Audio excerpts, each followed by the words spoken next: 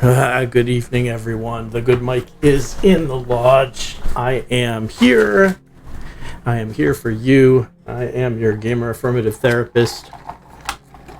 You're a teen whisperer, the Dr. Demento of mental health, helping emerging adults emerge into a world they never planned. Hey, you can be a prime minister for just 6 weeks, it seems. That's how good politics is in the UK right now. So, how are you tonight? I am in a mood full of piss and vinegar, we shall say. So, you have been warned. So tonight I'm going to play some more Dark Souls. I am doing a random run where each point I get, I roll a d8 and put it in whatever attribute that is. So I now have the world's most resistant and intelligent pyromancer, which is not very useful. But we've made it all the way to Anne Orlando. So we are going to keep going. And yeah, that's sort of my story. It's been a crazy day. Day full of lots of bad news. What do you do when you have a day full of lots of bad news, chat? How do you manage it? Let's talk about that. And if you've had bad news today, feel free to share it here. I certainly am going to at some point. It definitely has put a damper on my mood, let's say. But definitely has me ready to get mad at my sweater. It's sweater weather, and I'm mad at my sweater. So yeah, this is one of those days where there's been nonstop technical difficulties. Everything that has. Oh, GJ, thank you so much for your sub. I really appreciate that. And it reminds me to put Chatty on because I don't have Chatty. I couldn't hear it right away. Well, that's a nice thing to have happen today, especially since we were just talking about how I'm in a bad mood. So thank you, GJ. I appreciate your sub. How is your day going? Feel free to enlighten me. I'm still getting myself ready, but you're lurking. Okay, lurk away.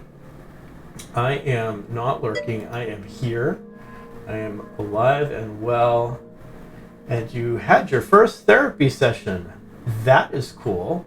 And you can feel free to tell us about that if you want. You can also feel free to not tell about that as well. Okay, so I am happy to hear how your first session went and happy to offer thoughts if you want. So lurk away and we will plan on seeing you and chatting about that shortly.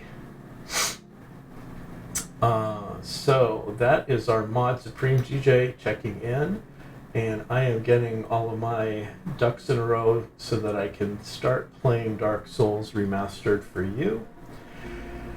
And someone unfollowed me, which was interesting because I was at 666 followers. 666 is a great Halloween month number. And then someone followed me, so I had 667, which was great because you always like more followers. But then someone unsubscribed, so it's back to 666. So I am not sure what to make of that, if it's good news or not good news. But there you have it. All right, so that is all set up, and yeah, so today was quite a day. Today, I found out that one of my friends who actually was planning on having some treatment for brain tumors fell down and broke her hip. That was tough. And then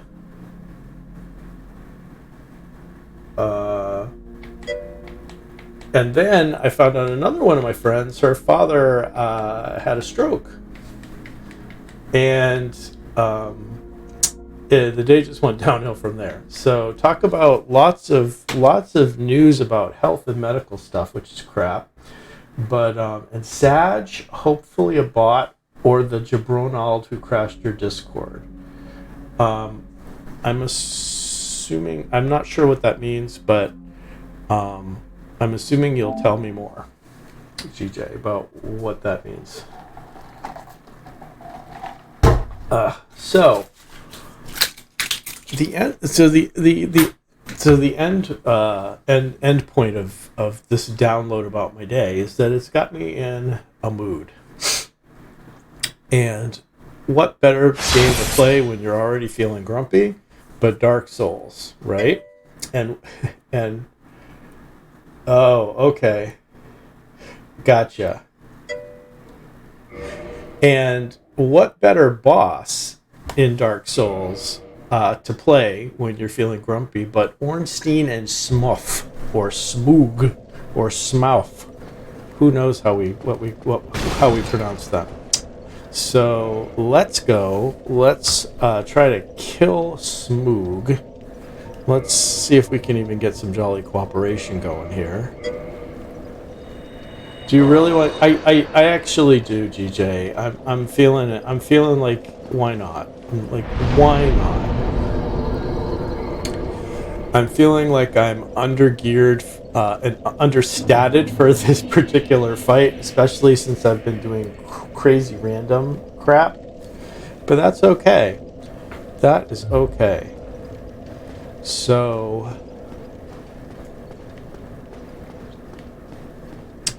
I'm gonna see if I can actually get somebody to join me here. But I might be actually over-leveled for this part. You know, I have no idea.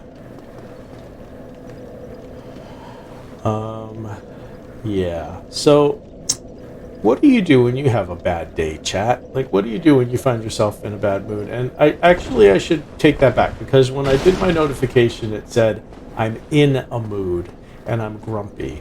And I don't think saying it's a bad mood is a good idea. And here's why. Because anytime we judge any one of our emotional states, we're probably making it harder for us to actually live an authentic life. So I'm not in a bad mood. I am grumpy. And it is reasonable to feel grumpy and a little sad and out of sorts when you find out that one of your friends has had a serious medical setback and is having surgery, and another friend's had a parent who has a stroke. And add to that the normal irritants of the day and the changing of the seasons. This really just means my reality testing is intact. Oh, and someone is coming to... Oh, it's you. You're the person that killed me last time. Get away from me. Get away, get away, get away.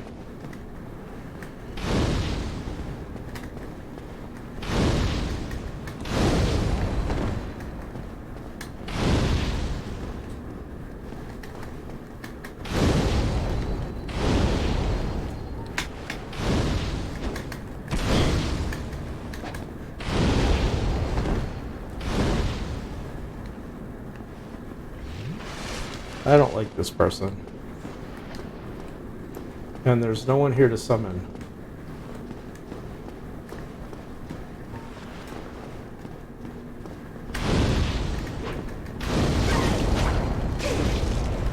Ugh.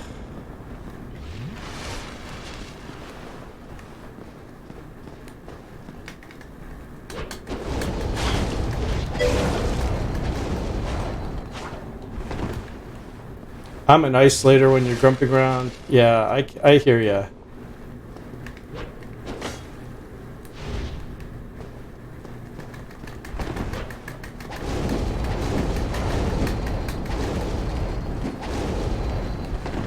I'm really annoyed at this particular invader.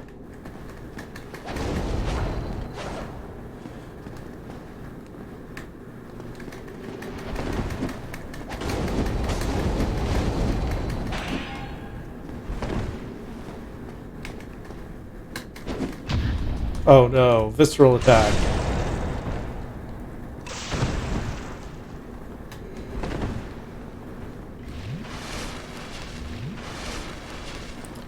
And there are no people I can summon.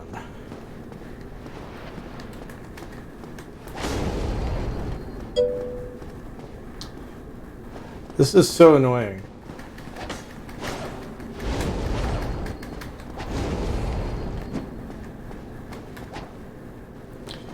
I'm dealing with this invader.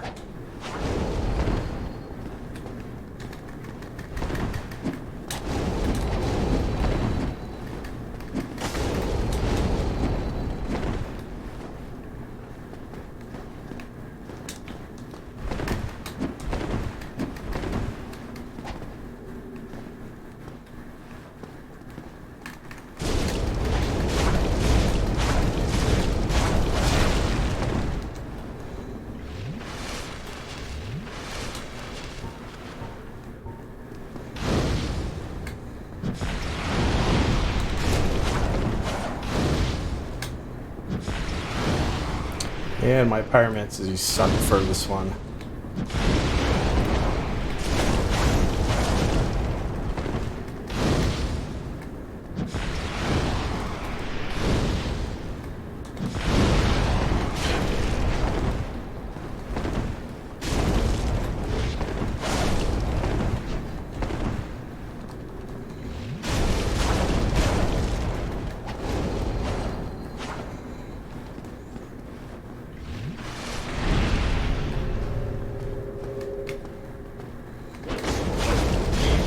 Whatever. So I just got killed by an invader. No, it's a real invader. It's a real invader. It's the same invader as last time. I don't know why I'm using my humanity here, because all it does is let the invaders show up.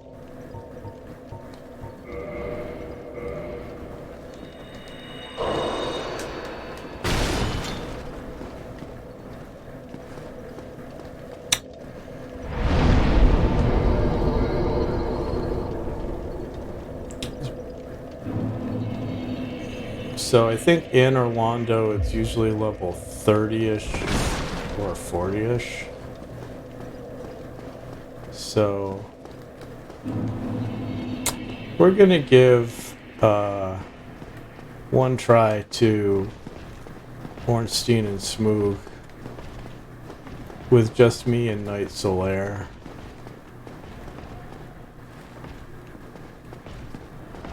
Ah! Or maybe we're gonna just get killed by this guy.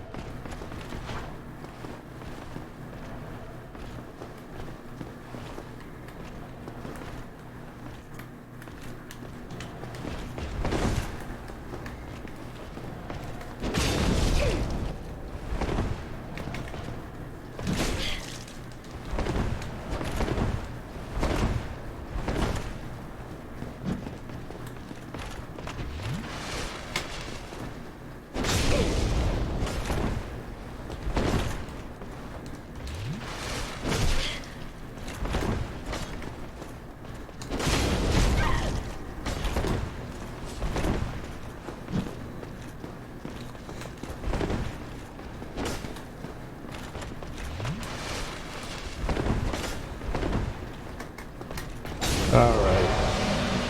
Well, that felt satisfying. Stupid knight.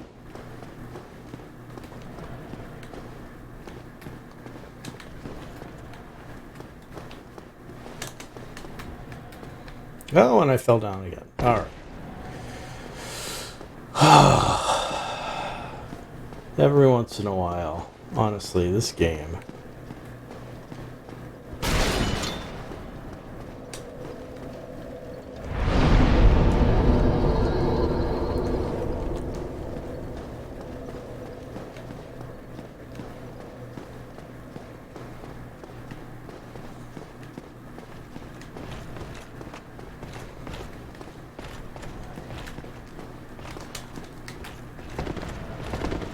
Alright.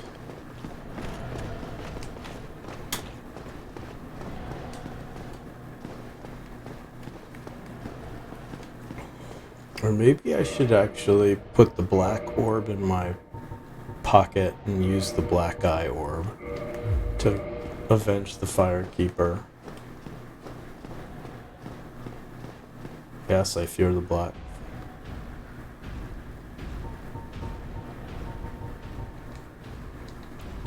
Alright, let's kill Nightla Trek.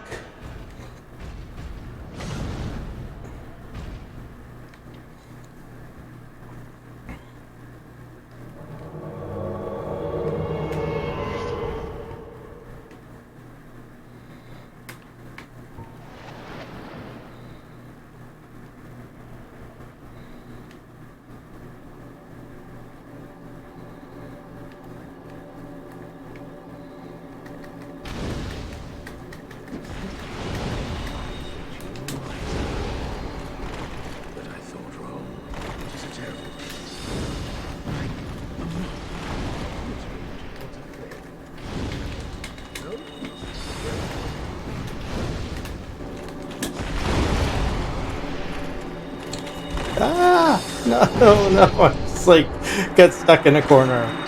Oh, I suck so bad. I suck so bad.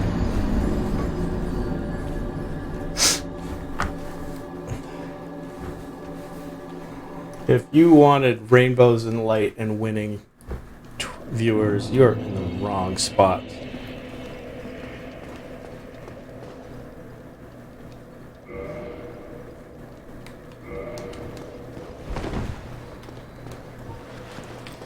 Alright, let's do this again.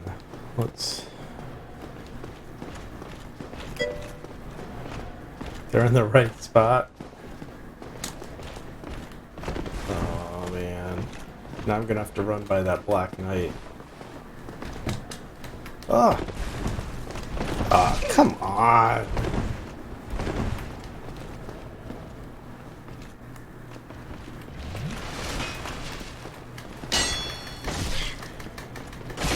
Well, you know what? Just kill me. Just fucking kill me. Just fucking kill me. I don't care. I don't care.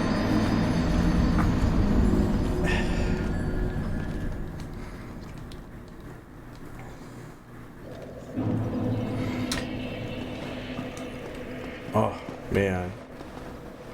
Alright.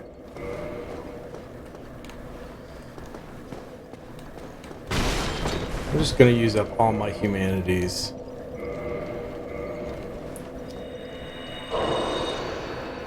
Then I'll just... I didn't finish up Scorn. We are still working on it. It just was a little too gross and sort of boring for me.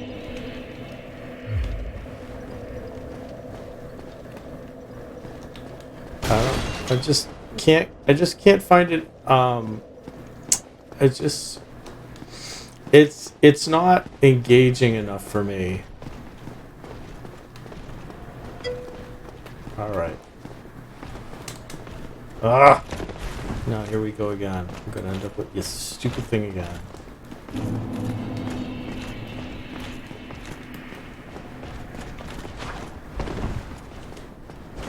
Come on. Just chase me around here and I'll run down the stairs.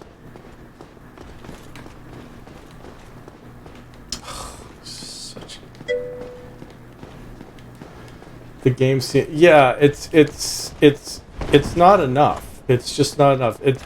And it's also like they decided, oh, we'll put a little first person shooter in.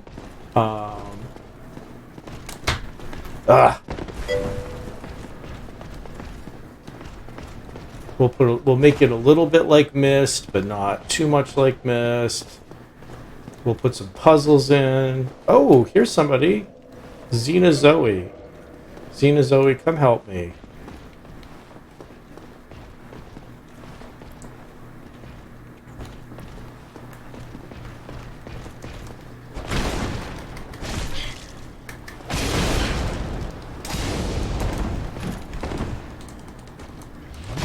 Oh, come on, Xena Zoe, help me out here. There we go. It is. Alright. What is the touch the sign of the Gravelord Servant? I don't think we're going to touch the sign of the Gravelord Servant. Because honestly, the Gravelord Servant isn't a friend of ours. Alright. There we go. There you go. You can jump, but I can't because I suck.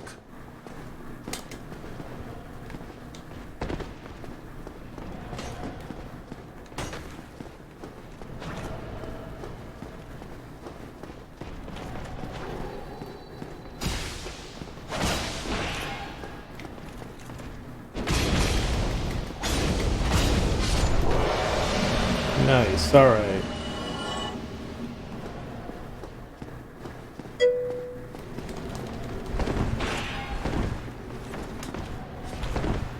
Why are you opening the treasure chests? You're supposed to be tanking the boss.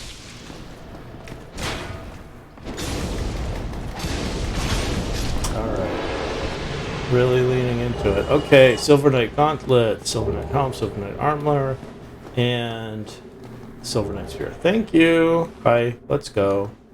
Let's try to kill Smog, Smoke, and Ornstein. I just don't understand who came up with these names, but they did. Your damage does seem kind of bad. Yeah. Well, it's because this sword scales with humanity. So the more humanity I have, the better it is.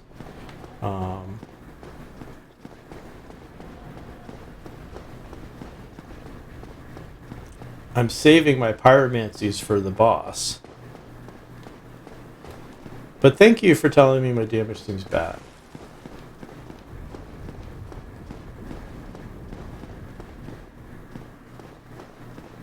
Alright, I'll let you go first, Xenozoe. No, Zoe, you're...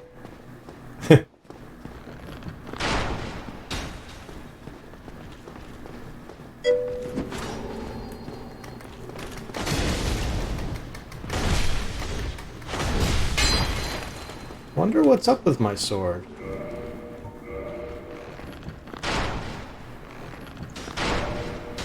It's almost completely durable, so... Alright, let's summon Knight Solaire here.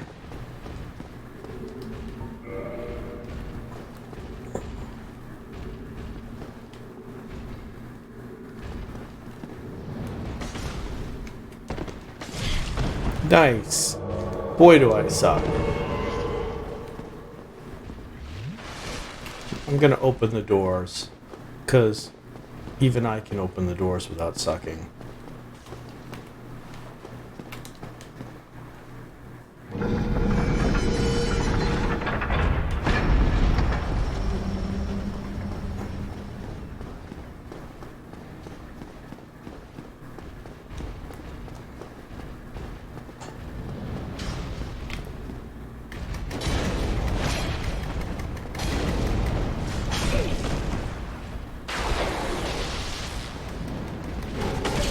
Wow. Alright.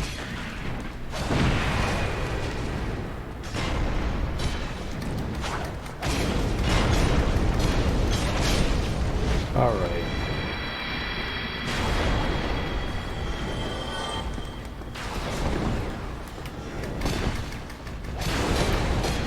My damage isn't that bad.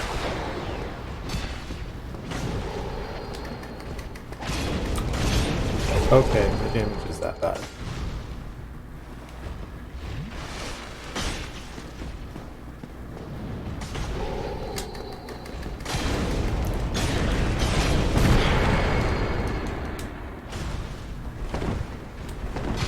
Alright. So, we are heading in with some fire orbs and 2 folks to help. That's not going to probably cut it, but that's okay.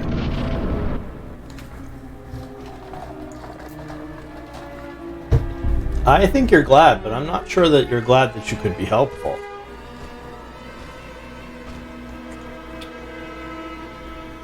That's my suspicion. Alright, let's go.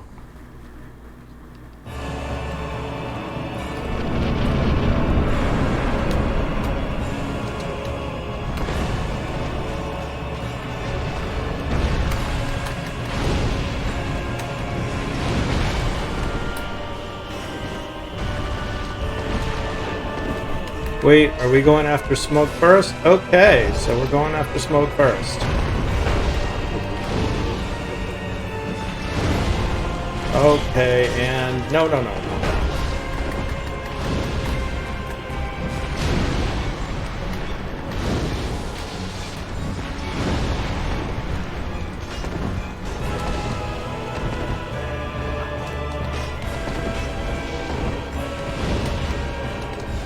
All right.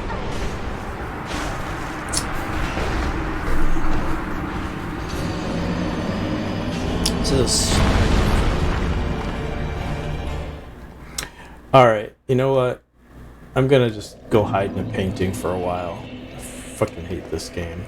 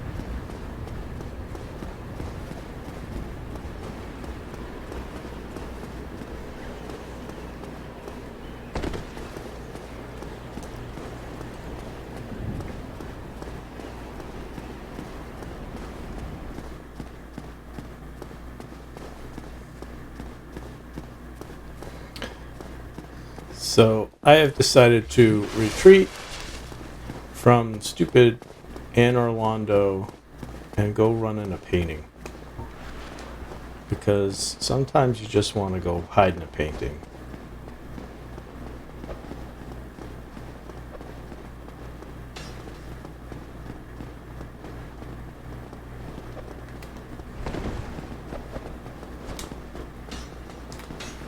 Oh no! Oh, that's right, I can't use the painting yet. Oh, this is so annoying.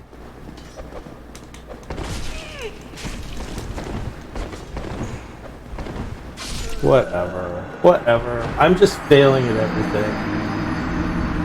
Today is a fail at everything day.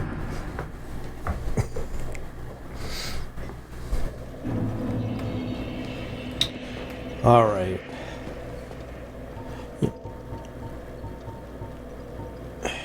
You know what? Maybe I'll help somebody else. Sometimes when you're in a bad mood, it's good to help somebody else.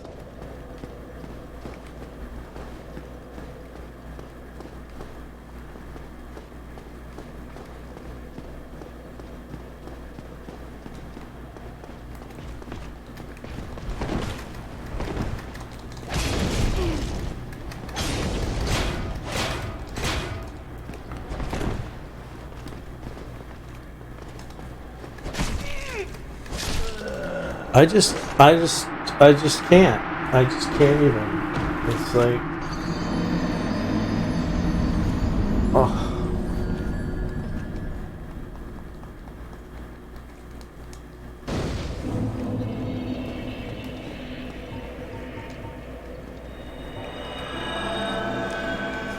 So, these are my stats.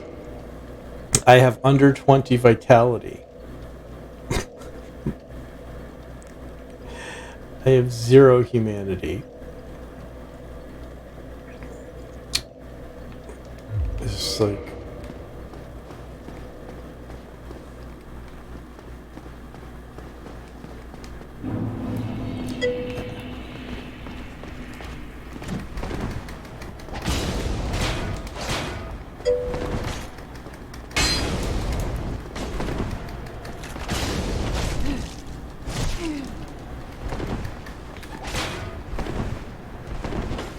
Yeah.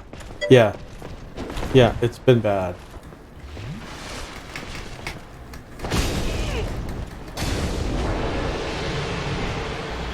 Um...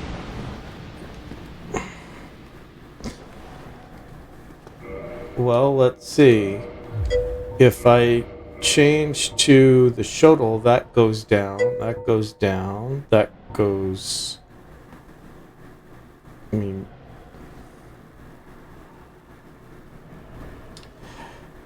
He parried, okay?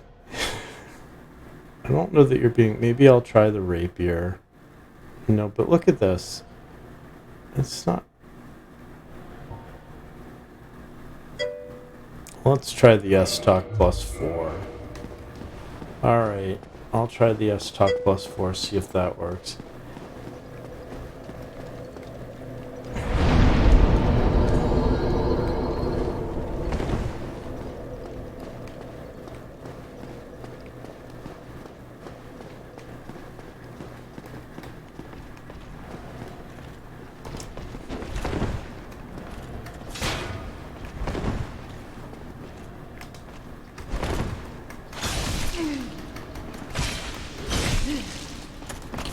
Wow, why don't I just get, like, trapped in the wall?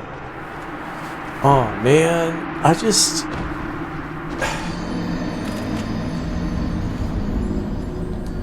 What I really want to use is a hammer and just, like, stun them. But this is actually... Alright. The S-Stock... I can't use the Golem Axe yet, because my strength's not high enough. I can use the Battle Axe. You know what? I'm gonna use the machete with 2 hands. I'm gonna use the machete with 2 hands. Let's see how that goes, huh?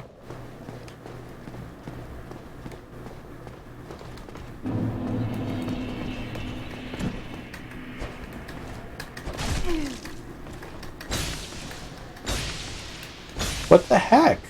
What am I like? What's... I'm like hacking him with a machete and it's absolutely not doing anything.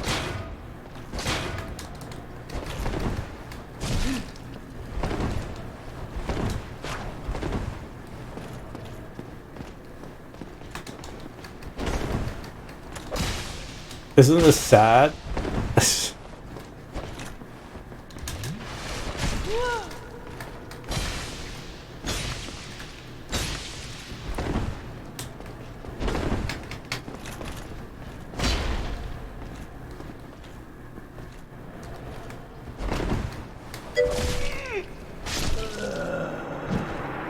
Yeah. I'm not sure what weapon type is good against... I mean, I think I seem to remember hammers worked well. Let's see. Can't use that. Can't use that. Can't use that. I can use a club. Or an occult club. Or a mace. Alright, I'll try the great club. Oh, I can't use the great club.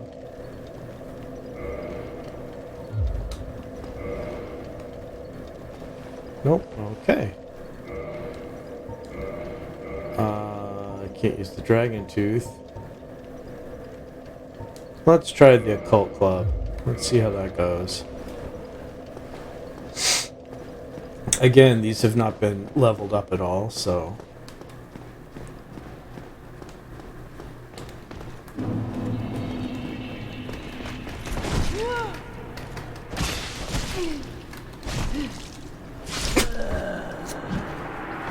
But it did more damage.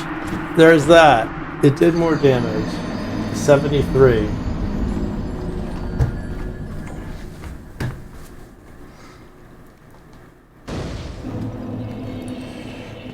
Or you know what? Maybe I should go with my stats. My stats are sorcery. So maybe I should go with sorcery.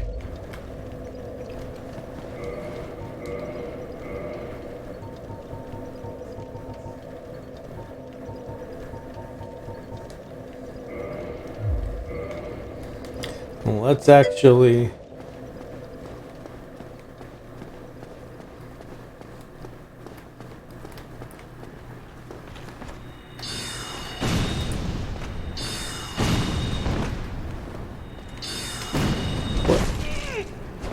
What do you think is going on here?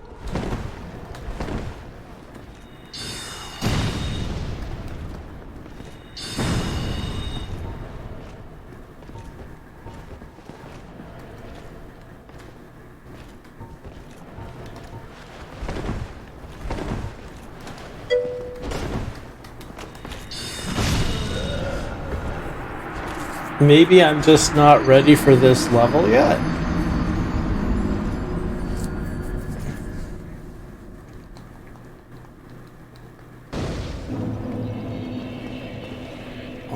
Let's see. Spells don't have levels, and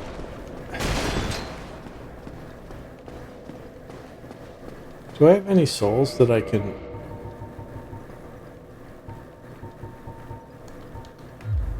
Huh.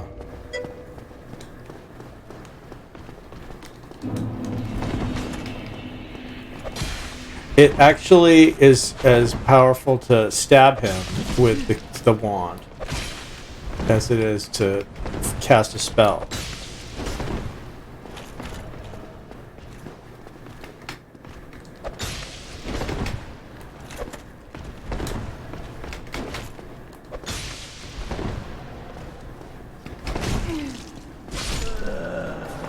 I don't know.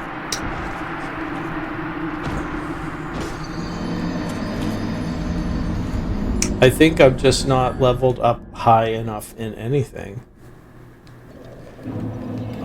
My highest stat... So my highest stat is intelligence. And endurance. I'm very good at enduring.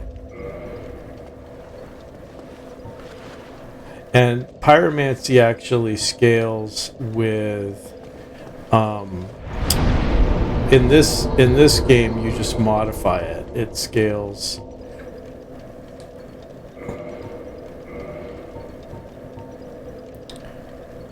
You know what?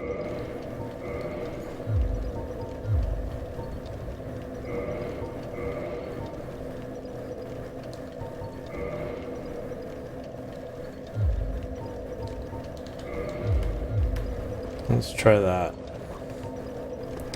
Let's see what Great Chaos Fireball does.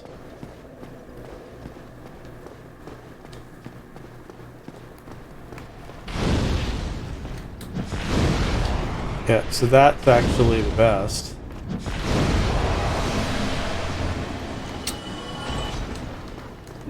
So maybe I need to grind a few more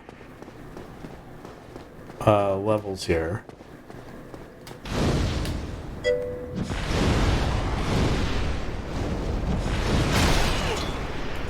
Yeah.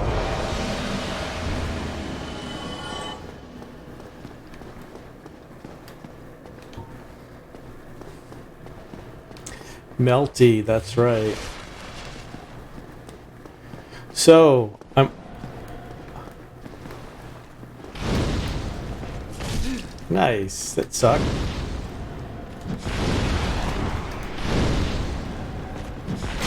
$29.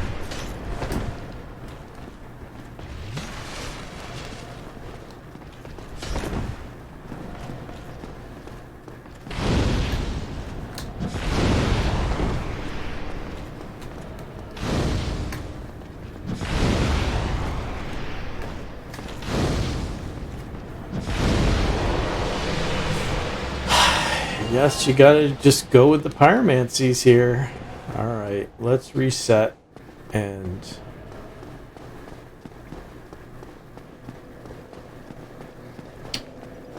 We'll just keep resetting here.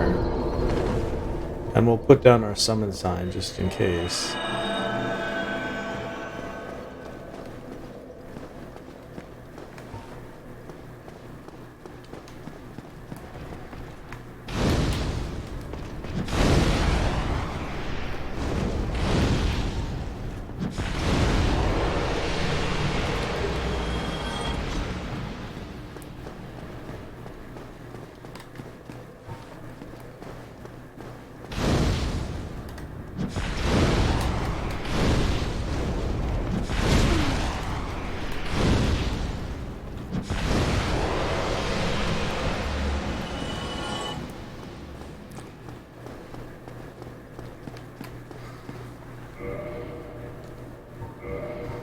I also don't need the serpent's ring. Let's see.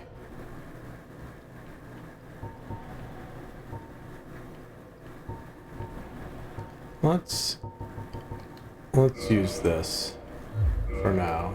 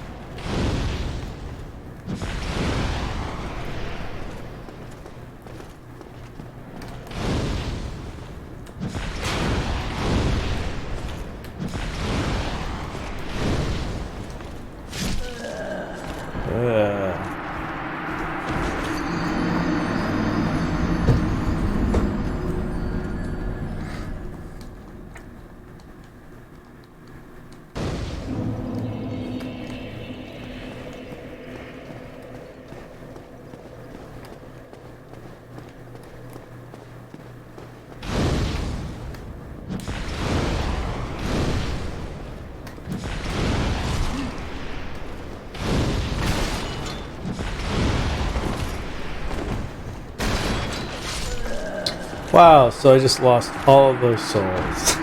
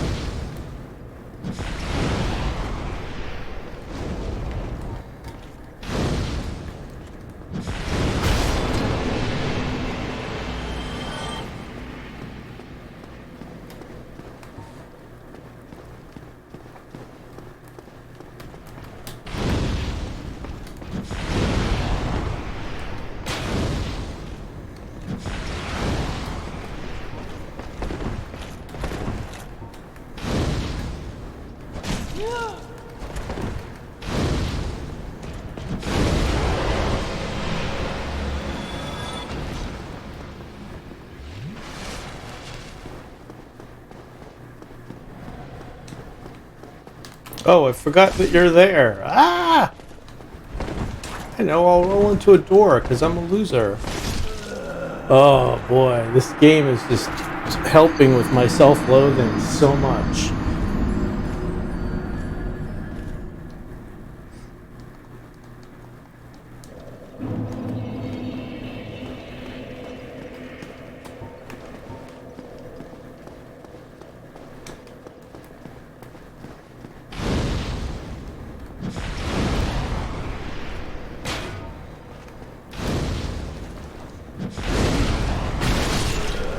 Oh man. Alright, I need to seriously rethink this strategy.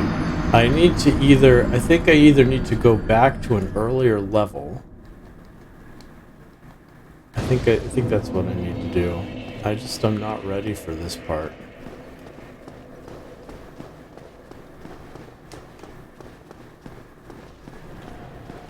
Which is too bad because I was hoping to...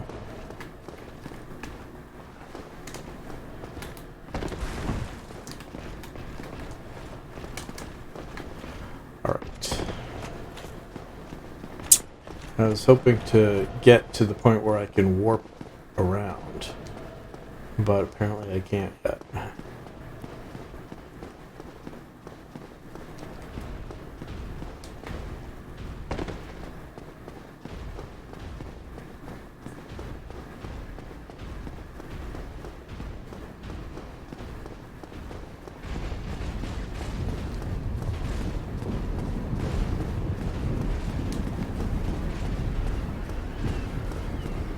And I have to go back to the annex anyway because I'm not going to be able to get the painting into the painting until I do that.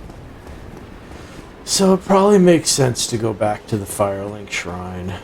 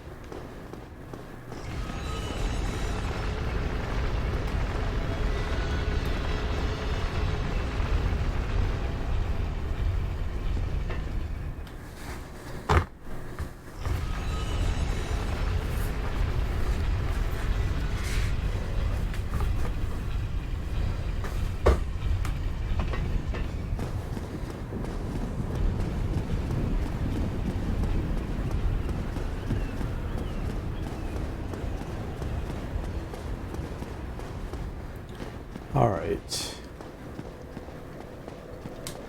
Let's save here. And then let's see how far I can go in the Duke's library. I know it's I probably can't get too far yet, but I wonder if I can get far enough to unlock Dusk of Ulasil.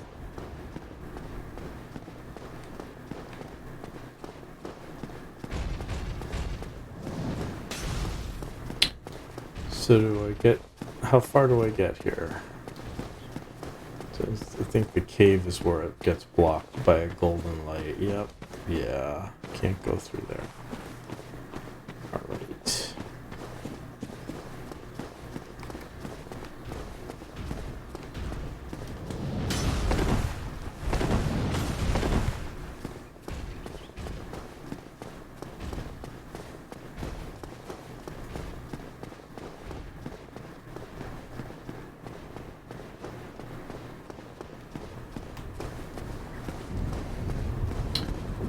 But if I go back, then I have to... Then I've got to deal with the whole... What do you call it? The Sen's Fortress again. I really don't want to do that. I think I just need to stay here and figure this out. Alright, what...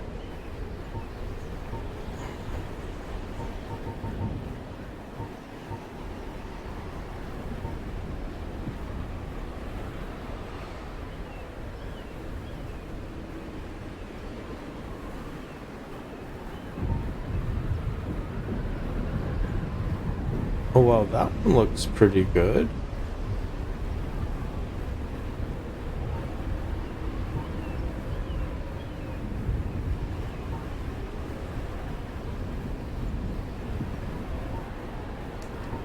Let's try the halberd for a while.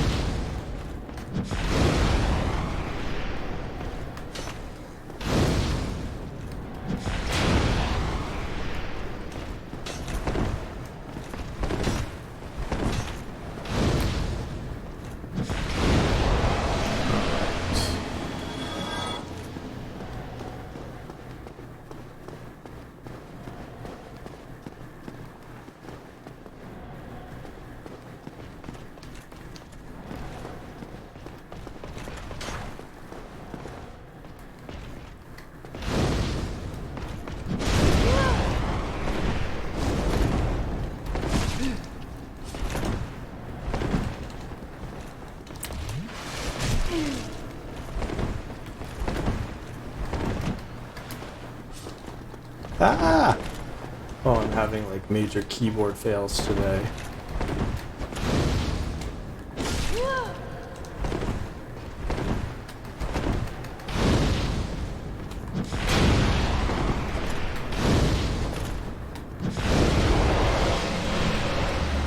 Ugh. Alright.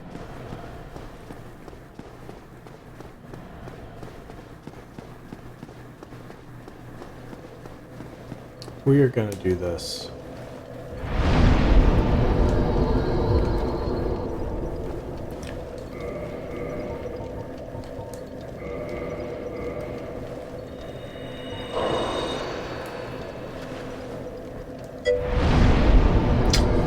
Well, the library I can't open until... Oh!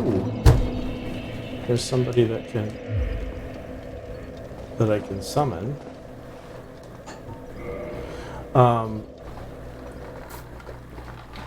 I can't get into the library yet. I have to defeat Ornstein and Smoof.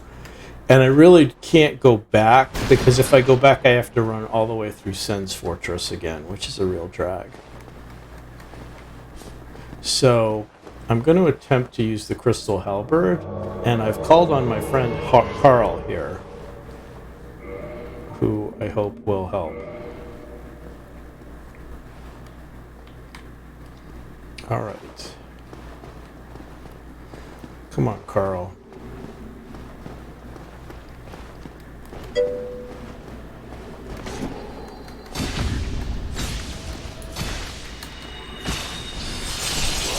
Okay, so Carl is definitely scaling his using his stats well. He's not doing a random stat point run.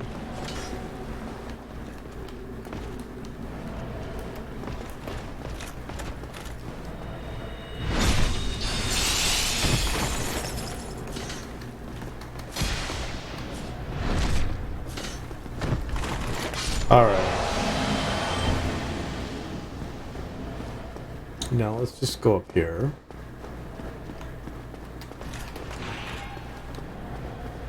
Oh, okay, Carl, you want to grab that guy? Okay.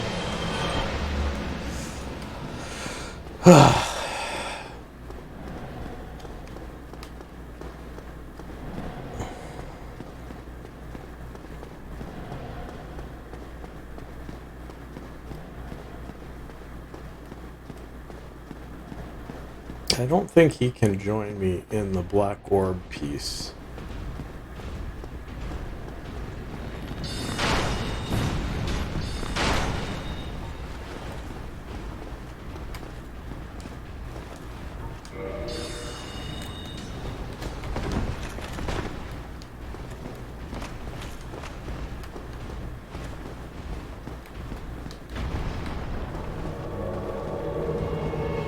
Let's see if Phantom Knight's Lair will show up. Nope.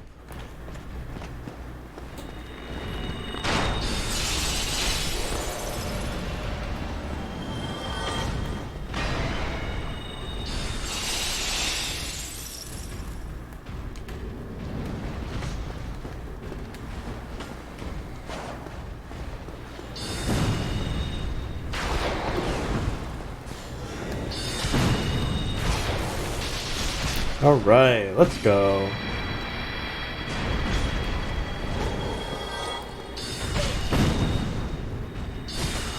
All right. Let's go, let's go, let's go. Ready, guys? Do some tanking for me. And tell me who you're going to get first. Yes, guy? All right, let's go.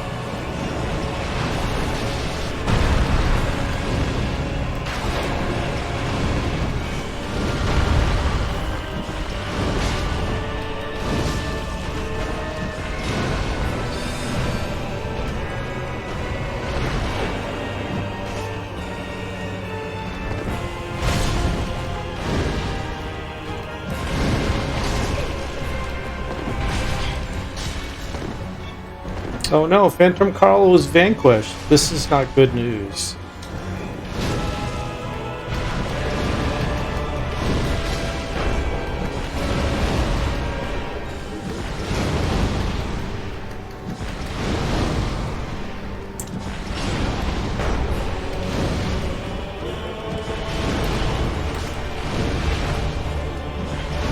Here you go. Alright, that's it for you. We got one down.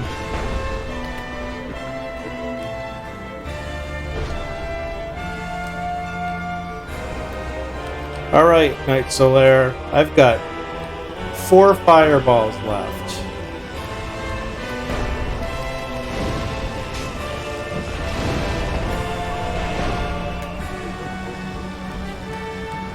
Four fireballs left.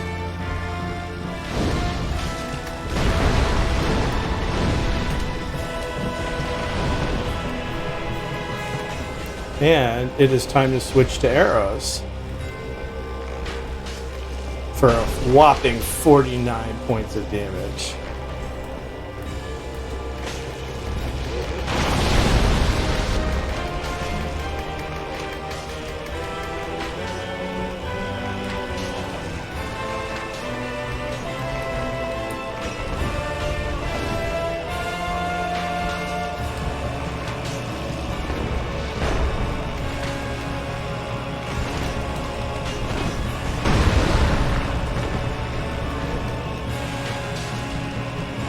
Ah! Oh man.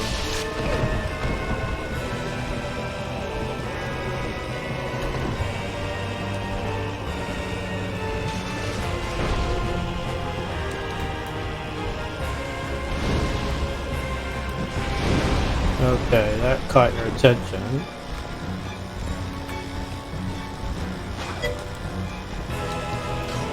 I got one is right, but that's... Oh, this is not going to go well for me.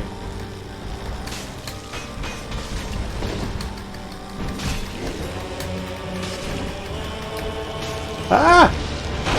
Oh, oh, oh, oh, oh, oh. Alright.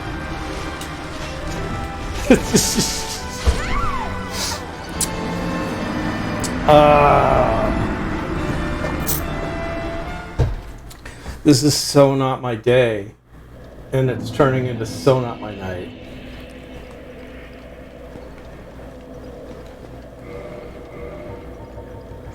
This is my last humanity.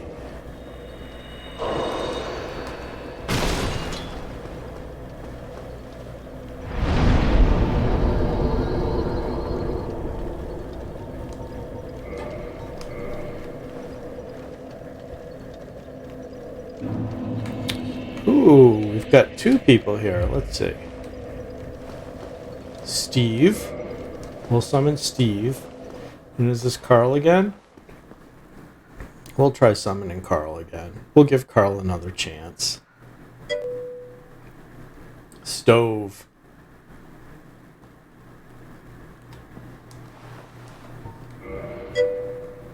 Alright. Was I able to summon either one? Nope, I summoned Steve. Phantom Steve has been summoned. Hi there, Phantom Steve.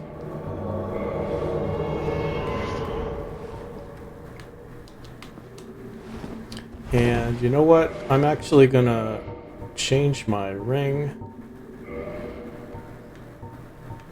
So I am a one-shot wonder.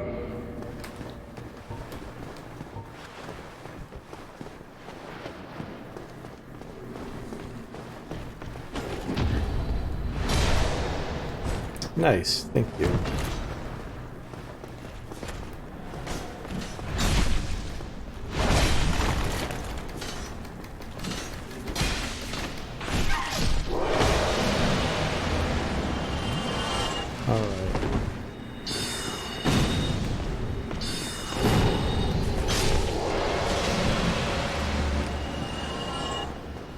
Let's just run right to the boss, shall we? Let's not get all sidetracked with other stuff.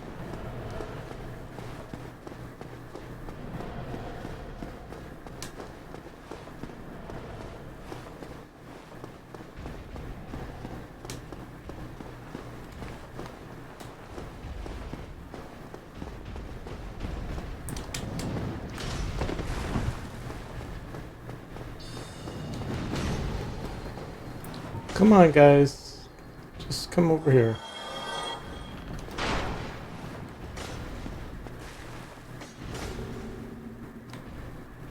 You ready? We all ready? Let's go. Let's try not to get one-shotted.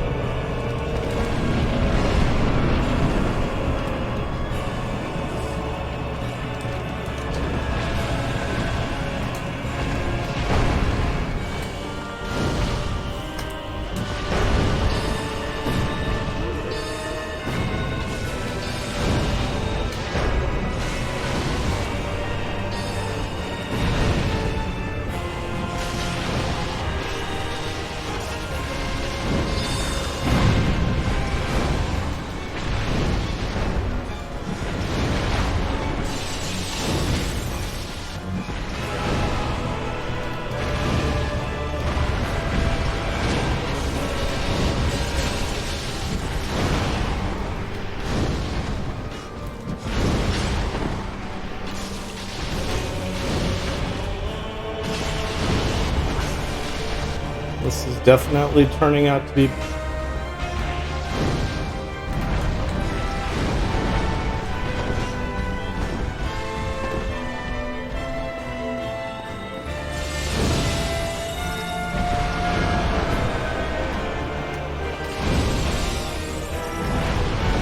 Nice! Okay, Smook is down.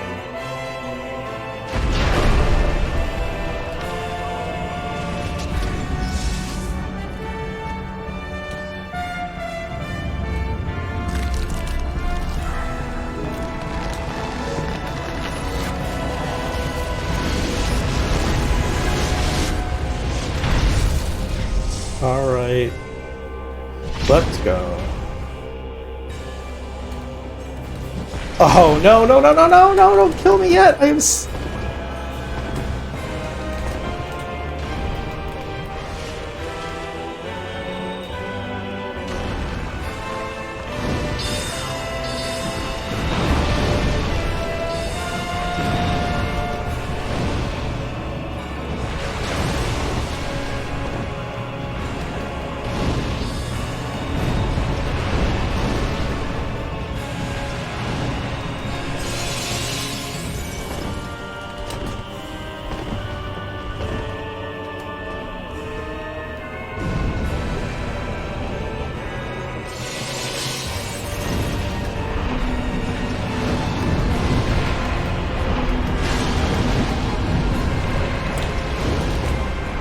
Ah!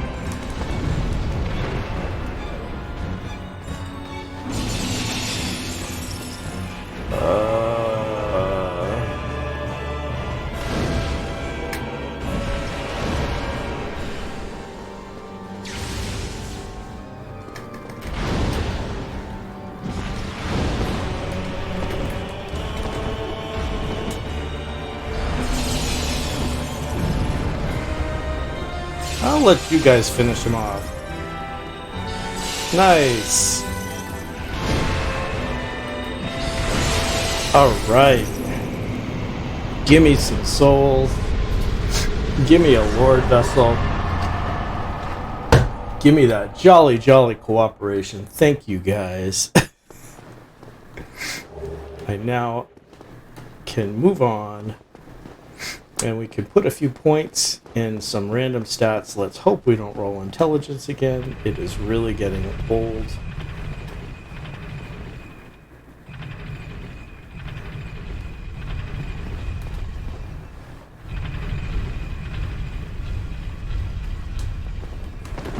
All right, here we go. Let's go.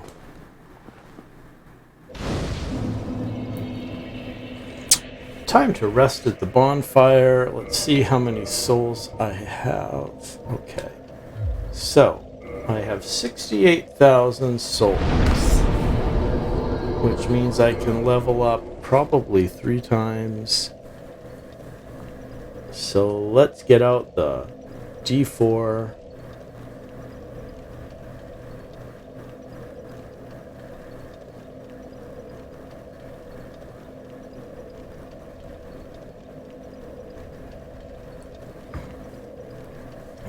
Let's see.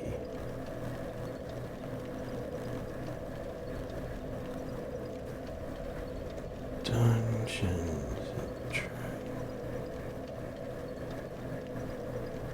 So D&D Beyond is my thing I'm using for rolling. And configure. Let's roll let's roll 3d8s. Because I think I can at least get 3 new points.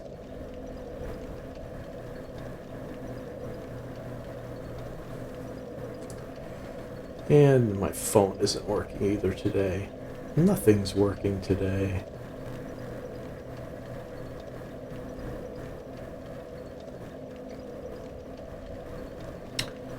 All right.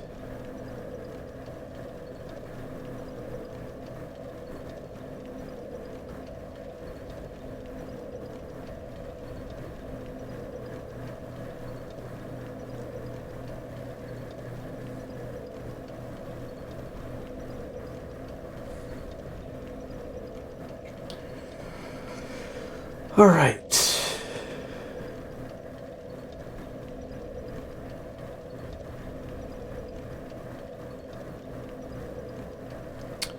Let's see. So 1, 2, 3 D8s rolling, and we get a 1 and an 8 and a 4. All right, let's go. So 1, 2, 3, 4, 5, 6, 7, 8. All right.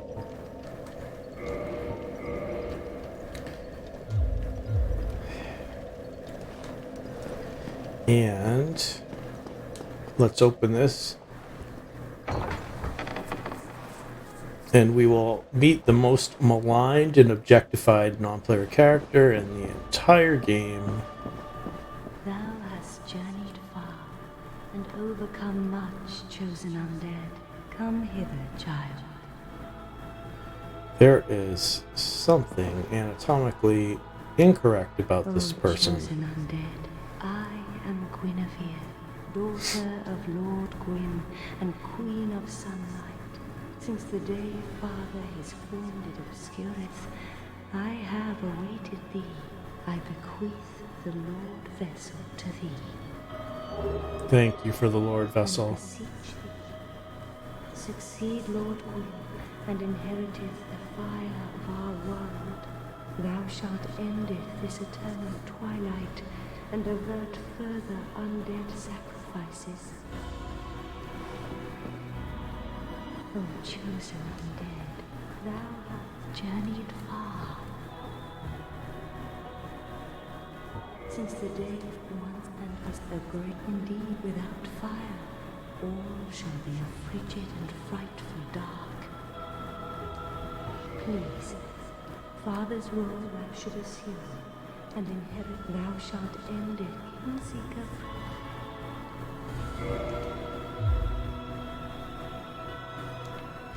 Now thou shalt go Okay. forth, chosen undead. May thou be one. And I didn't get her ring, did I? Because I didn't join her covenant.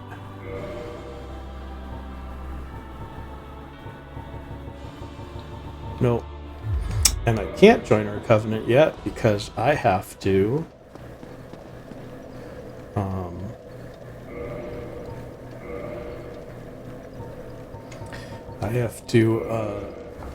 open the path to Izalith, which requires me being Chaos Servant +2, so I'm stuck in this covenant. And let's see. Actually, we'll do that. We're gonna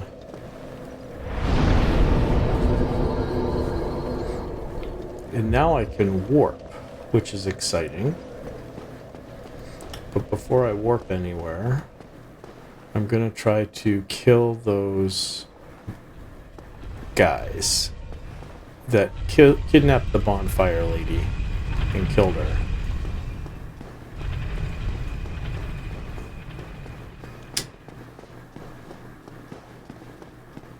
GJ, did you go AFK for my big victory?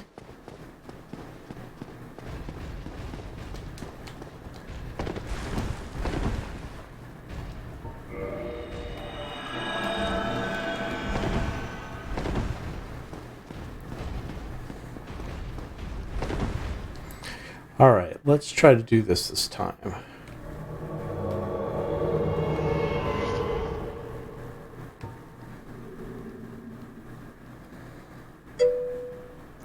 Yeah, you just missed me defeating Ornstein and Smough. Smaug. Smooshy?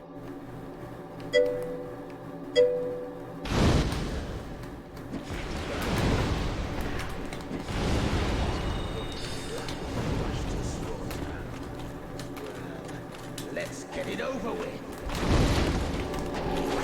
Ah! Oh, man! Alright, I'm gonna have to kill these guys one at a time.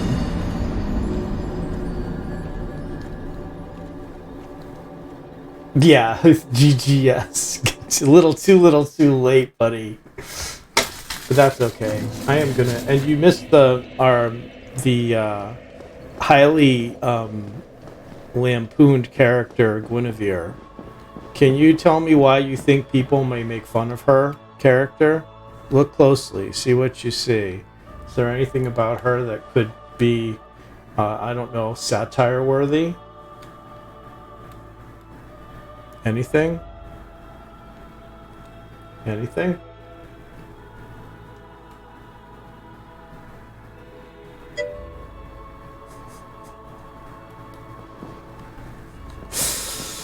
Can you tell a cis male heterosexual designed this game?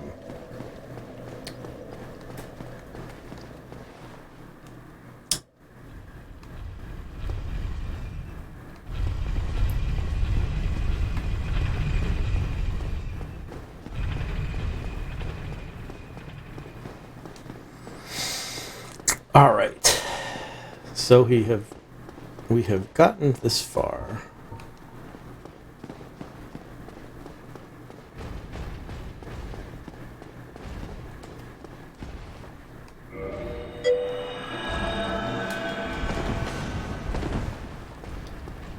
No, they're not the only ones that play games. That's not true, and you know it. Alright, let's try to kill these guys again.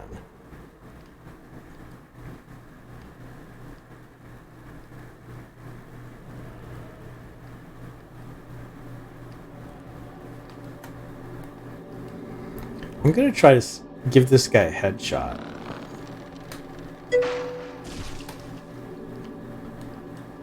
Oh, nice.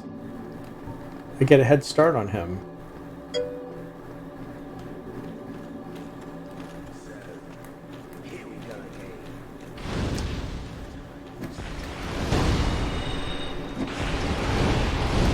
Much better. Much easier.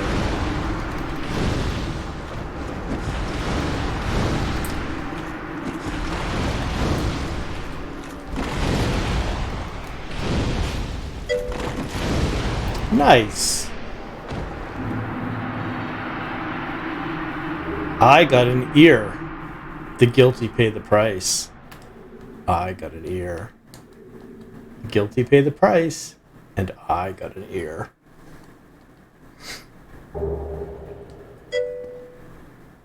The sarcasm did come through. Yes, just like Mike Tyson. Oh no. But now I have to watch out for this. Okay, so with all of these extra souls, which I can't level up yet, maybe I should... Let's see. I don't know, go see if the giant's going to give me anything.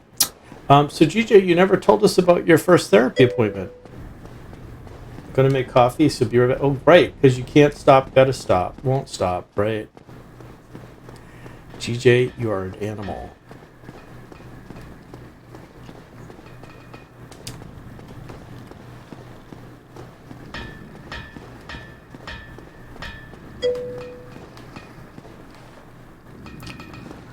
Rally.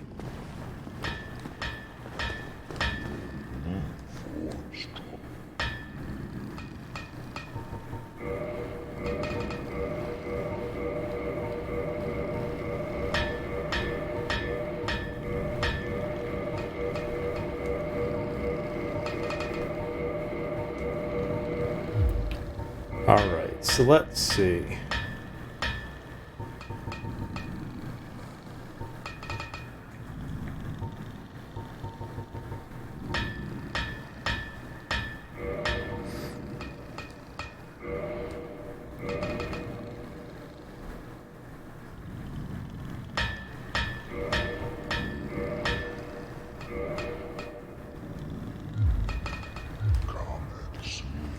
Right. Buddy, I need to get behind you.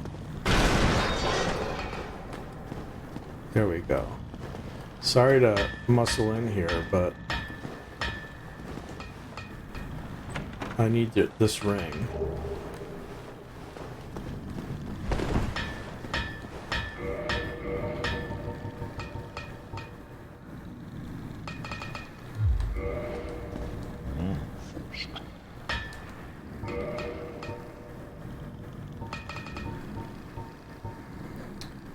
Ooh, I can...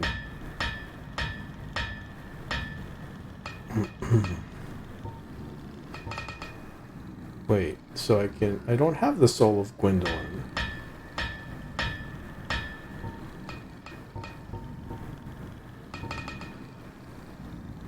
Oh, because it's a catalyst.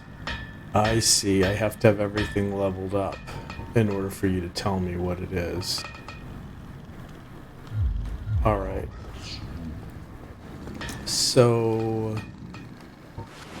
Alright, so let's...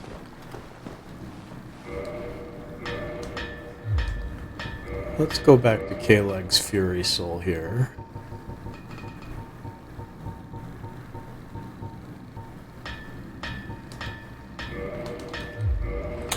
Alright. And now that we've killed Knight Lautrec and his motley crew, I can now go back to the Undead Asylum.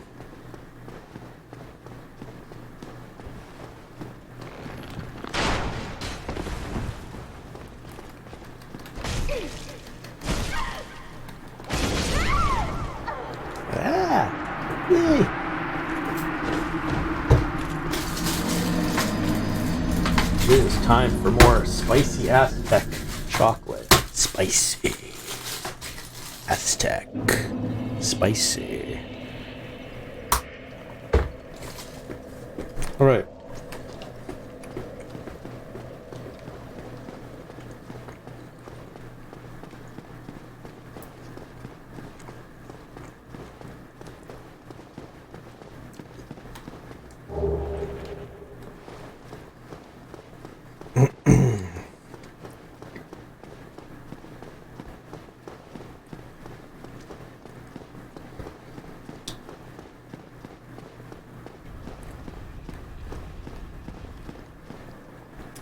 Alright, let's warp to... Can I warp to the Firelink Shrine yet? I can. Even though... she's dead. She's dead, Jim. Alright.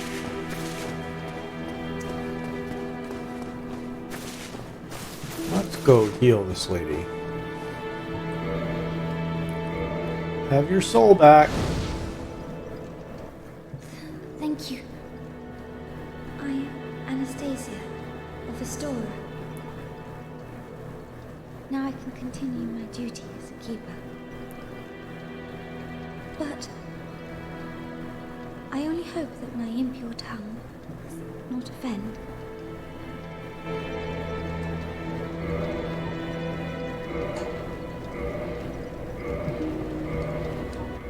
Forgive I am impure. Please, leave Irish. Okay. We'll let you leave. Alright.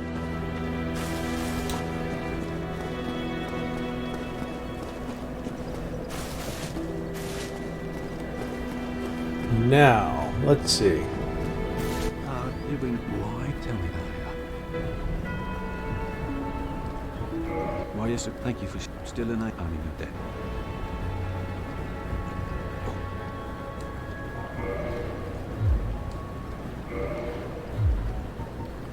My teacher, whom I imagine still resides in England, had a funny way of putting it. He said that pyromancy is the ultimate fantasy. We're born into dark and warmed by fire, but this fire we cannot touch. Those whose fascination with fire persists learn to hold it in their own hand. Rather than a way with words, the old withering frog. In this land, pyromancers earn a certain respect. The Witch of Izalith, one of the legendary lords, is the godmother of pyromancy. So the day I became undead, I was ecstatic. I felt as if I'd been chosen to attune myself to the ancient arts. Of course, it wasn't all that romantic in the end. Wait, friend. Where are you off to? Alright. So, let's go back to the Undead Asylum. We can get the tiny... Oh, the cleric is back. Me? I've scoured near and far, but no sight of her. Yeah, you're... Where could she have gone? My lady, to think I swore to protect you with my life. Yeah, but you aren't going to protect her, are you? You're trying to kill her. We don't trust you.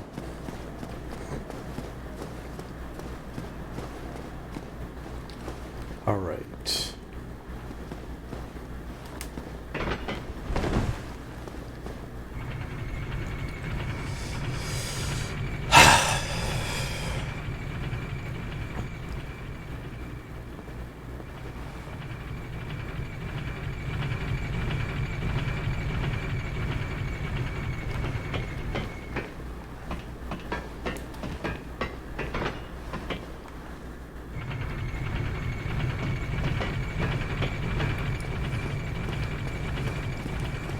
Alright, well, let's go back to the Undead Asylum.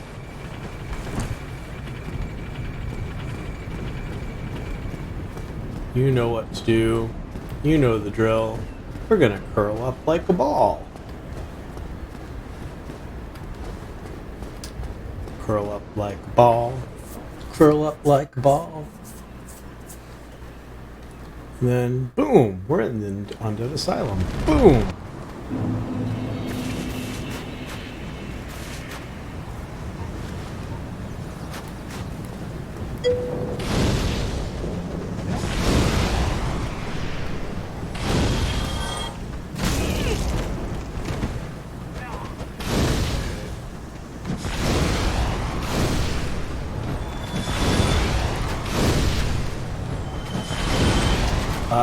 See, I don't need to go to the store for breakfast stuff because I have a quarter of a pig in my freezer, so I just thaw out bacon and sausage now. There is no need to go to the store ever again when you win a quarter of a pig. Now, time to kill this guy.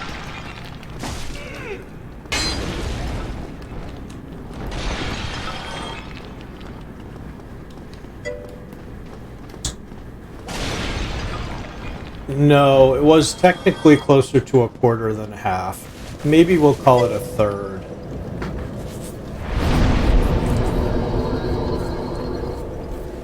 It's complicated. Alright, so now, fun fact, this floor right here, there's a demon under it. And I'm going to try to kill it, but I'm going to probably just get killed. Ah!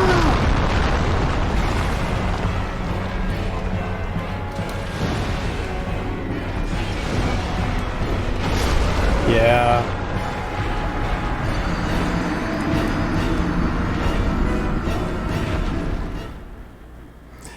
Yeah. That's what happens. And I'm not going to bother doing that again.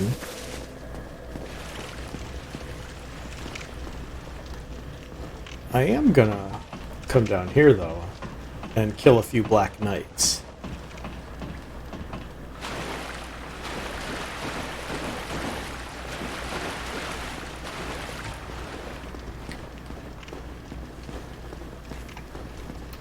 And this is Black Knight number 1 we're gonna kill.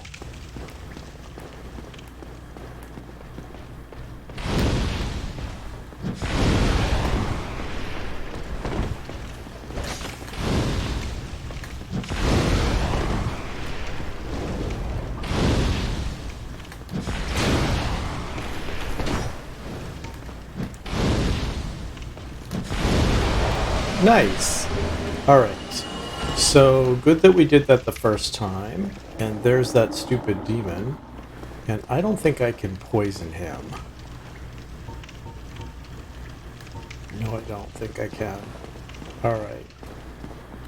But that little glowy thing at the end there, I'm pretty sure that's the peculiar doll. And that's something we need to unlock the painting. Yep.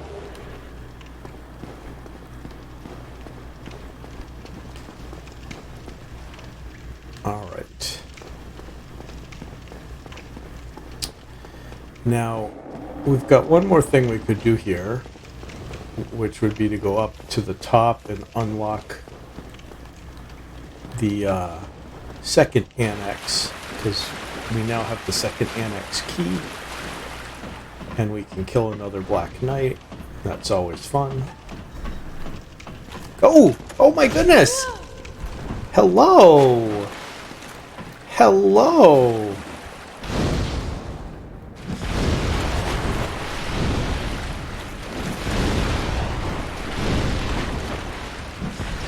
Who are you?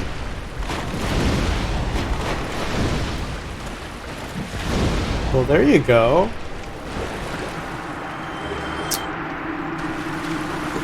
You know, there's always someone trying to jump ya in the Dark Souls hood. Alright. And let's see, is this how we can go upstairs? Yes, I think it is. And then there's nothing in here anymore, but there's still this guy. Yes! Alright, we're gonna just sword you. Yeah.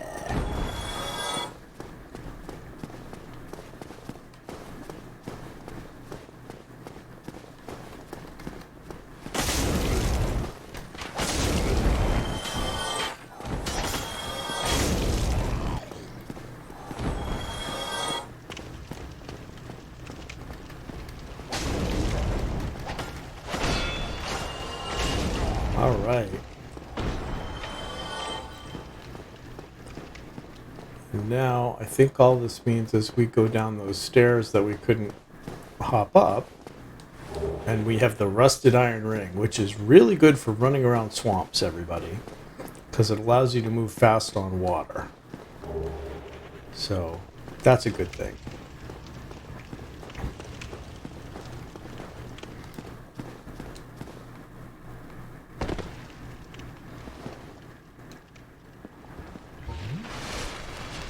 And we'll try this one more time.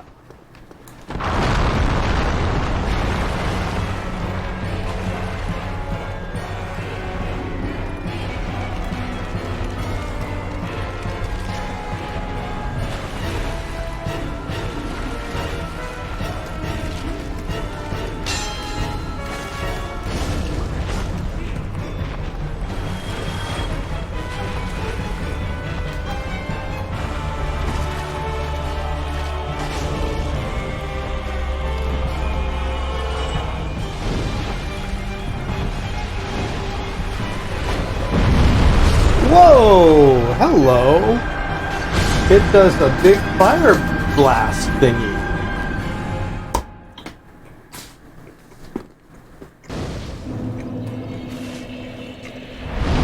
I wonder if I can poison it.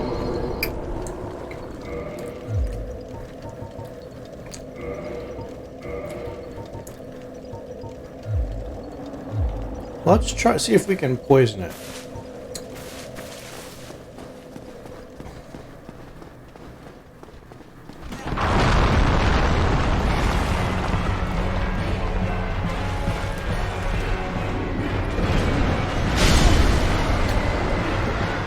Okay, that's not what I wanted to happen. We're gonna try that one more time, just because it's fun, right?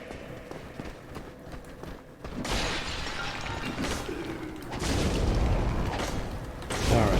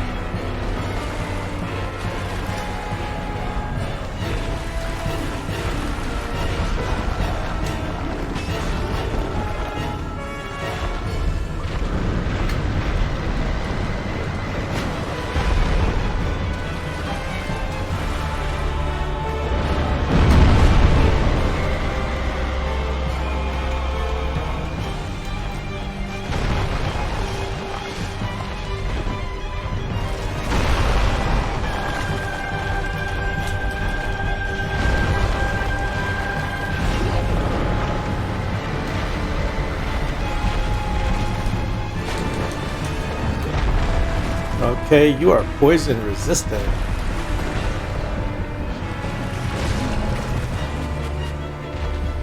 Oh no, you're not poison resistant. You are poisoned.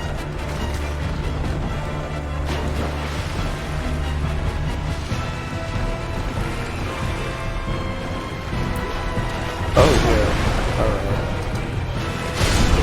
All right.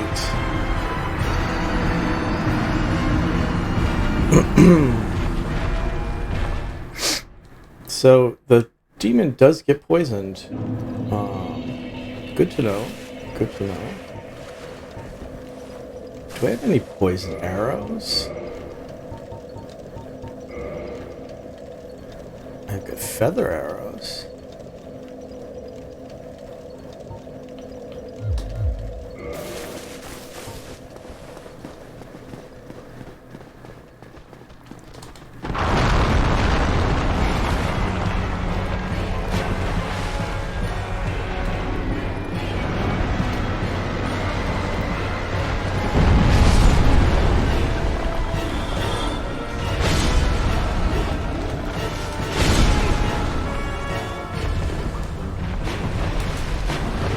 Oh, man. All right.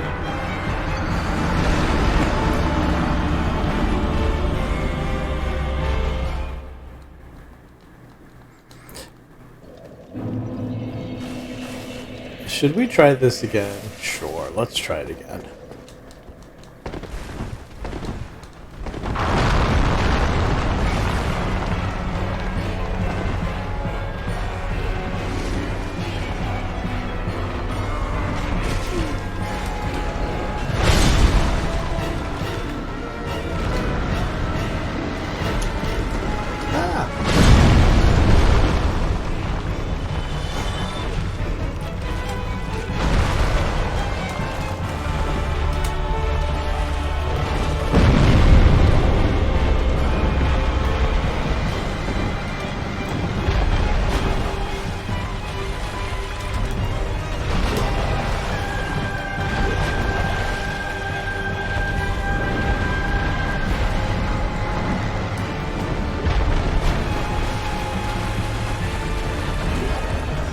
Ouch.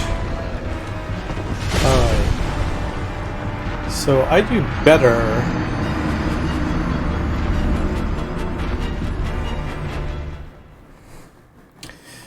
Alright, so the sword didn't work very well. Let's try getting it at the knees. Let's try staying in.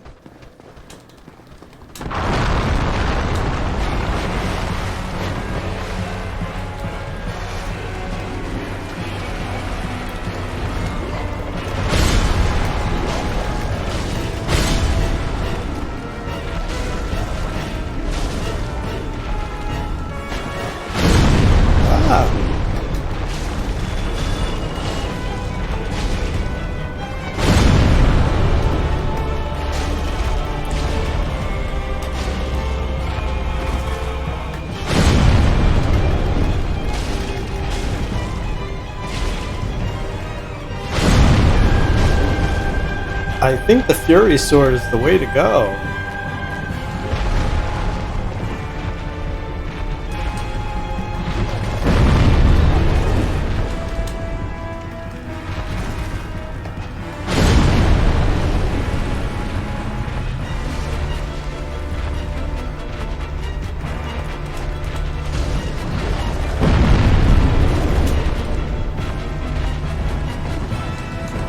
Oh, all right. So we got this. So the Stray Demon, we got down over a third using Kalig's Fury Sword and just sort of going at its butt. So I think we're gonna just stick with that.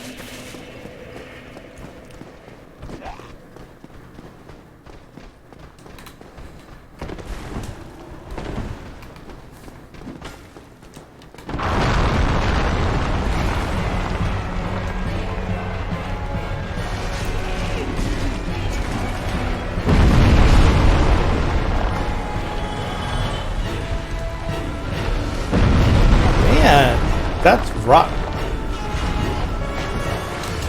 Oh, come on.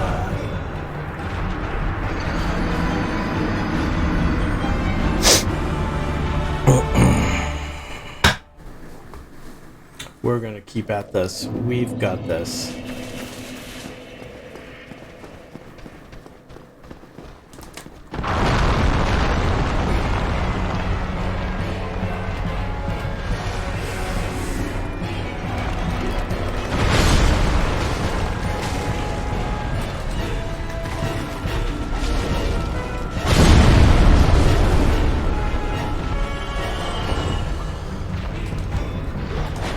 Oh, okay.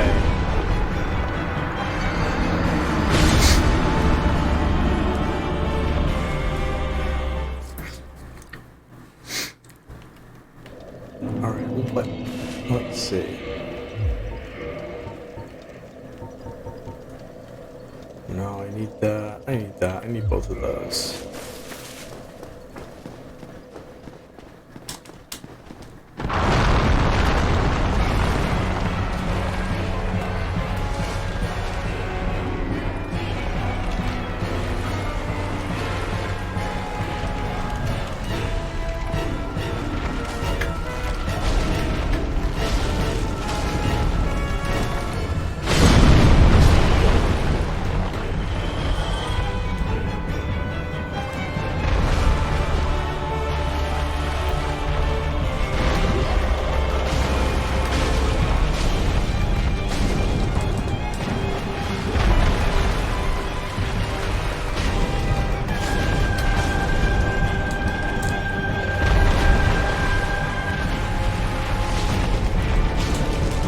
Ah!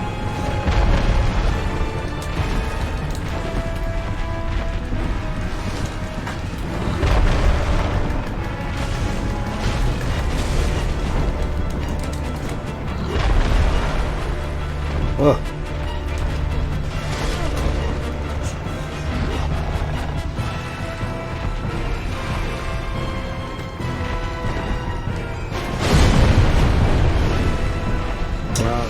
Let's try this again.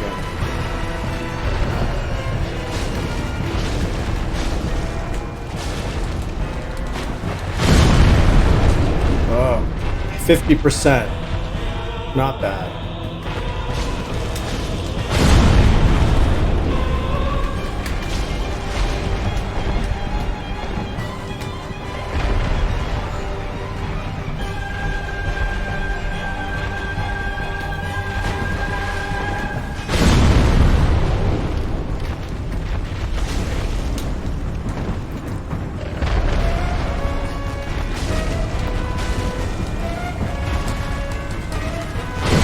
Nice.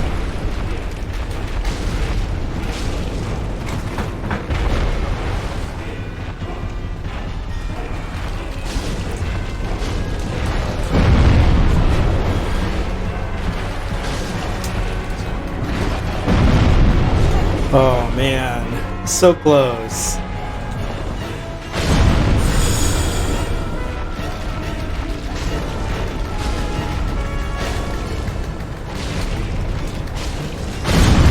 Ah, so close.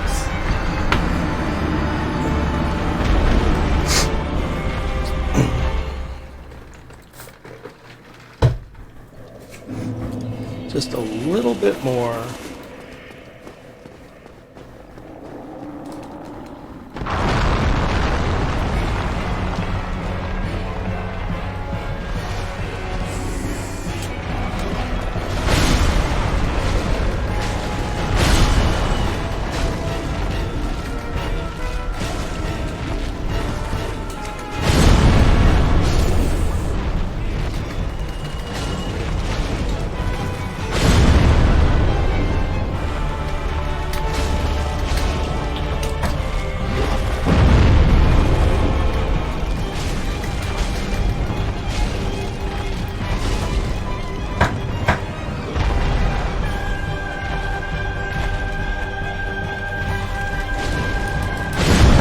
Yes.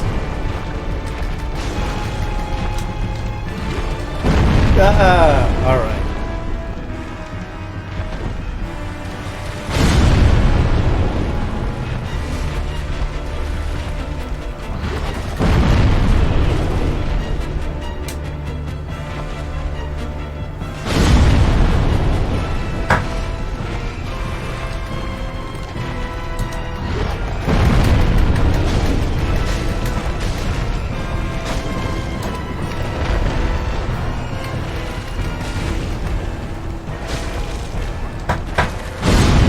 Yes.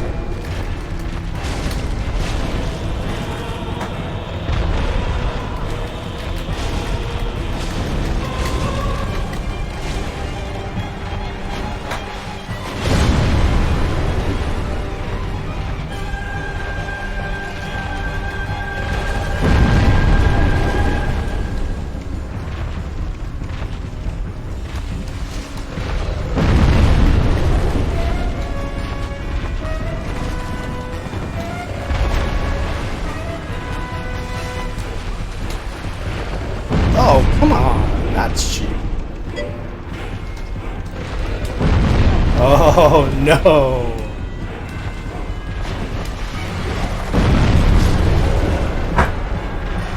I don't have it for sure, but I'm going to get it within the next couple of fights. Because some of it is just getting into a groove. And that one I was not quite in the groove. First we start with this.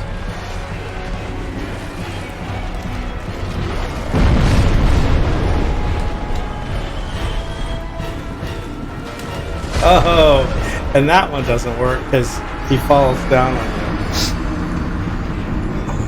you. But the Fury Sword is really effective with him. I just need to... Maybe I should try a couple strong attacks, see how that goes.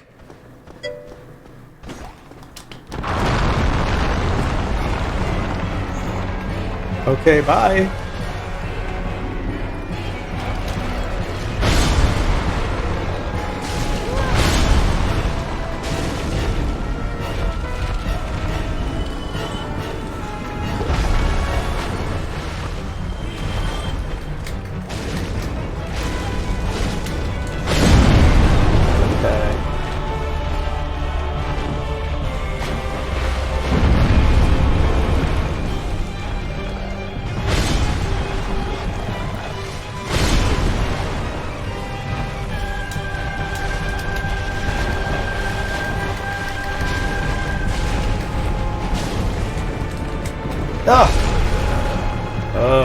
You are annoying, stranger.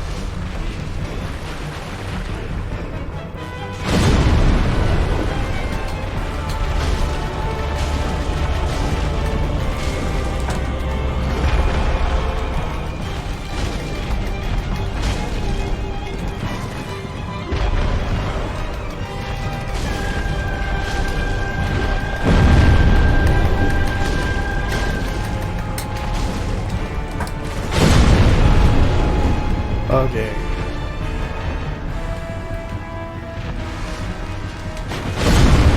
Oh, I ran right into that. That was bad. Oh, alright.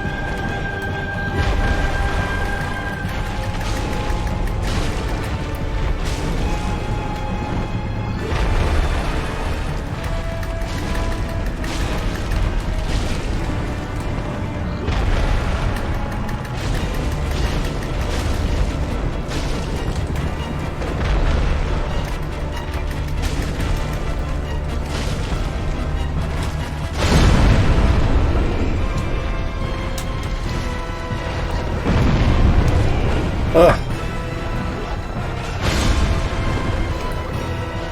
Ah. Alright, you straight in. This is gonna feel so good when you are dead.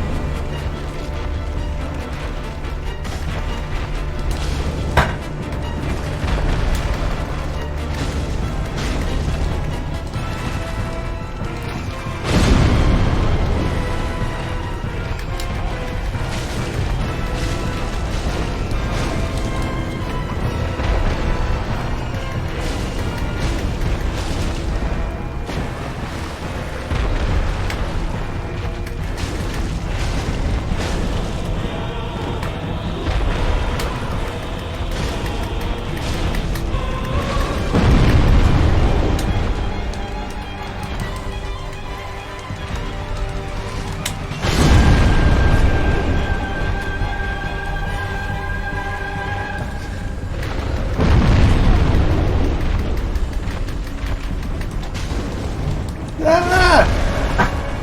I couldn't find its butt.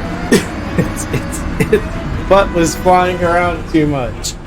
Alright.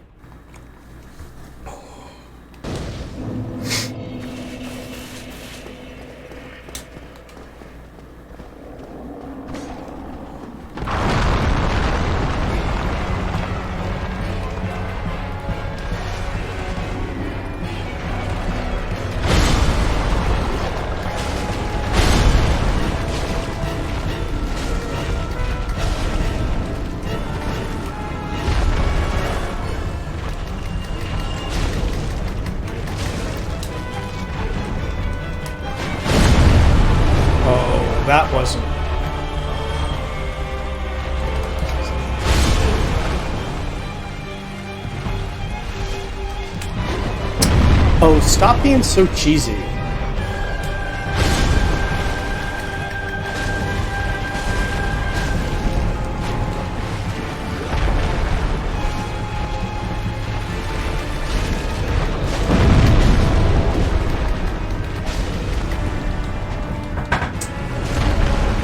man. I'm not gonna do it this time.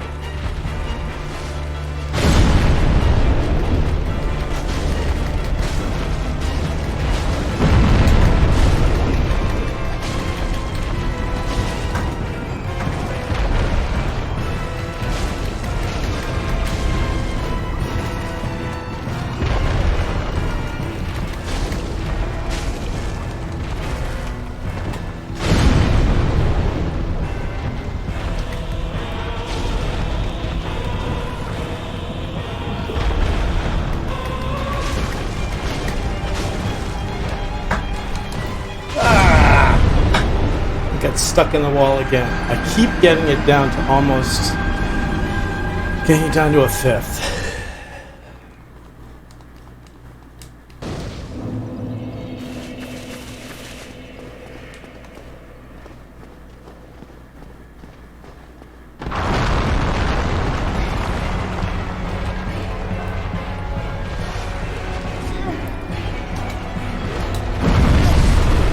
Come on.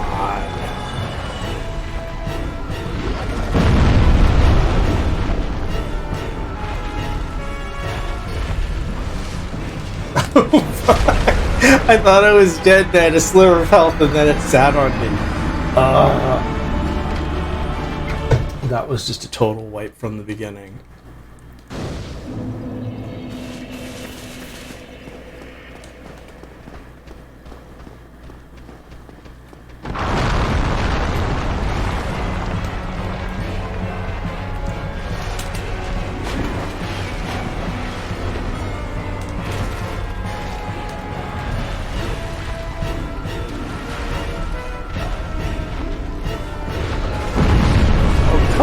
What the heck?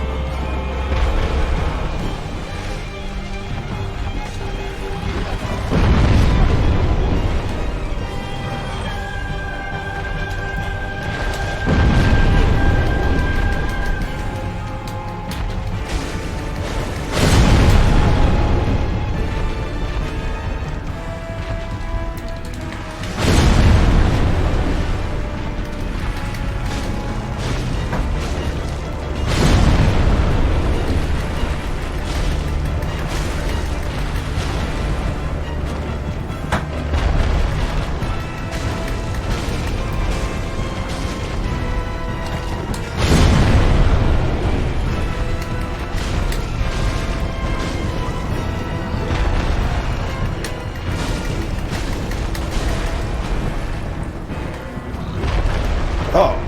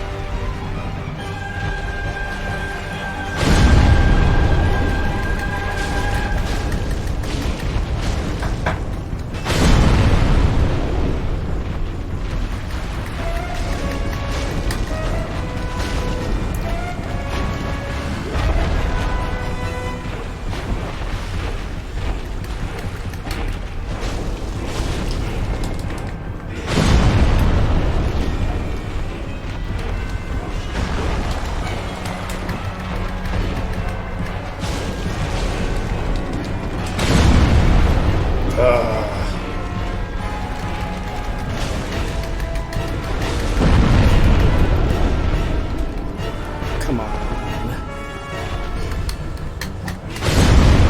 Oh, look at that. It was down to like 2%. I should have run away. I should have like not gotten too greedy.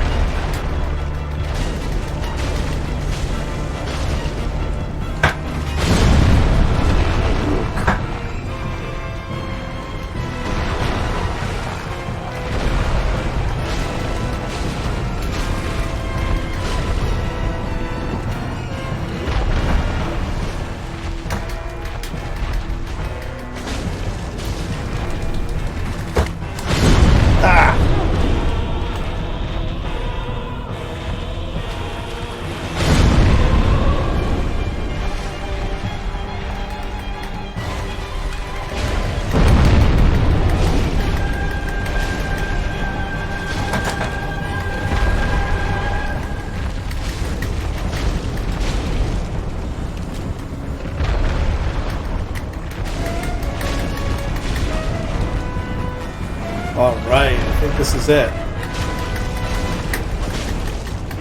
Yes!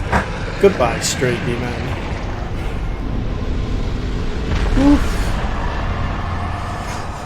Ah, that feels so good. That feels so good. And I got a titanite slab out of it. Got to get up pretty early in the morning to get titanite slab. Alright. Thank you. Are you done with your store? Did you get all the breakfast food of your dreams?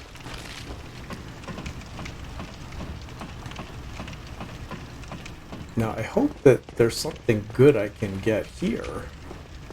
No? Oh, this is so depressing. You'd think there would be at least something else fun here, but okay. Alright. Well, that is an official clear of the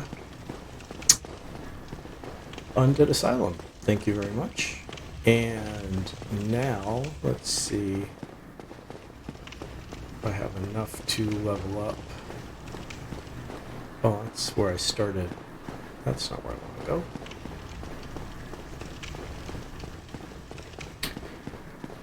Alright.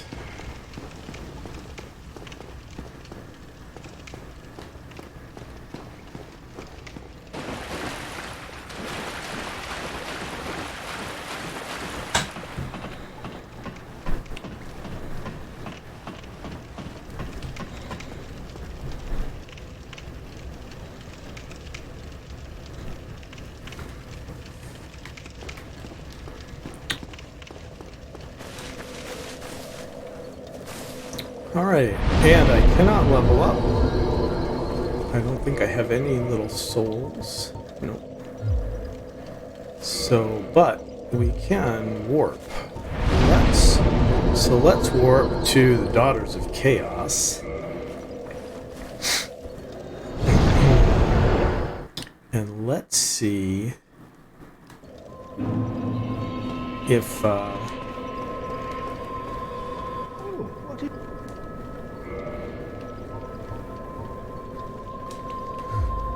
Alright, so let's see if I can do a couple things here. One, let's see if I can open the path to Hidden Izalith, because that would be a good thing to do.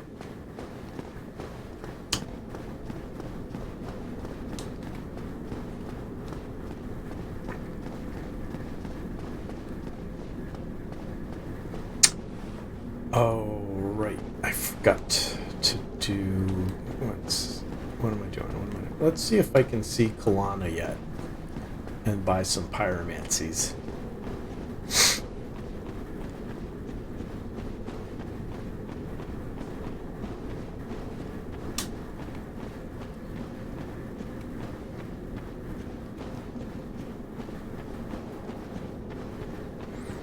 But I also think Lawrence of the Great Swamp is going to show up now and try to kill me. Which is too bad, because I kind of like Lawrence the Pyromancer. But you know how they all go nuts sooner or later. So let's see. Can I see Kalana yet? No, I cannot.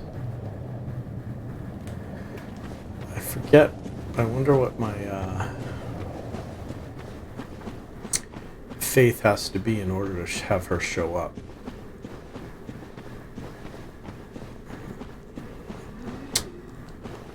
Anyway, let's also see about the ceaseless discharge.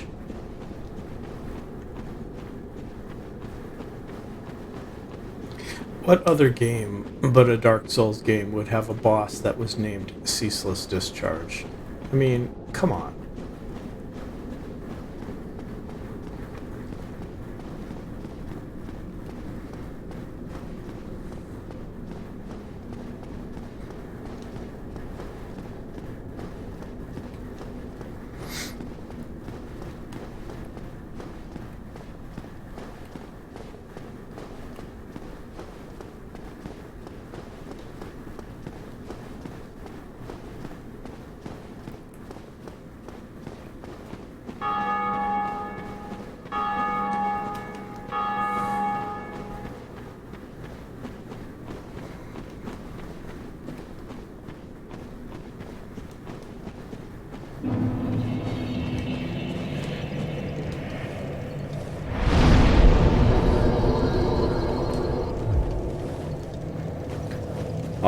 right, Ceaseless. Let's see if we can cease you.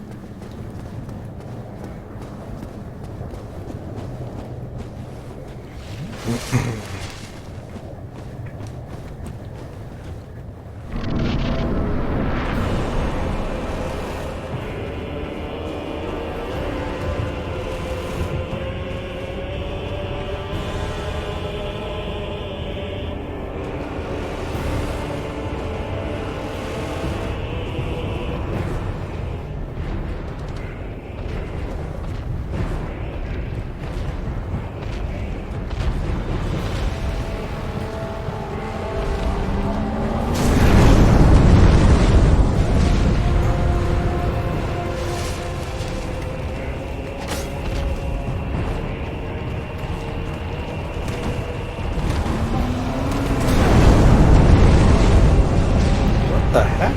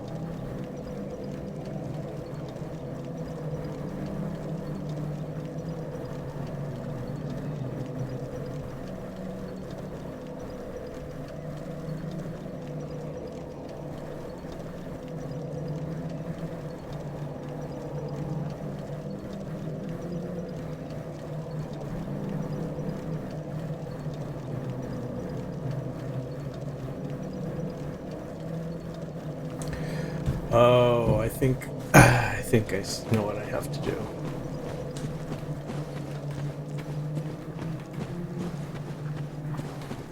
I think I need to run back to where the armor set is.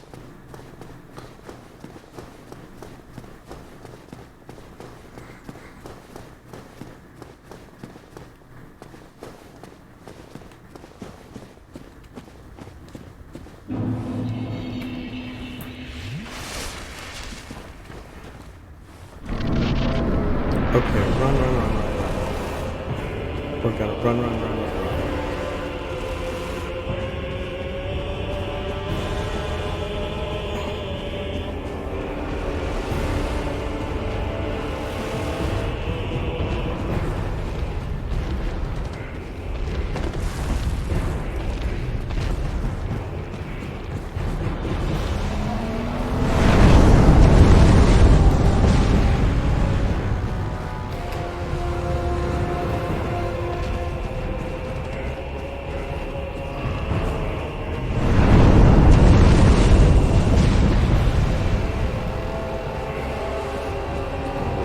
What did I miss here?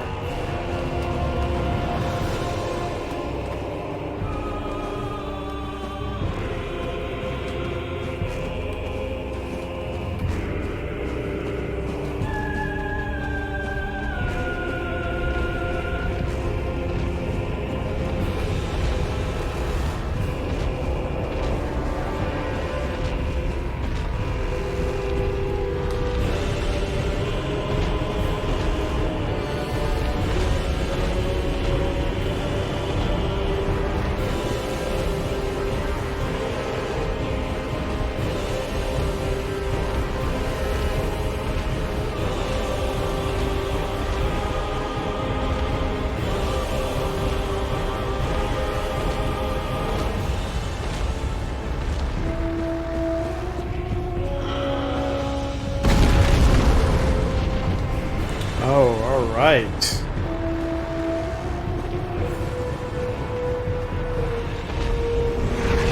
There we go.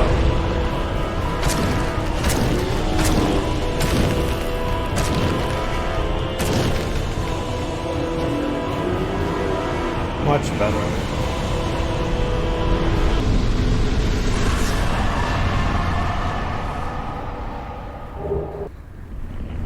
Yay, let's hear it for this useless discharge.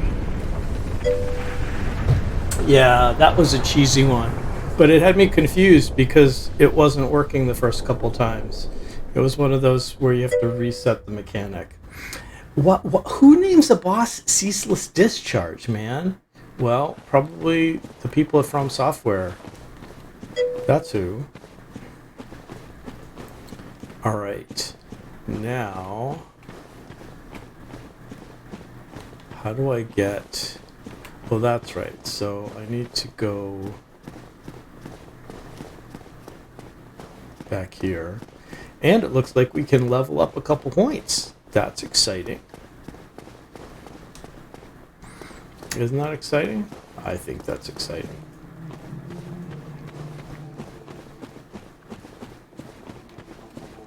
Now let's just check.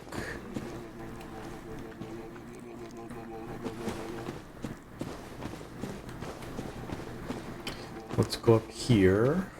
Oh, and there's one of the nasty ones. I got some humanity. I have some humanity. I have tons of humanity. You have no idea how much humanity I have. Alright, so we get to level up, I think we get to level up once. No, maybe let's see. Let's see if I have any souls. Alright. Alright, so we just get to level up once. Alright, so let's get ready to roll. And let's roll 1d8. Roll, and 1d8 in 6, which is, you guessed it, resistance. 1, 2, 3, 4, 5, 6. Just what we need, more resistance.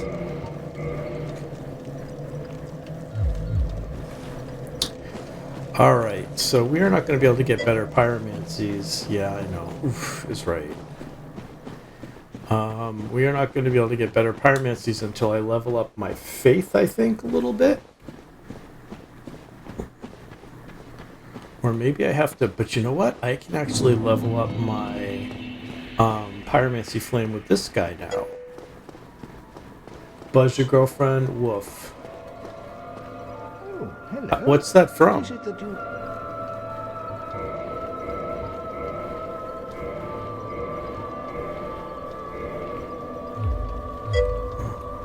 Oh, Home Alone? Okay. That explains why I don't know it. What is it that... Incidentally, if you... You have starved. Worse than unlike that might and swallowed the great light pus, despite Mistress Quelag's orders to the contrary.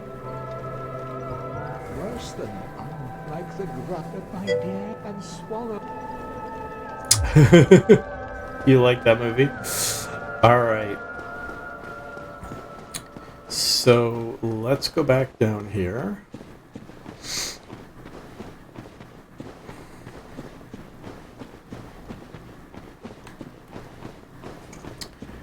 And we are going to go try to unlock the Demon Ruins.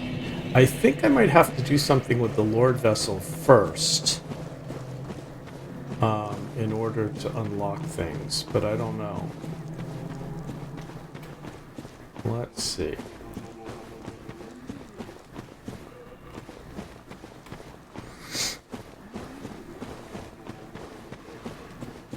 I think I can at least get to the bonfire, but that might be it.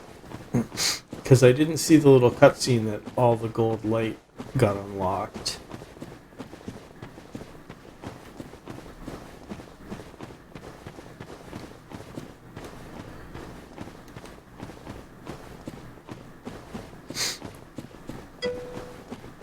Okay, therapy. It was fine. Okay? Were you expecting something amazing?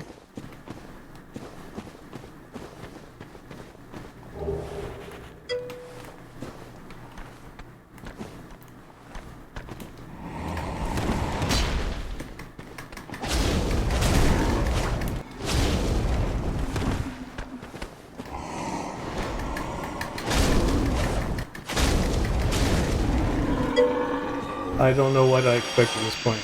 Well, the problem when you've had therapy for long enough is it's not as exciting and shiny as it was when you first started. There aren't insights right away. It's often not cathartic. Doesn't mean it's not working. It just means that a lot of the initial things that you experienced in therapy are part of a first or second experience in therapy. And when you say you feel detached, meaning you feel detached from yourself or detached from the person or something else? Oh, hello, wormy thing.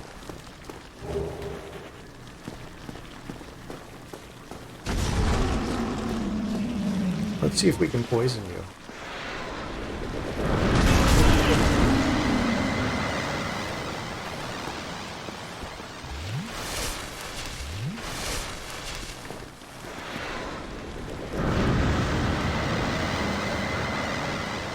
There we go.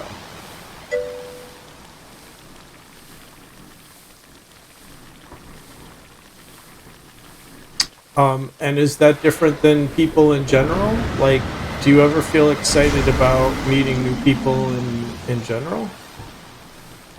This is a serious question, by the way. And I'll tell you why I'm asking it in a sec.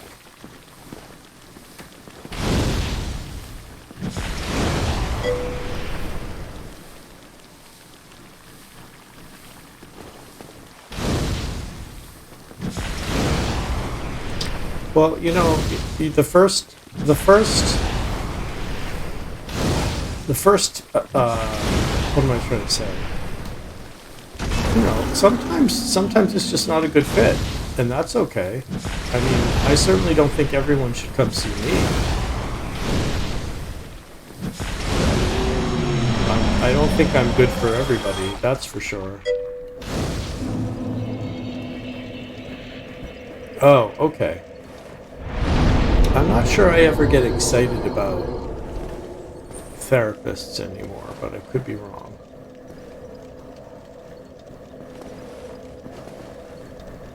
Alright, so let's see.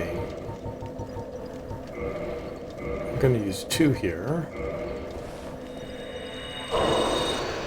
1 to reverse my hollow.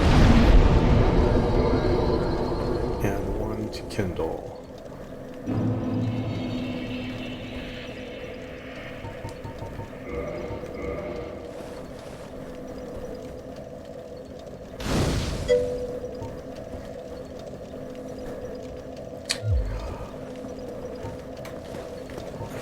You feel like you're all over the place, and often people just let you talk. Well, what would you prefer? Because if that's not what you want, I mean, that is something to definitely tell your therapist.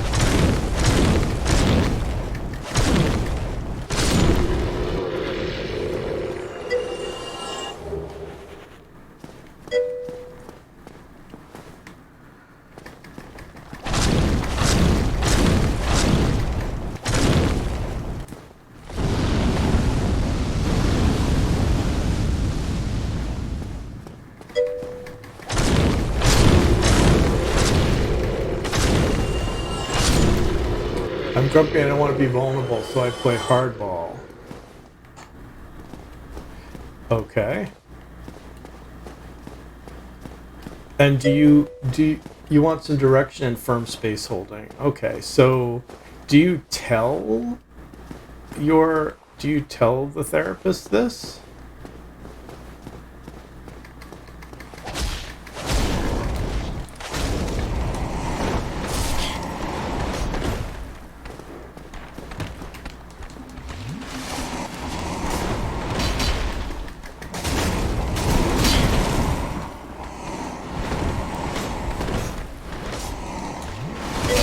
Alright, that's enough of this.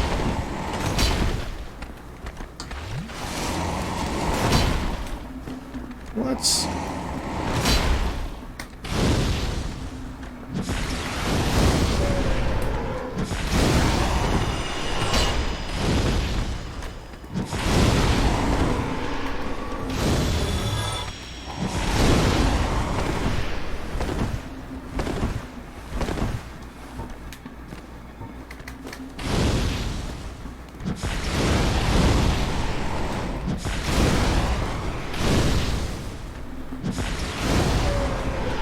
So, yeah, I mean, I think if you know, I mean, think about it this way. How lucky are you to know what, well, okay, people do have a natural ability to provide boundaries. Just because they're putting up with your shenanigans the first couple of times they meet you because they're trying to get to know you doesn't mean they can't put up firm boundaries. It means they're they're sort of seeing what you're doing as diagnostic and they're getting to know you better. I mean, unless you're like egregious, I probably wouldn't set like crazy firm boundaries right away because I'm trying to get to know you. But if what you're doing is basically like testing someone before you commit, then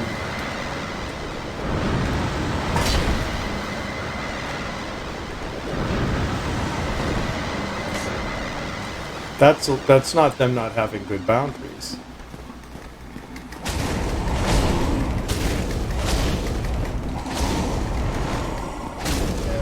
I mean,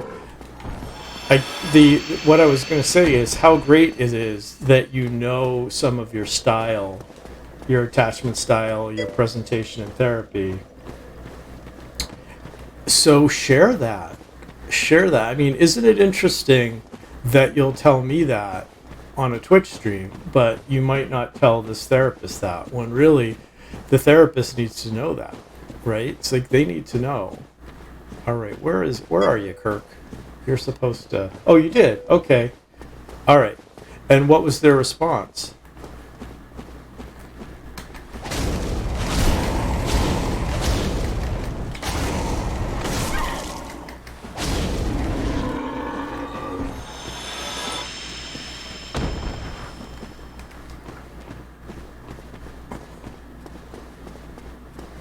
All right. So Kirk, Lord of Thorns, you should be invading right about now.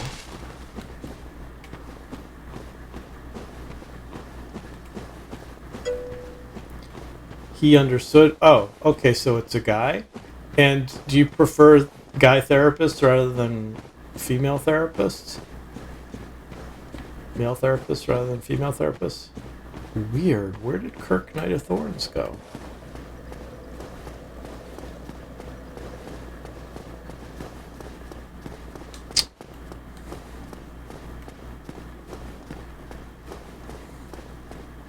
Yep, this one is also.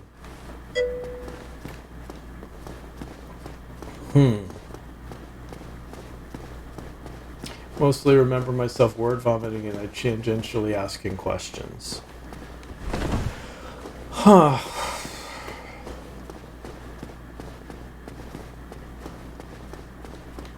It really doesn't. It really sounds like it was uncomfortable.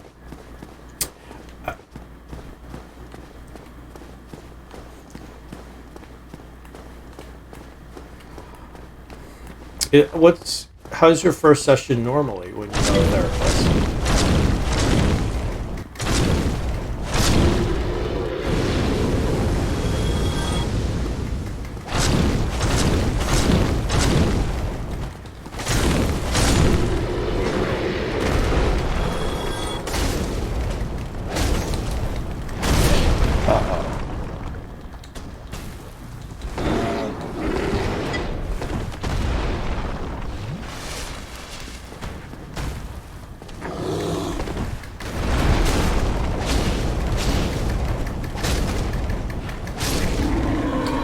Gone a variety of ways. So, do you? And feel free to not answer this, but why wasn't it a good fit?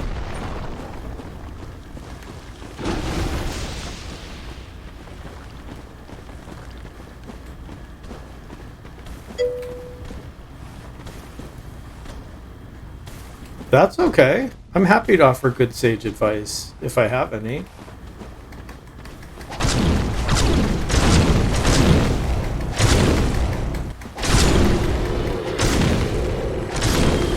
I'm not sure if I do have some, but one yelled at you for playing a video. Okay, so that's no good.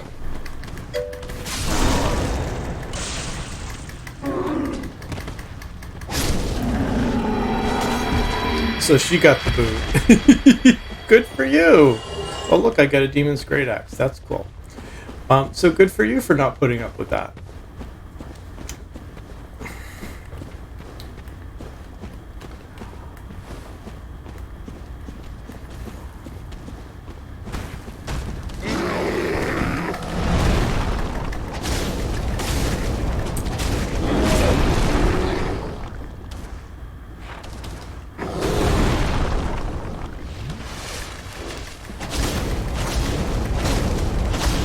Bye-bye. You died. Alright. So, and the other was being very rigid about setting up EMDR, so I noped out of that. Interesting. And how long did each of these attempts last?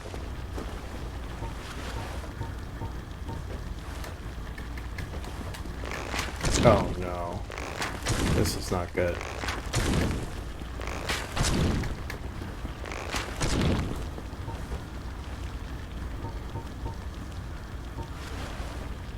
Oh.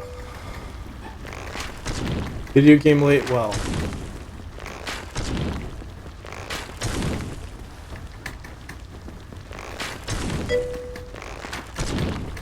4 to 8 months.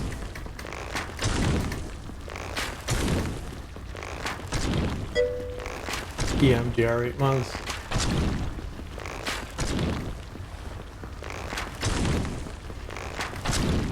And where is this guy located? Is this somebody I would know? For, like, are they well known in the community?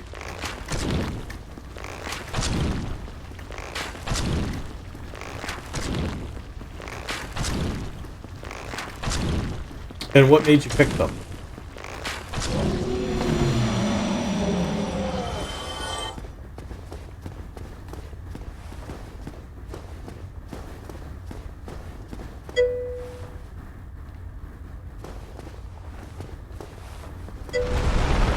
Ah!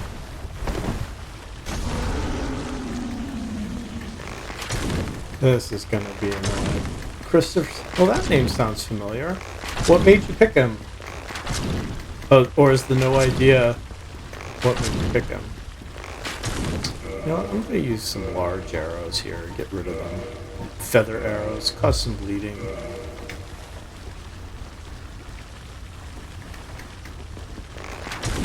Oh, that doesn't do a lot of good, does it? But it gets rid of them.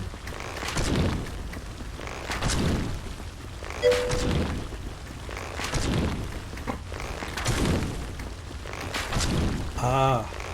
Well, in that case... So, the neurodivergence thing...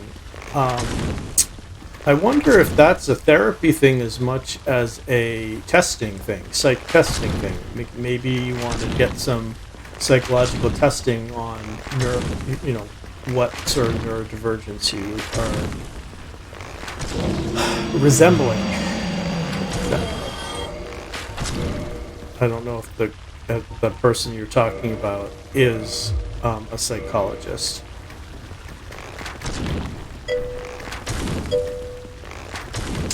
Oh, okay. So I have some good news for you. New insurance. So if you know you want psych testing, one of the things you can do is you can contact, I forget which, there's probably more than one, but several of the graduate schools in psychology and Mass Professional Psychology Association, they actually offer free or really reduced rate testing for their trainees. So a lot of times these are folks that have got their master's and are working on their PsyD and need to perform a certain number of hours of testing. And so you don't have to go through your insurance. You basically sign up with them. Yeah, it's really good, free or low cost. So I recommend it. If you send me an email later, I will try to find where it was that used to do this. But any of the Mass Professional Psychology associations or schools, usually have a way that you can get on the wait list, and it might be a wait list, but it might not be that long a wait list. So, and by the way, if you're listening to this stream and you're not in Massachusetts, this is actually good news for you in most states. Most states have professional training programs for psychologists that, as part of their professional training, need to do psych testing and on kids, and more importantly on adults, because a lot of times adults are not as frequently referred to testing, especially because insurance is so expensive. So the psychological institutes in just about every state usually have a way of connecting people seeking testing that don't have insurance that covers it with trainees that really need it.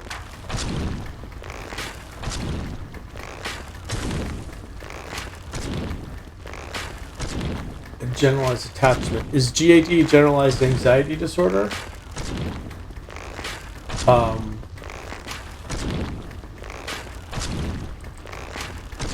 that what you're saying? Well, and here's the not so great news. A lot of those things are comorbid, so you might have more than one thing. But it's not like you lose points or gain points for having more than one diagnosis. But probably the most important thing. Also, I'm going to ask you a question and you don't have to answer it. But where do substances fit in this picture or not fit in this picture for you? That is always a question to ask about. You know, we talk about psychiatry and mental health stuff as if it has nothing to do with substance use or substance abuse and substance dependence. So I think that is worth asking that question as well.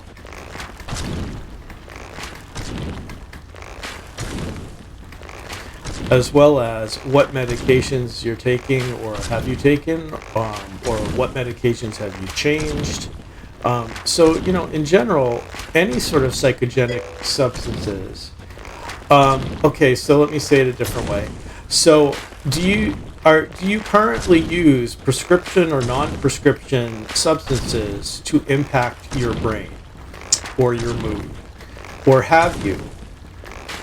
And if you do, has there been any change in that? And if you don't, has it always been that way? So we talk about therapy and psychiatric stuff as if it's just what's happening in our brain or what happened to us environmentally. But a lot of times we're actually contributing. Like you and I both drink a lot of coffee. That's a stimulant. So if we go into a therapist's office and have drank a lot of coffee, we're going to present, yeah, it is a heavy question, but it's important because let me tell you something. So let me kind of talk with you guys about my life. I started doing therapy in college, and I started doing therapy. The first thing I started doing in therapy was a group called People Affected by Others' Addictions. And it was because I had a parent with an alcohol problem, alcohol dependence to be specific. So I ended up at this group. Now, in the meantime, I was getting letters from the dean because I had ended up in the infirmary intoxicated. I was blackout drinking. And I was also reading a lot of stuff in the library, in the psychology section, about substance use and alcoholism because of my parents' alcoholism. And so one day, I remember my sophomore year reading an article which talked about how people that had one or more parents who had alcoholism had higher tolerance to alcohol in general and were 25% more likely to become alcoholic themselves. And I read that article and I went, wow, that's cool. I have a higher tolerance to alcohol. Notice I kind of didn't think about or didn't acknowledge the 25% higher likelihood of alcoholism. Well, then I end up in this group, people affected by others' addictions. On occasion, I actually didn't come to the meeting because I perhaps was hungover. And whenever they wanted to talk with me about my drinking patterns, I said, well, I'm not here about my drinking. I don't have a problem. It's my parent. So anyway, fast forward to my senior year when a whole bunch of things converged. And one of the things that converged was I had a good clinical social worker at my college who called me on shit and actually did such a great job of keeping me uncomfortable. And so let me explain that a little bit. So in my opinion and in my experience, the less anxious the therapist is and the more anxious the patient is, the more likelihood there is for insight and growth. That a lot of times in the past 2 decades especially, we've gotten this idea that therapy is supposed to feel comfortable. And a lot of times people use this crazy shorthand. They'll come into sessions and they'll say, I don't feel safe when you say that. And I'm like, well, what do you mean? When I say that, are you worried a ninja is going to come in through the window and attack you? No. Okay, so you're afraid that you're gonna die if you answer that question? No. So it's not that you don't feel safe, it's that you don't feel comfortable. And I don't know where people got the idea that therapy was supposed to be comfortable, but it's not. Looking at preconscious and unconscious material that's been so uncomfortable that you've repressed it or used substances or other coping strategies, it is going to be uncomfortable. We really need to kind of think about this as if it's not rocket science. You get into therapy because you feel like crap, right? And you feel like crap because of the thing you don't want to think or talk about or feel or know. So to go someplace where you're going to have to think and talk and feel and know about it is going to feel uncomfortable. Now, I don't know if people think that maybe what therapy is supposed to do is present you this opportunity to dig into your crap with whipped cream and a cherry on top so it's palatable. But the fact of the matter is that therapy is uncomfortable.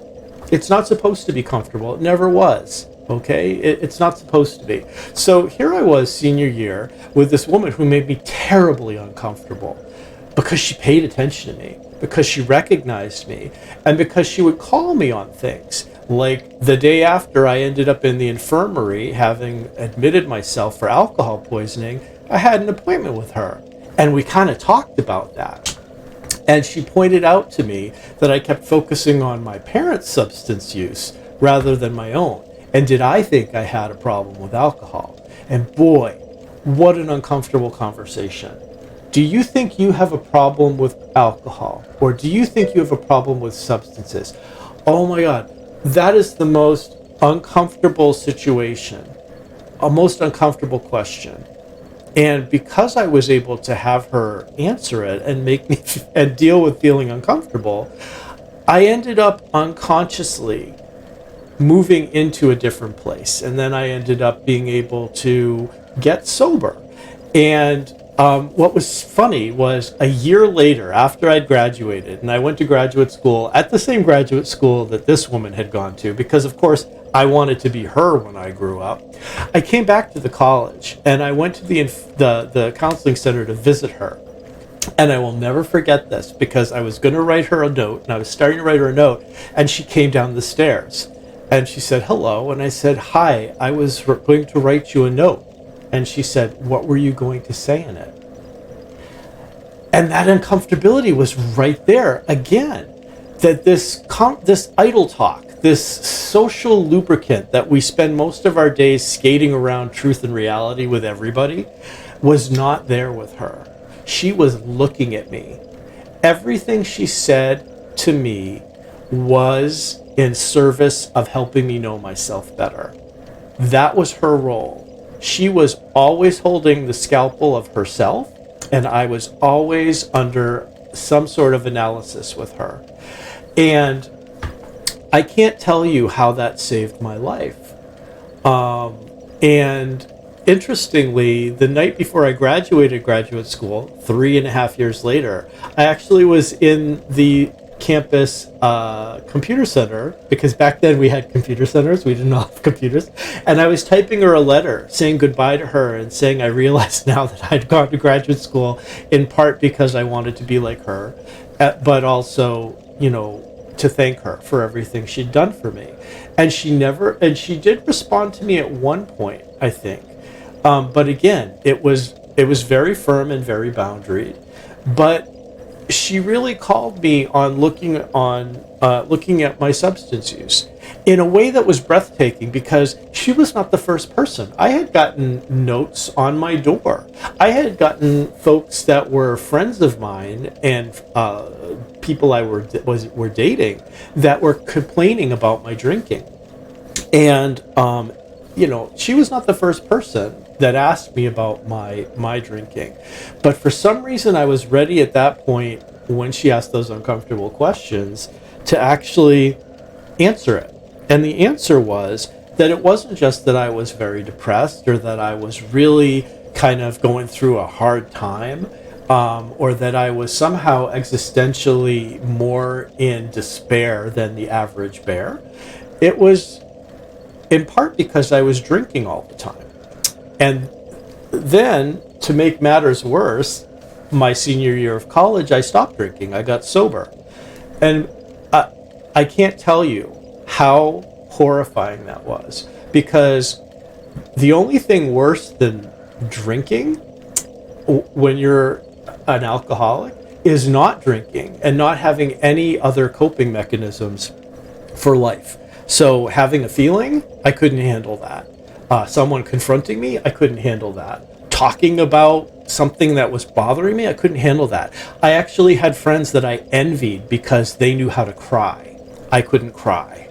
So all of these things that I could have easily dismissed as just a mental health issue actually had to do with substances and withdrawal from substances, or withdrawal from the coping mechanism of a substance.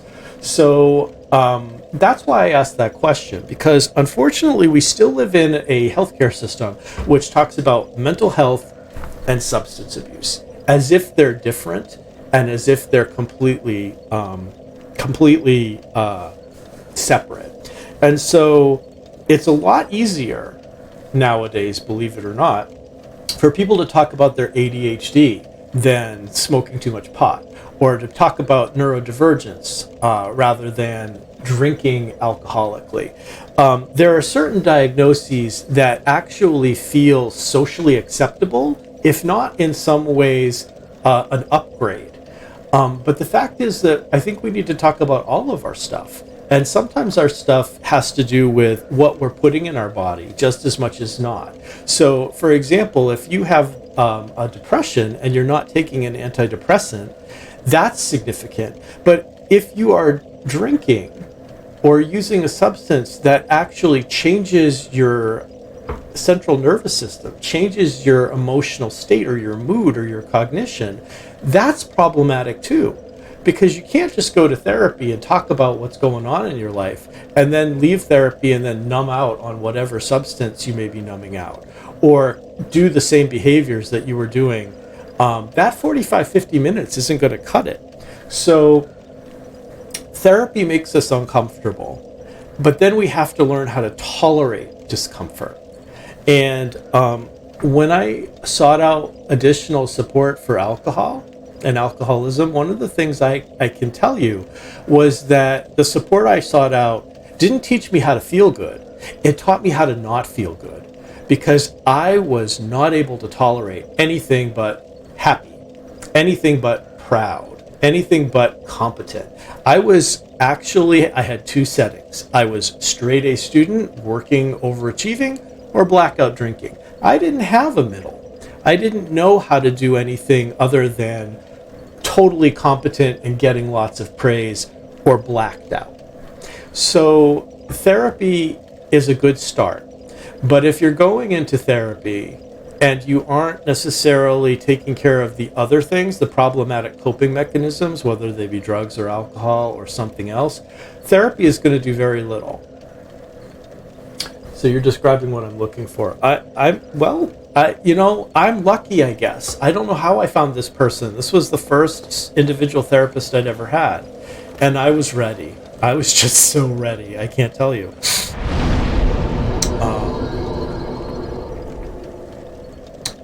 All right, so I think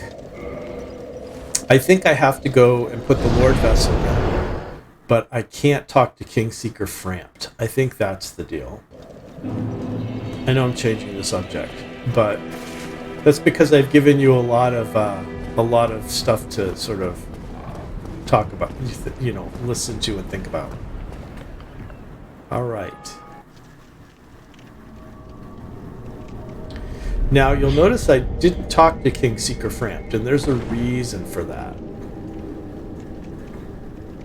The reason for that is because I didn't want to.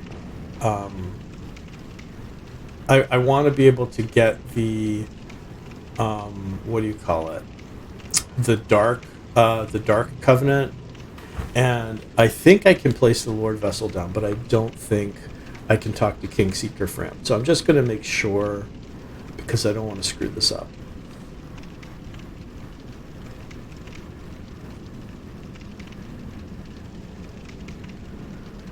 All right, Darkstalker Kaith.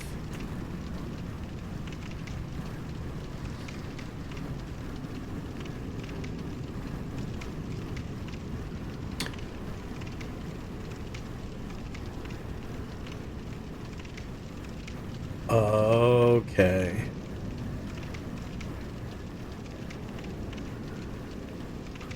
So I need to go back to Artorias.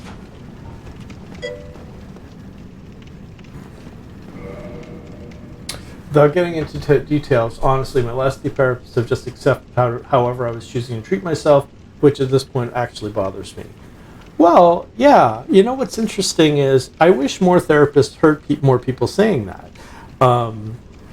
Because a lot of times therapists do have judgments about how patients are treating themselves, but don't say it because we've got this really kind of weird mythology about not judging people. That it's wrong to be judgmental. Well, that's crap. The judging mind is always talking, and sometimes our judging minds have important things to say.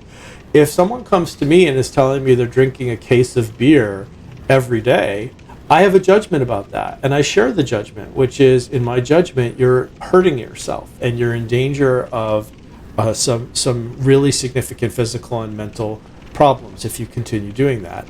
I'm not going to let whatever imagined response to my judgment get in the way of sharing a judgment with a patient when I have it. And sometimes patients have said, I feel like you're judging me. And my response will be, that's because I'm judging you. You're not crazy. I do have a judgment. What you're doing, I judge as unhealthy. I judge as concerning. And so here's what you just said is sort of, I think, validation of my approach, which is, here's somebody that has gone through 3 therapists that you perceived what the therapist was doing as accepting how you were choosing to treat yourself, when in fact they may not have been. They may have had a problem or a hang-up about sharing what was a judgment because they had been trained by whatever program or sociocultural context to not be judgmental, because heaven forbid we make a judgment. I don't agree with that. I think that's a problem. And it should bother you. And at this and if it bothers you, it also is something to share with whoever you then decide to see. To say, hey, you know what? The last 3 people I saw accepted how I was choosing to treat myself, and that bothers me actually at this point. Now, if the fact that it bothers you at this point implies that something about whatever you were doing to treat yourself a certain way, you've had a shift in perspective about. So that is actually good news, right? Let's see. Where am I supposed to go here? I was supposed to go to the Undead Parish. You're getting a lot of direct, harsh talk. I think cis men, typical cis men, have an easier time being judgmental because we're socialized to judge them. Here's the thing. Okay.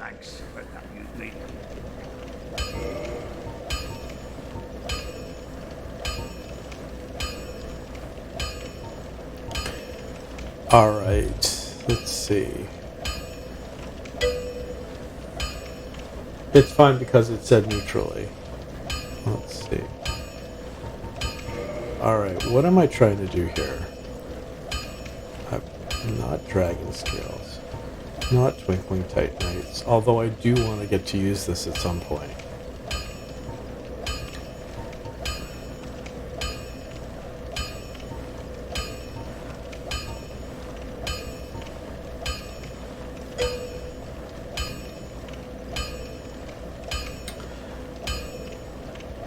Yep, this is true.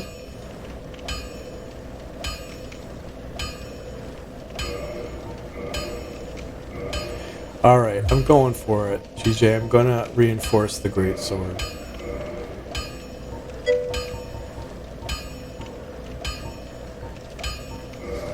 So, like, I'm happy to take the harshness as long as the tone itself isn't aggressive and harsh. Okay.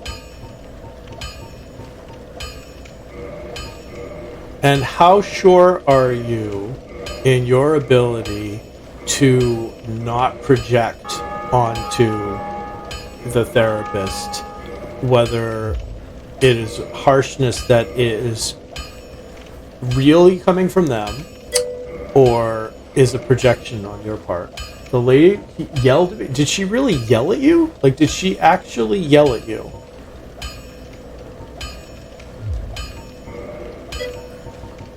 Okay, so here's the thing. When you say someone yelled at you, that's a perfect example of what I was just saying in terms of a projection, which is there is something internally in you that is hearing what's being said in a way that distorts it. Okay, yelling is yelling. If someone's not yelling at you, but you're hearing it as a yell and you're describing it as a yell, that is an indication that something is also going on internally.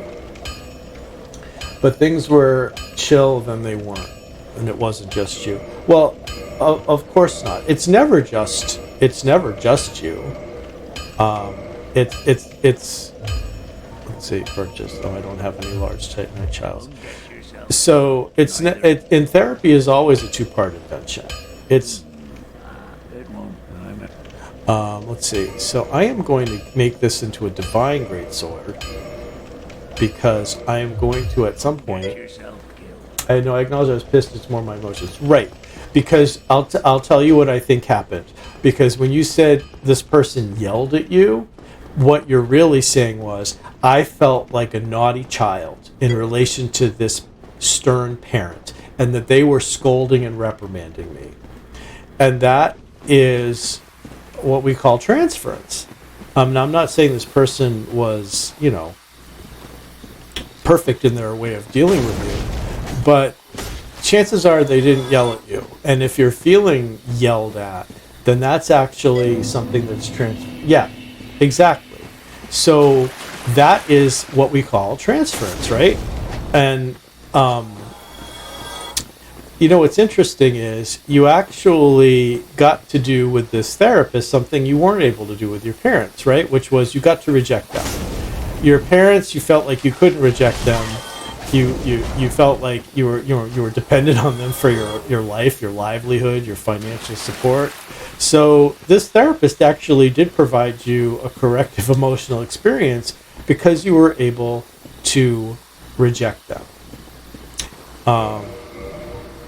And maybe that's the best outcome for that particular person.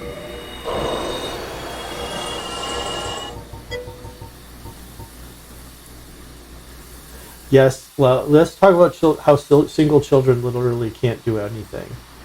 Tell me more. Only children. Are you an only child? I'm an only child. There's nowhere to hide when you're an only child. So, yes. So,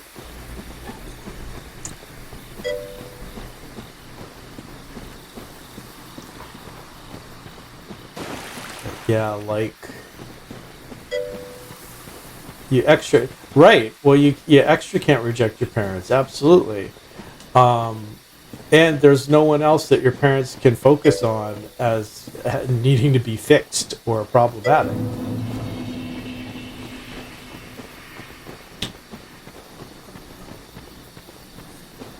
Well, siblings actually provide us with amazing ground cover, and so only children have no place to hide.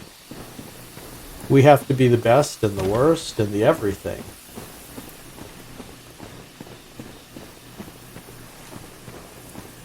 Alright, why am I going down here, you might ask? Well, I have to grind a certain number of souls so that I can then unlock the Dark Moon Huziwatsis. Now, the good news is...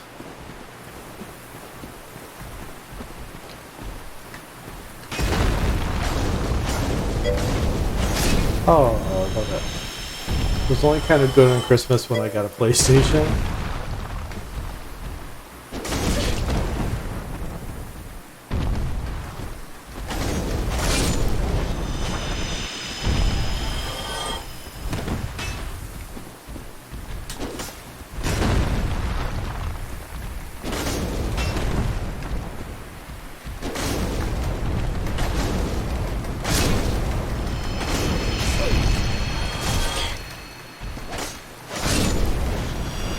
Alright.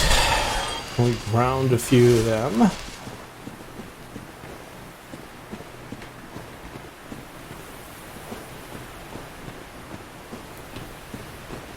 And I still think this gold guy is not there.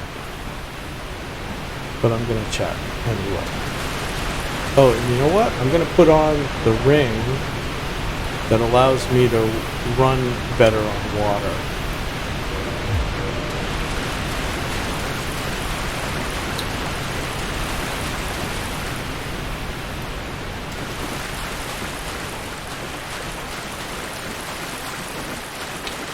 Now, at some point, there's supposed to be this big gold crystal golem around this corner.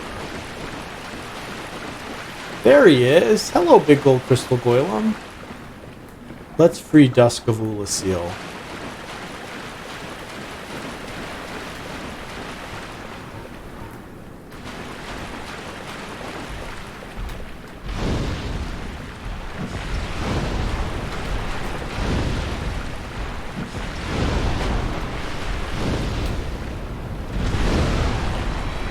Alright.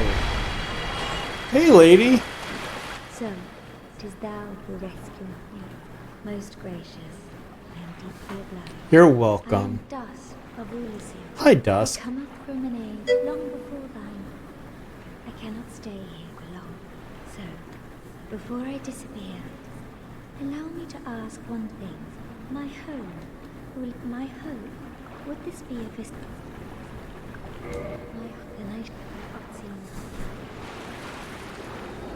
Alright, thanks, Dusk. Alright, so now we're gonna go summon her.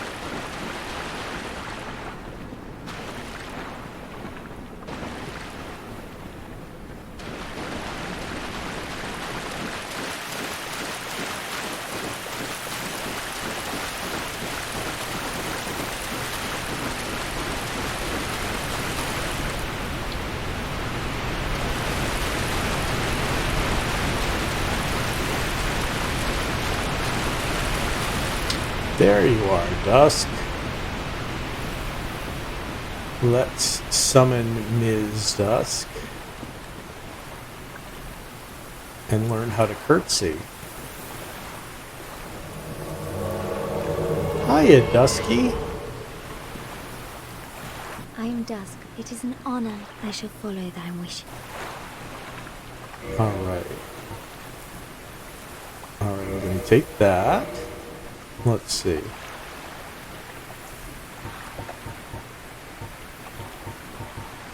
Definitely cast light. I don't need those.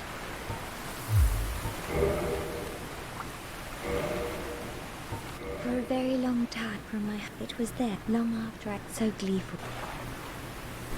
The sorceries of Ulysses. It is Ulysses' fine sword. Does thou not find so?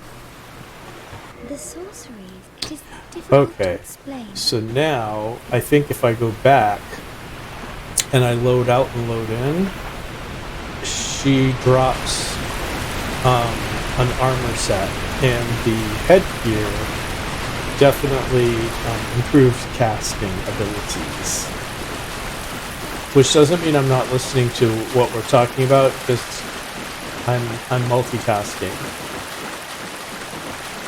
I don't know if the way we're talking about this has been helpful. I hope it has. Oh look, there's her stuff. Give me your loot, Dusk. Give me your loot.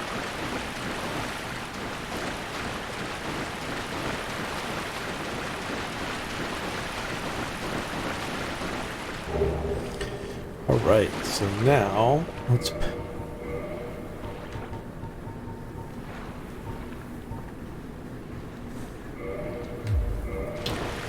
Nice.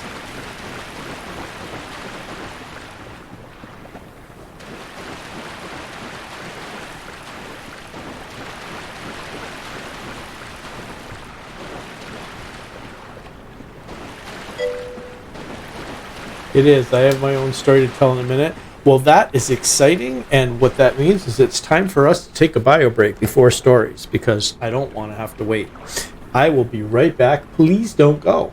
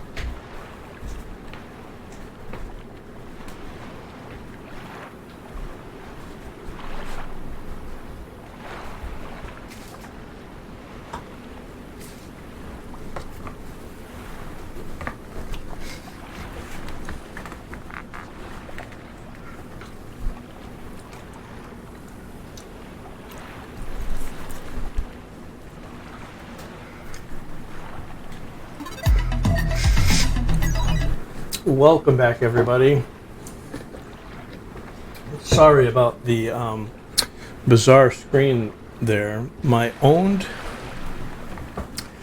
alert thing is acting up. I'm not sure why, and I'm not happy with it. But I'm hoping there is an update or a something that is going to happen at some point soon.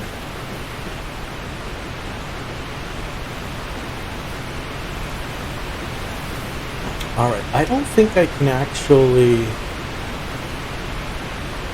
get to the Dark Moon area. Maybe I can, actually. That would be good, because then I can just try to kill Sif myself.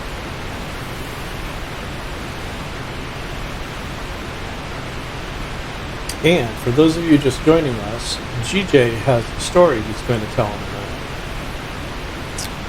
I have no idea what the story is about, but I suspect it has something to do with therapy, because that's what we've been talking about tonight a lot.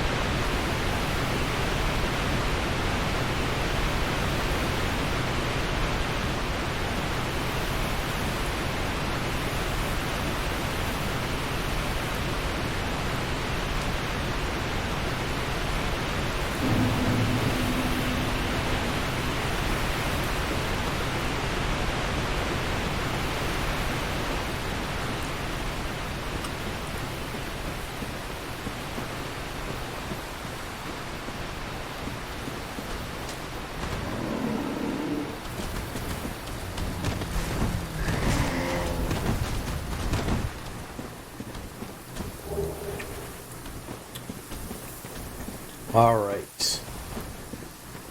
So, this is our lovely shortcut to Artorias. If only we would be lucky and have someone that would be able to help us. That would be kind of cool.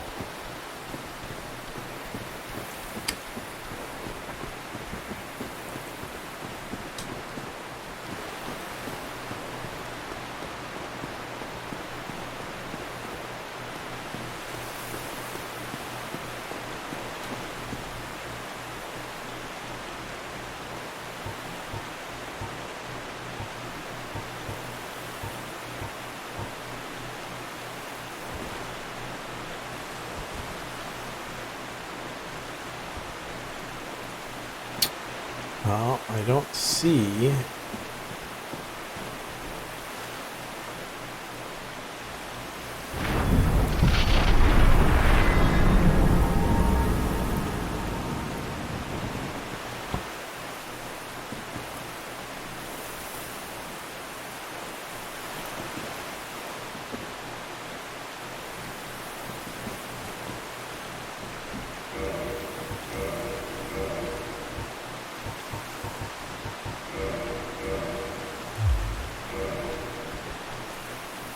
Nope. What do I... Oh, I can't use it yet. Alright.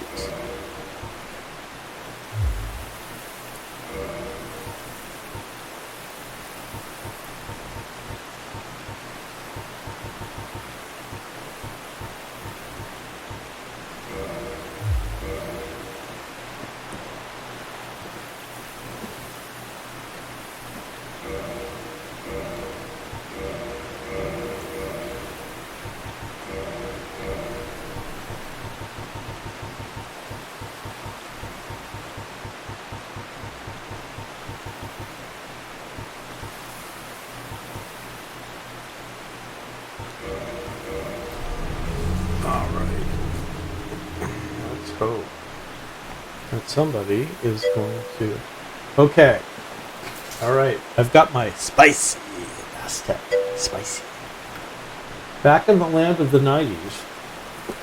Yes.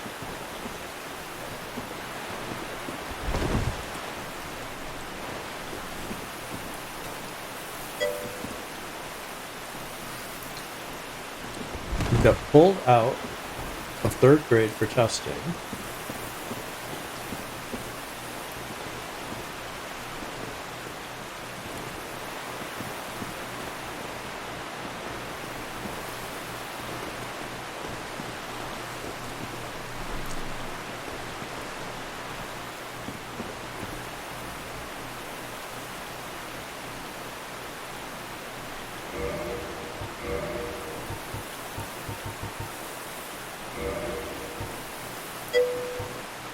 And as a kid, I mostly gathered from it that I had bad handwriting and made me use a giant vibrating pen to practice with. That sounds like torture.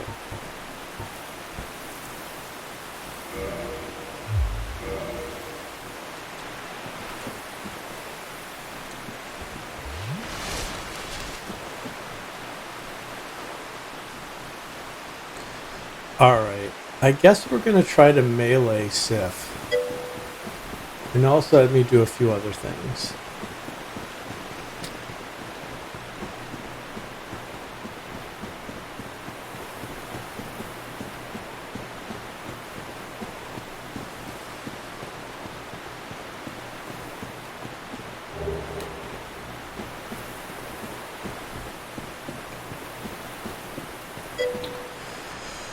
Alright, here we go. My parents got a report for this test, and it's basically an IEP, okay? Oh, come on, that's cheesy.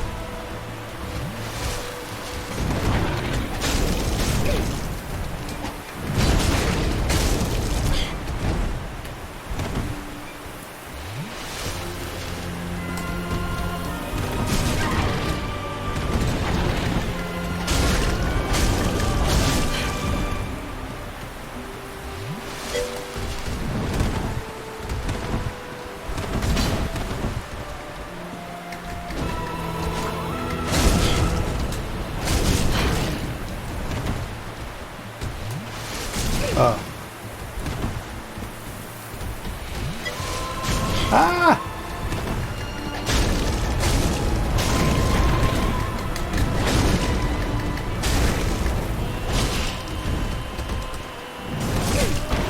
Oh dear. That's it.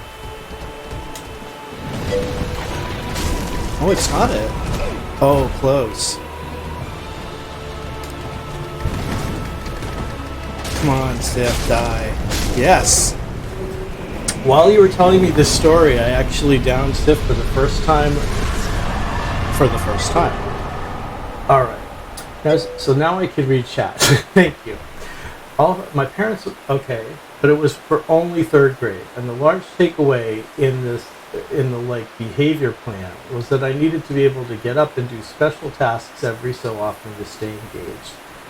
I have no memory of this aside from the vibrating pen. Most of this is recalled by my parents or via the test, but that's what prompts my desire for the neuropsych.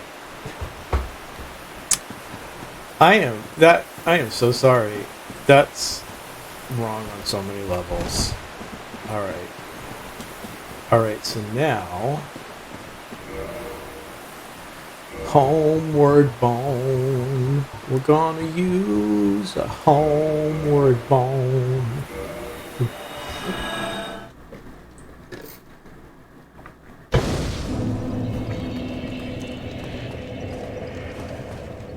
Yeah,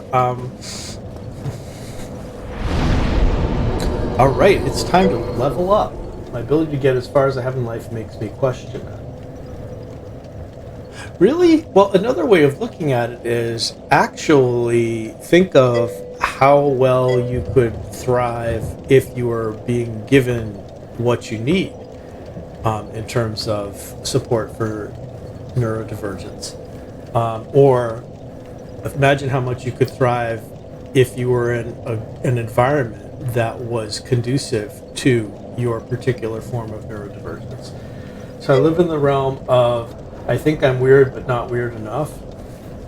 GJ, you're weird enough. You're weird enough.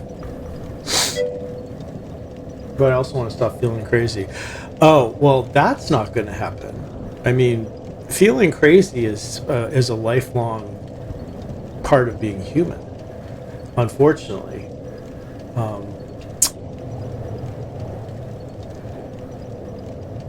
You might be able to understand you're crazy.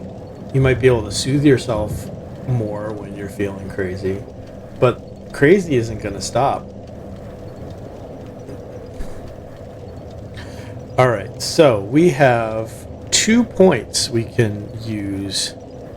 So let's roll. And let's get them in something good, huh, guys? And rolling.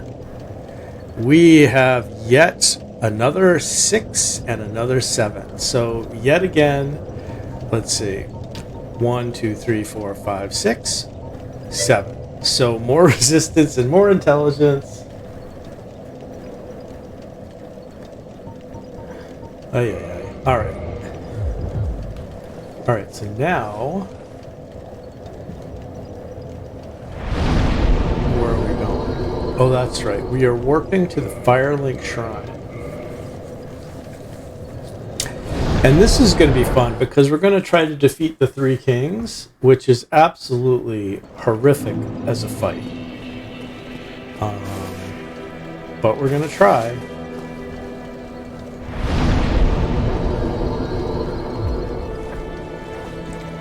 So here we go.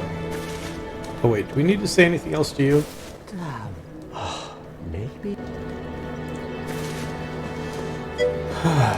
I've tried on the idea of neurodivergence, and it feels right given how I grew up, but like I said, I don't know for sure and don't feel good declaring it without an actual diagnosis, which I don't have yet.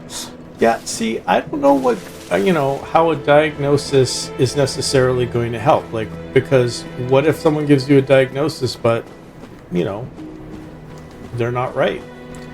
That's giving a lot of power to somebody else.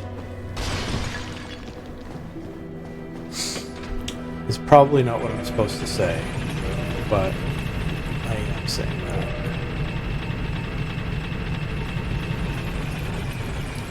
Alright, transient curses. And I'm going to boost item discovery so that I can hopefully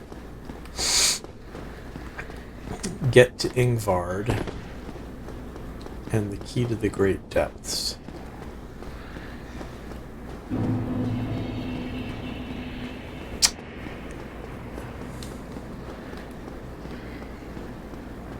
Uh-oh, here comes the guy. He's gonna kill us. Only we're gonna kill him instead. He went hollow.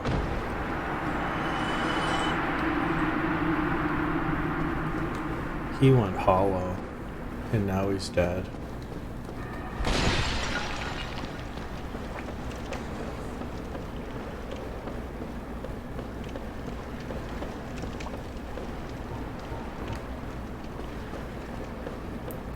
Alright.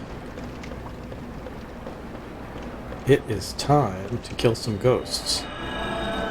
Meaning, we need to use a transient curse.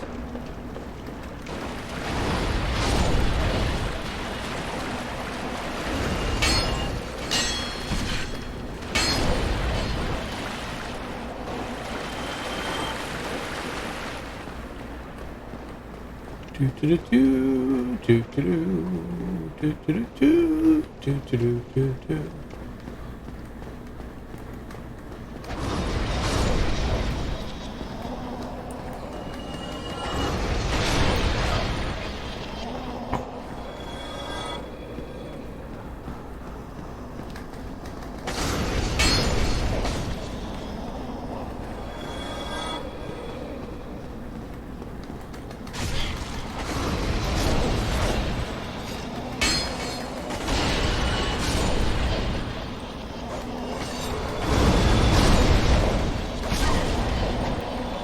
Nice. So look at all those transient curses I got. You lovely, lovely things.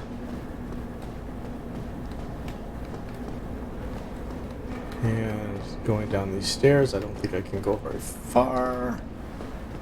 Uh-oh.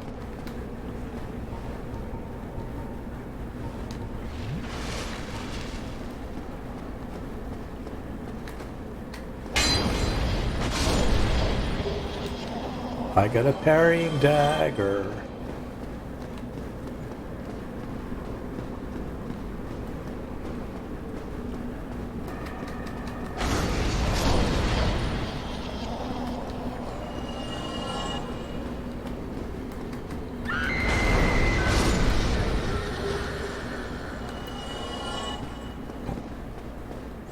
So far, so good.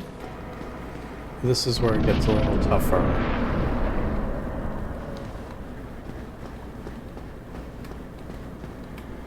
Oh, can I kick the ladder? You can.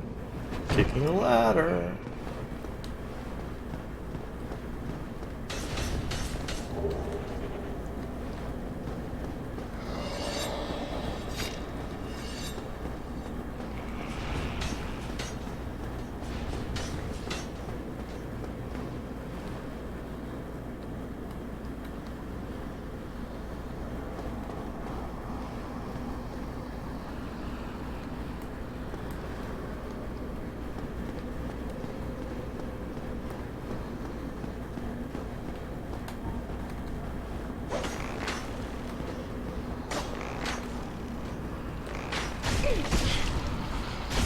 Oh dear.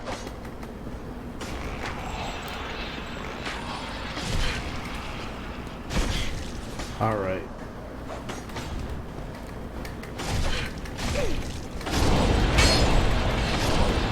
Nice.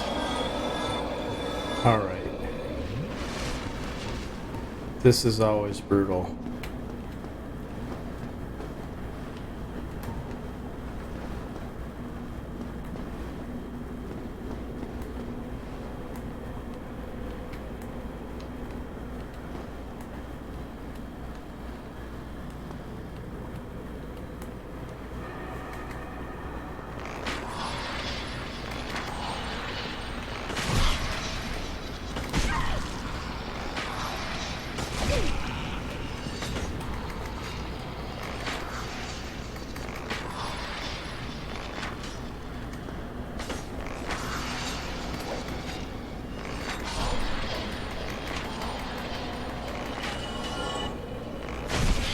Uh-oh. No, no, no, no. Ah! Oh, no. Come on.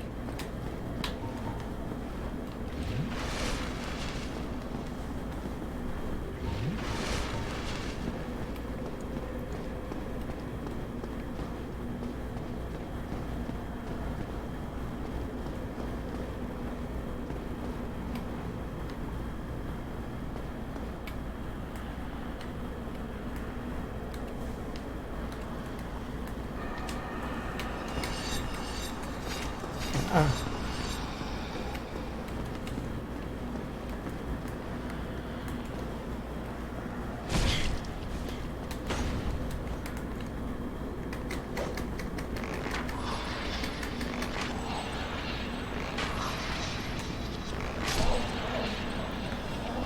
All right.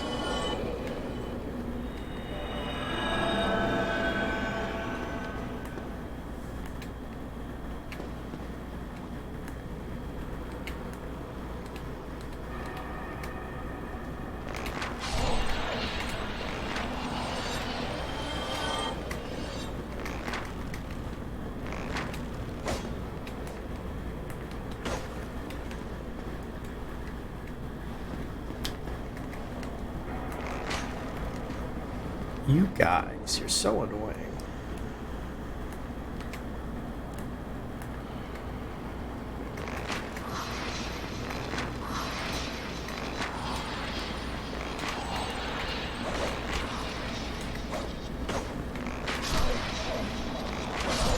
All right.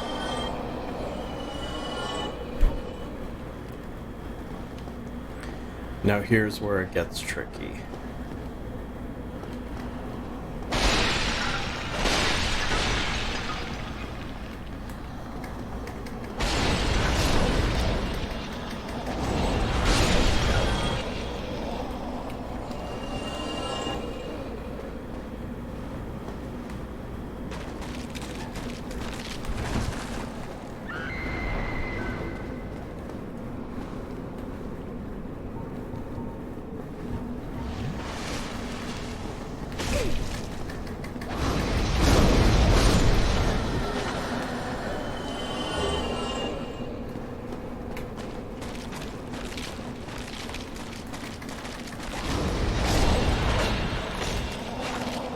How many more are you? Did I get most of you? Good.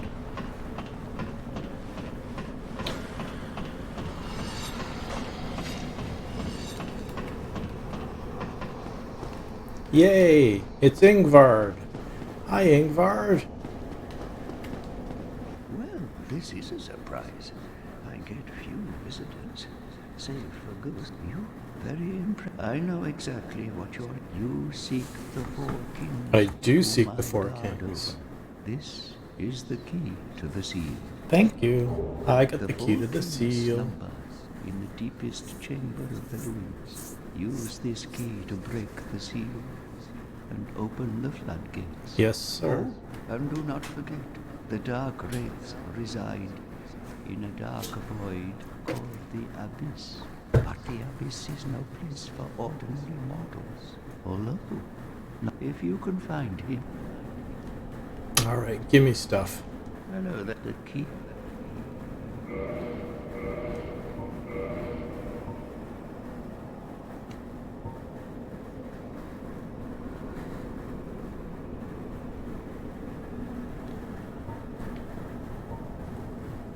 That's all you have for me?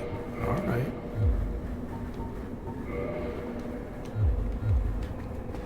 Alright.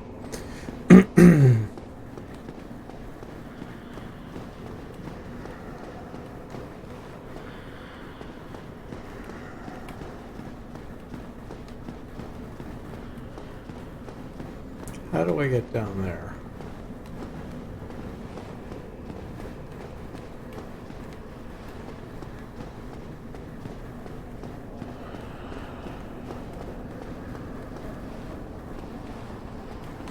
I know there's a way to get down there.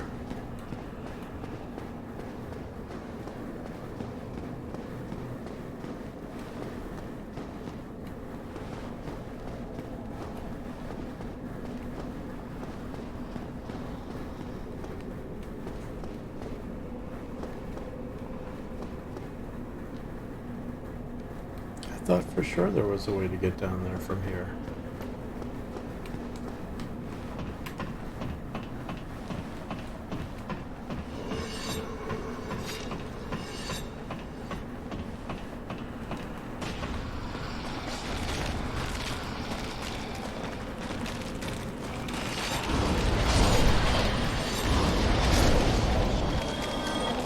Yes, kill all the ghosts.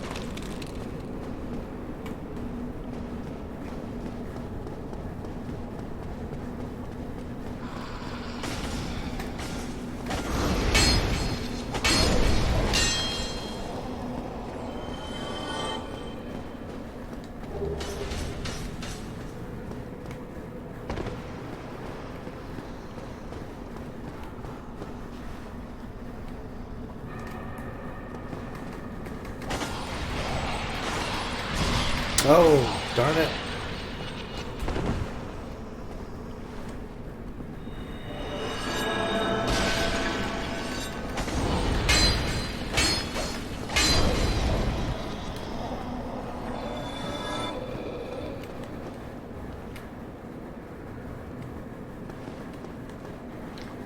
Eesh.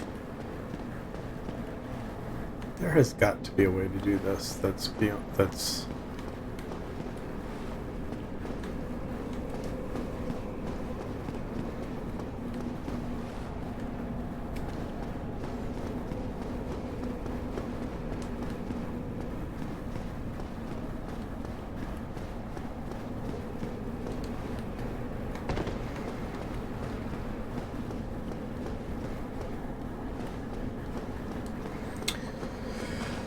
What am I missing? What am I missing?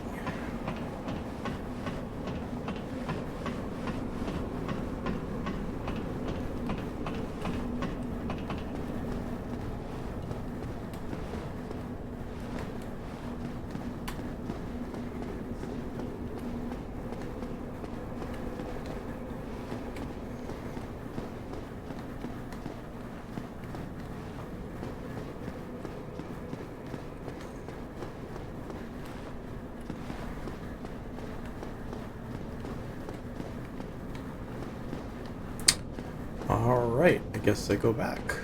And I'll do... I think I've killed most of the ghosties.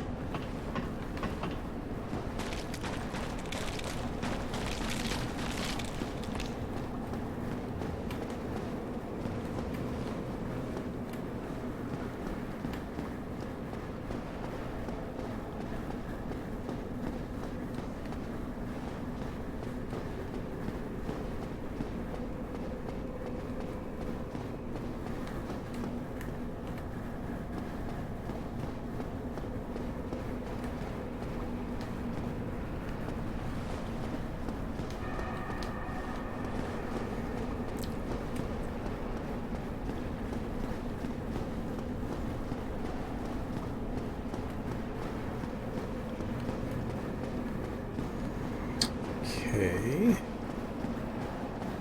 Where am I going now?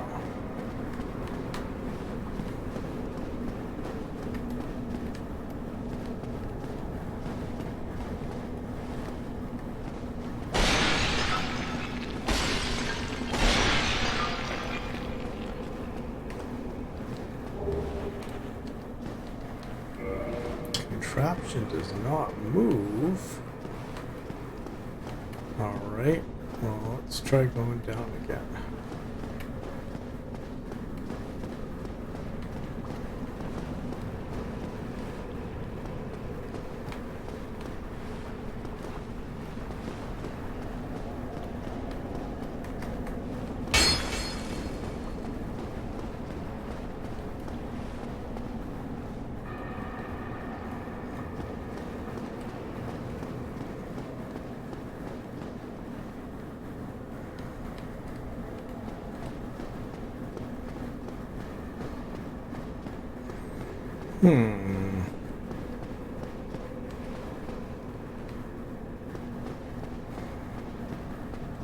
What am I missing here?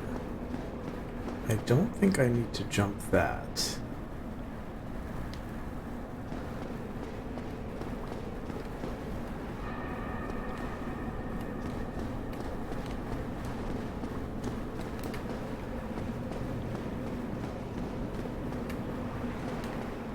Aha, here we go. I think a diagnosis is helpful. It'll let me know what's realistic to work on versus what not. Like, if I have social deficiencies, it would give a lot of adaptation to your struggles being around people. Had to think about a response for a minute.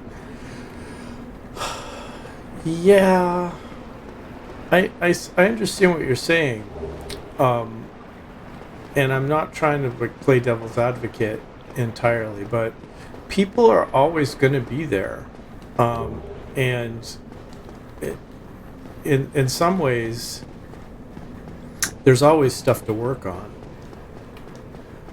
But if it helps you understand yourself better, and if you feel like it's useful, I'm not going to argue. I mean, I think diagnoses can be very useful. It's important to know whether you've got the flu or the bubonic plague because it indicates what treatment is indicated and how you should be treated.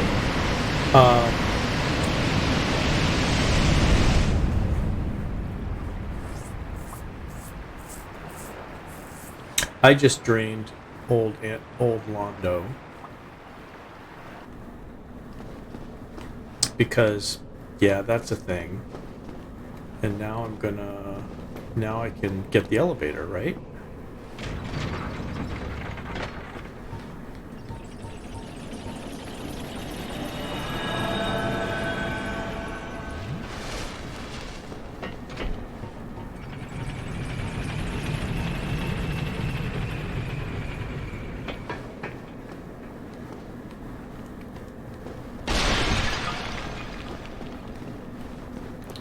Uh-oh. So there are dark wraiths around here. I know there are. There's one. Right there.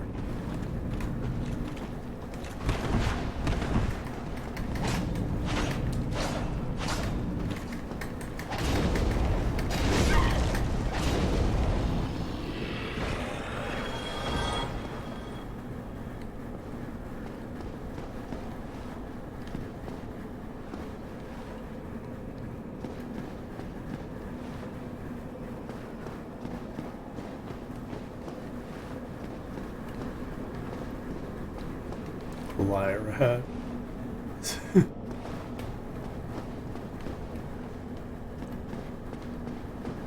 Oh dear.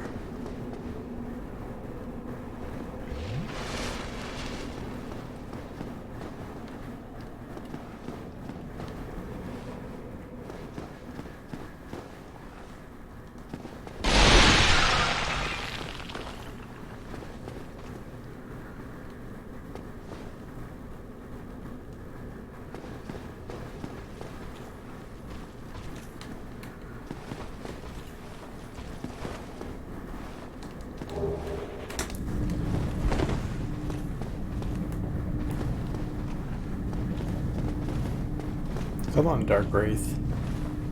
I'm not afraid of you, no Dark Wraith.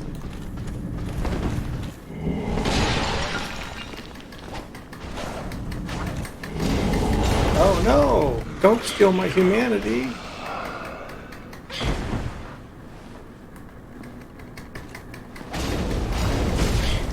Oh.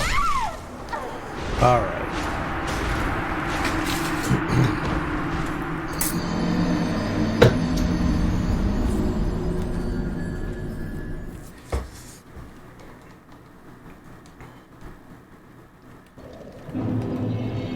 Okay, let's try to do this again.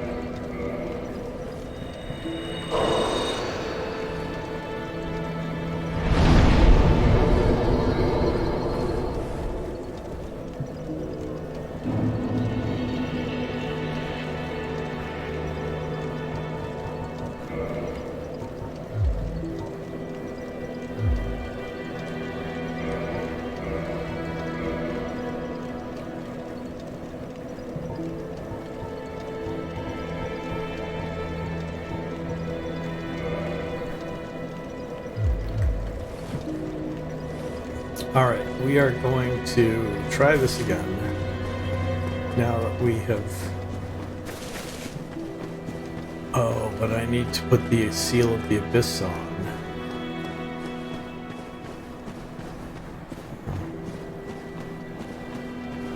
That's right, I forgot about that.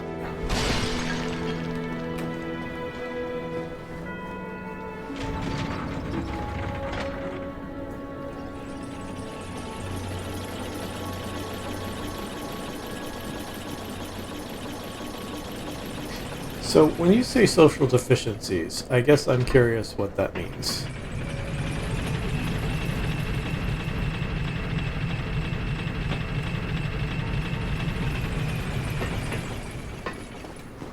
What are we calling social deficiencies here? Like, I can't really have a conversation with more than one person. Meaning you just like talking with one person at a time? Or it's hard to pay attention to more than one person at a time?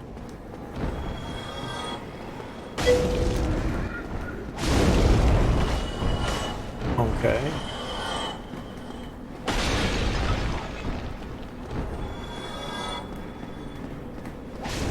Would it be safe to say that other people scare you? Like, the idea of making a social mistake somehow is scary?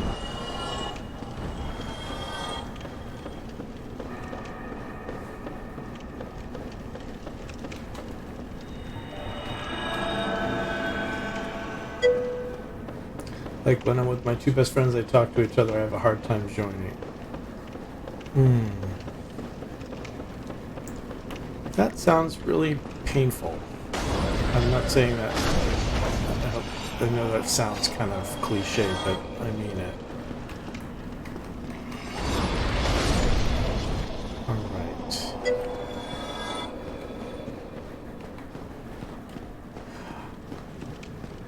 Alright. Meaning you're afraid you're going to take up too much time and space? Alright. Let's go, Dark Wraith. I know you're there.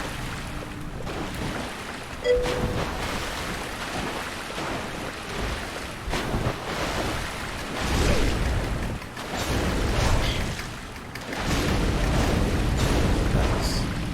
No, like literally I just don't know what to say.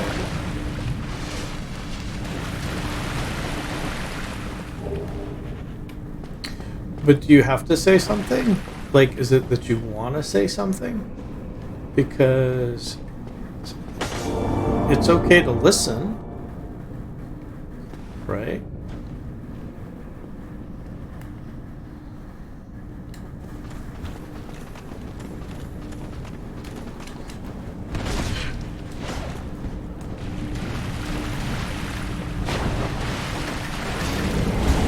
Oh no. You're gonna take a lot of my health, aren't ya?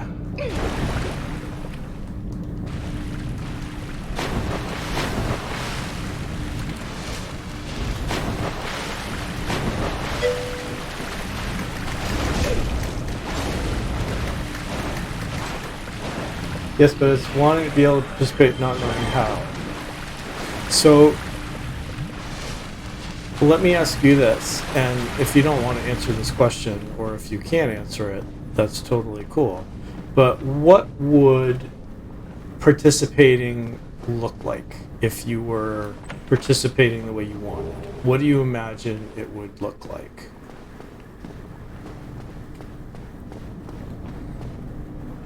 And you can't define it in terms of not something else. You need to use a positive. I know I'm being difficult, but I'm trying to help. Asking questions.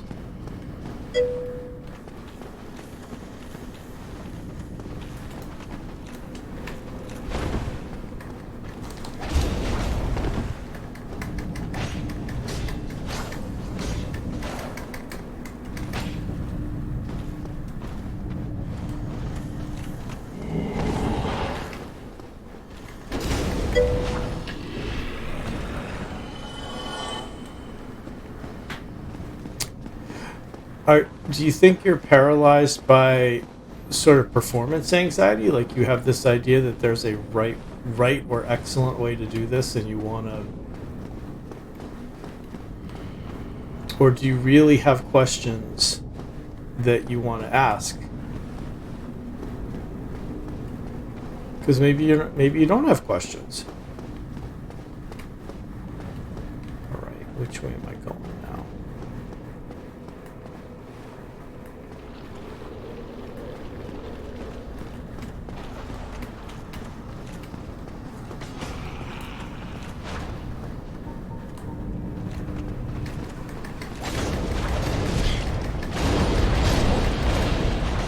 Oof. That was a lot of killing right there. Uh-oh. Now, is there some way I'm missing? Is it here?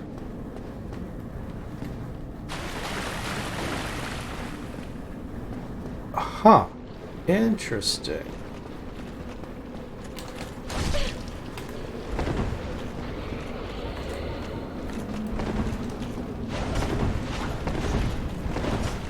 Ah! That's no fair.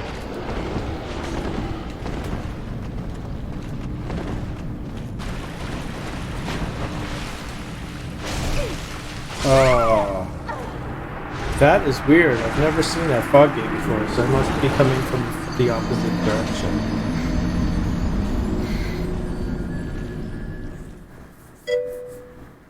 Computer just crashed. That's okay. I forgive your computer for crashing. I just died. Again. I guess the question I ask questions, which is, like asking questions, making comments. So, is there a sense that listening, is not participating? I mean, I know that sounds maybe a little bit too facile, but being a good listener is a social skill.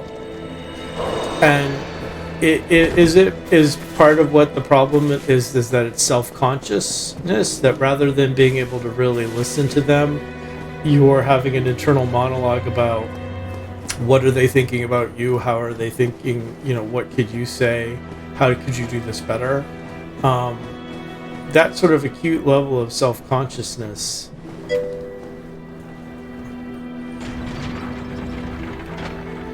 so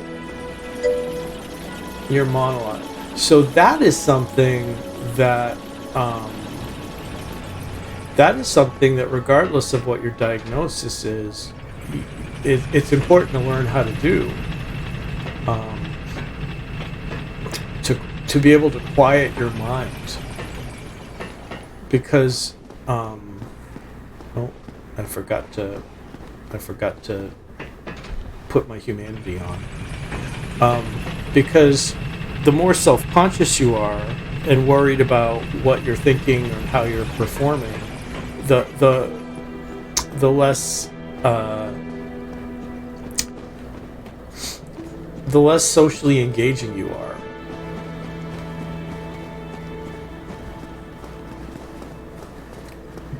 You know, it's okay to listen. And have you ever tried reassuring yourself in those moments by sort of internally monologuing, it's okay to listen. I'm doing fine.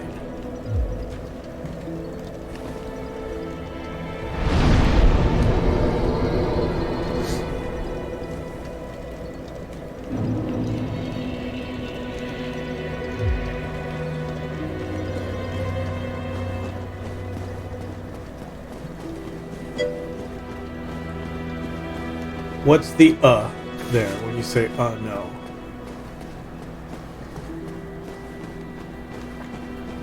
What's the emotional tone behind no?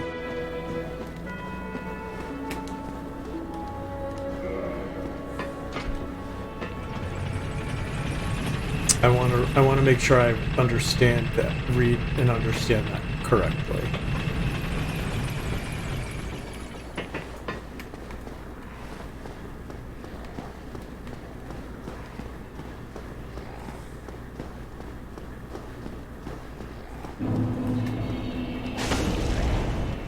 I'm just gonna kill these undead.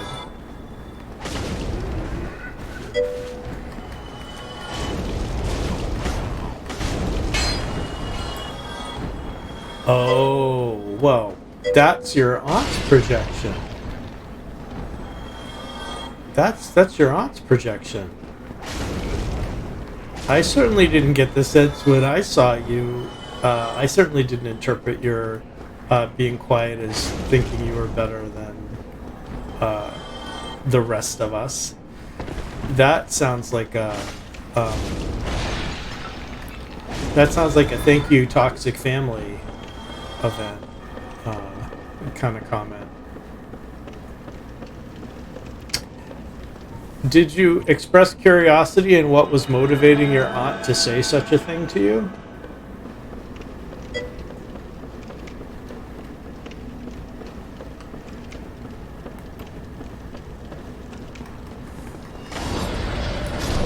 Well, it's certainly not going to make you feel less overwhelmed to have people interpreting your silence and telling you that they're interpreting your silence. So thanks a lot, Auntie. That wasn't very good of her to do. Alright, I know this is a trap, but I'm going to do it anyway.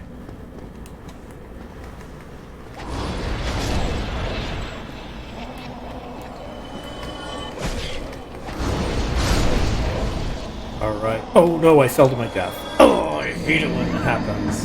And I had a humanity. Oh, that was so annoying. No, I told her literally our family's overwhelming. It takes a lot for me to just be with my family. I tried my best. It was the whole thing. Yeah, I mean, family's hard, man. Family's full of lovely unwrapped verbal gifts, aren't they?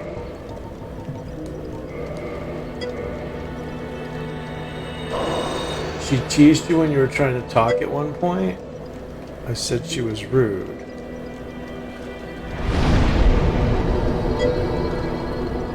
She said, no, I'm not rude, right? So she wasn't going to accept that. And then I went off.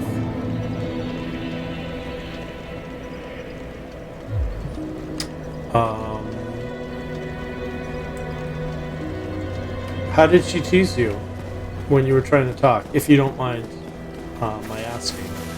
Trying to unpack that conversation a little bit.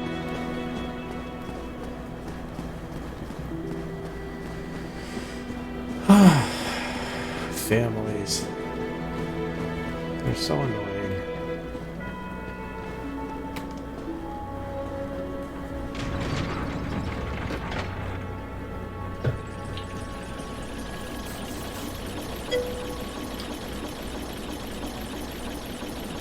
What? Oh.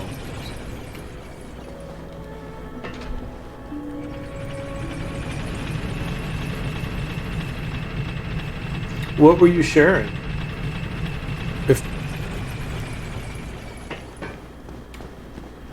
And what did she say that interrupted you?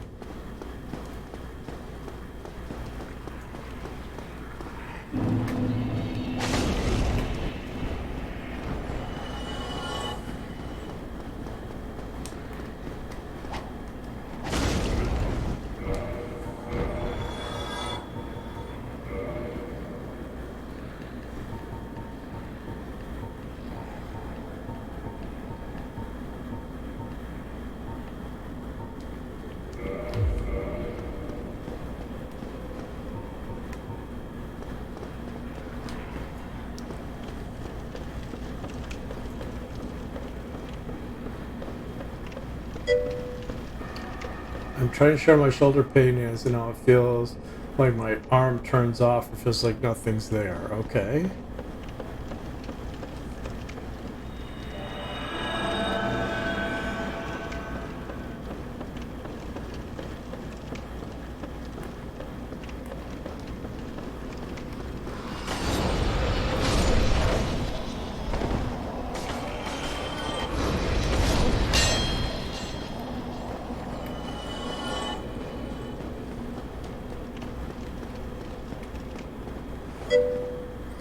Remember the exact piece was, but it was like, we don't have to worry about your head because there's nothing there. Oh, wow. That's nasty.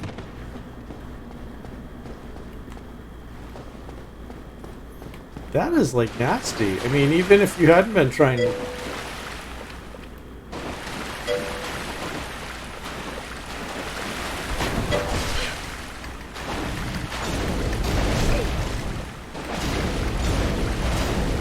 Yeah, I mean, that's just, I mean, that's the sort of comment from someone who's never going to acknowledge that what they're saying is horrific. Or a classic My Family. Yeah, I'm sorry, that's... Alright, there's two of you here, right?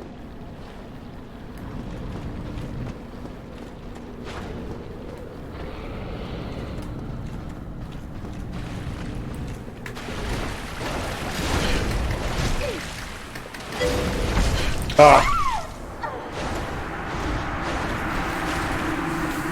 Right, but she shouldn't have to... I mean, she shouldn't have to be told that telling somebody there's nothing in their head is not okay. Yeah, crying. I know. You have to be a real jerk not to forgive somebody when they're crying.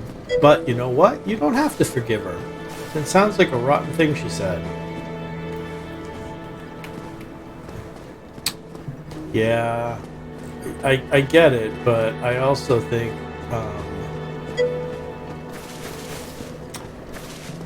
if I had been there, I probably would have said something like, tell me how you think it's okay to tell somebody that their head is empty.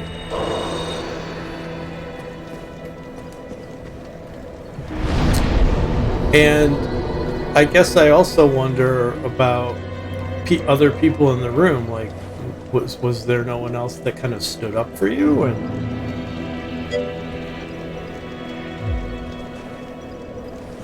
yeah, but I don't think that's going off. I think that is an appropriate response. Like, you know, that's you know, another thing.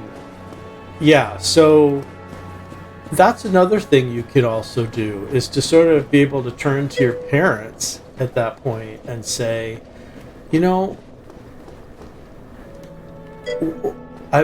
how is it that you feel okay with me being talked to this way?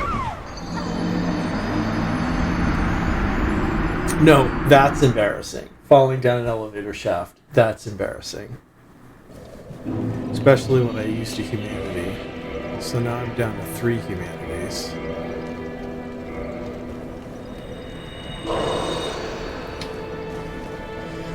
Oh dear.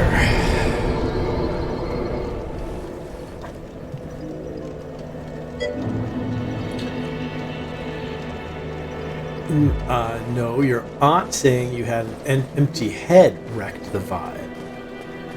that just, yeah, just, that's just not okay. There's no, there's, I can't think of any circumstance which would mitigate that particular comment. Especially if your aunt knows that you have a history of, you know, all the stuff you've been talking about. Oh, thank you, Zaylor. Thank you for the raid. Welcome in, everybody. I'm Mike. I'm a gamer, a therapist, and a streamer. I am streaming some Dark Souls tonight and talking with my mod DJ about family dynamics and therapy and all that good stuff. Welcome in, Zaylor. How was your stream?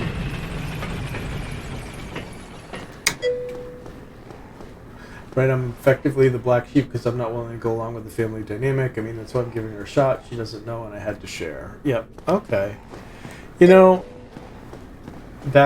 finally back to Final Fantasy VII Remake. Awesome.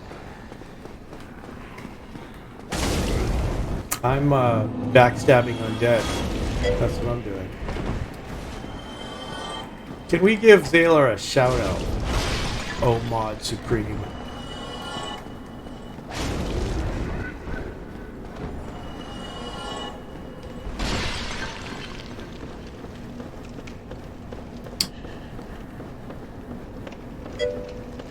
Thank you. Thank you, thank you. Alright, let's see. I am trying to down a boss called the Four Kings, and I can't even make it to the boss sailor, so that should tell you something.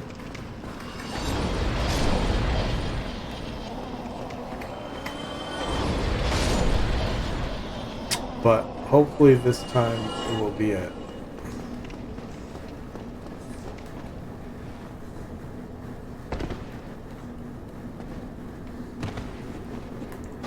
Alright, Dark Brave, come on. Alright.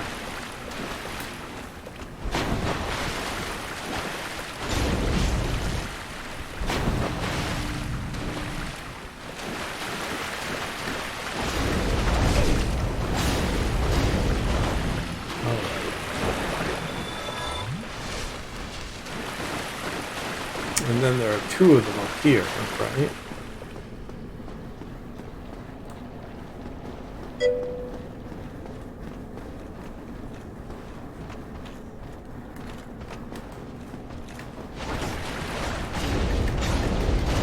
Haha, my cutscene is faster than your cutscene.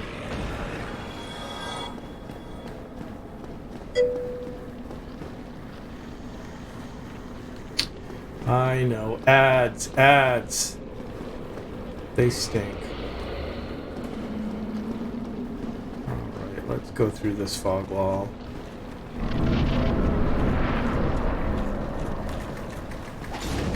Ah, no, not both of you. No, not both of you. No, and now there's you. Ah.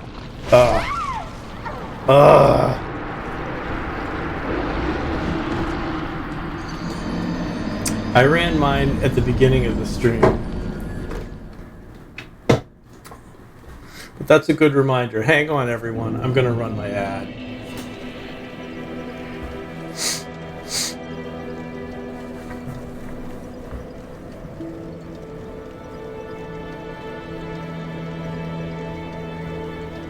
In 20 seconds.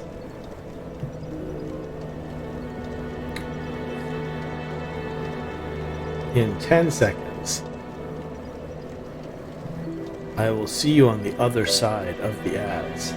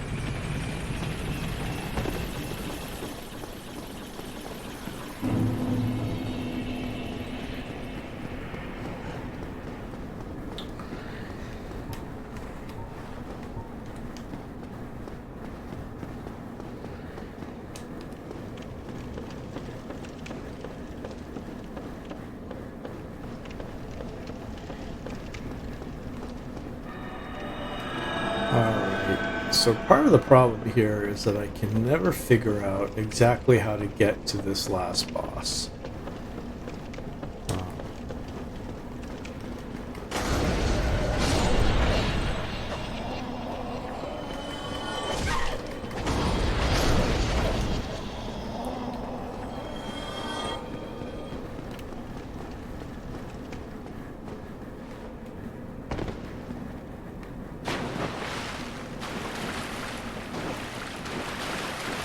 Alright, you. Come on.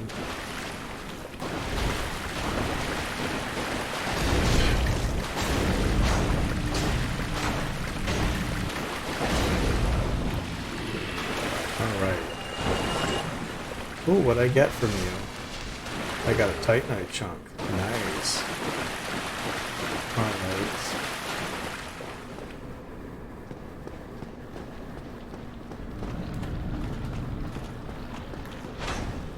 Come on. Come on.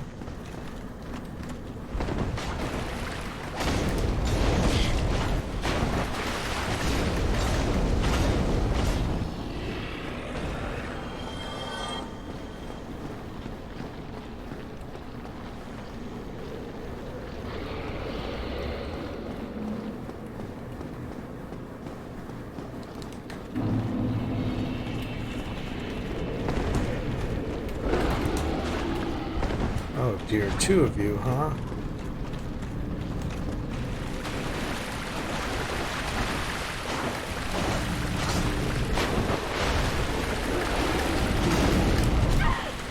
Oh dear, dear, dear. Alright.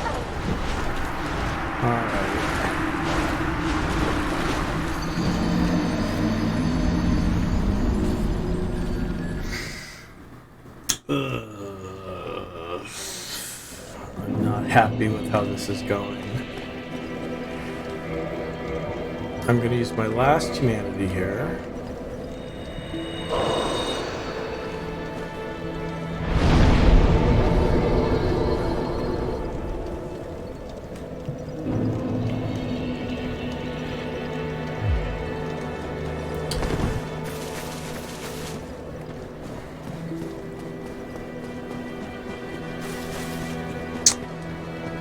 It would be really nice if someone put a summon sign down there.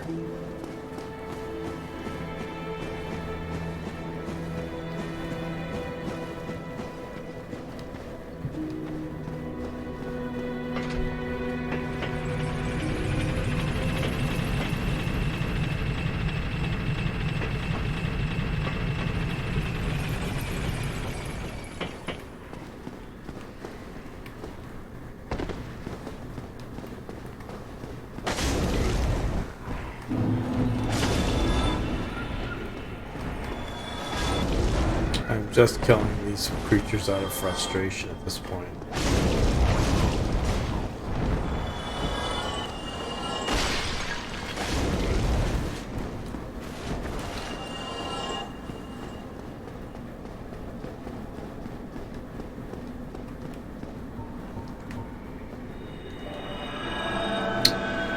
All right.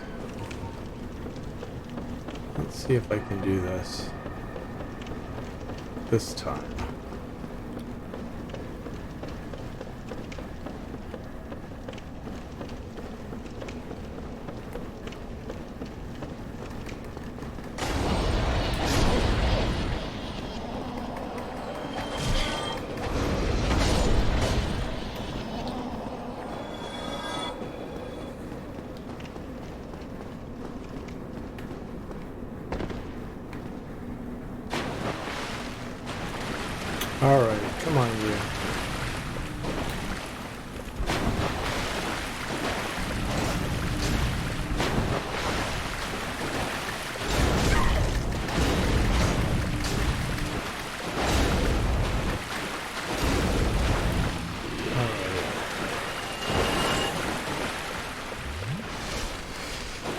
Now, where's the next one?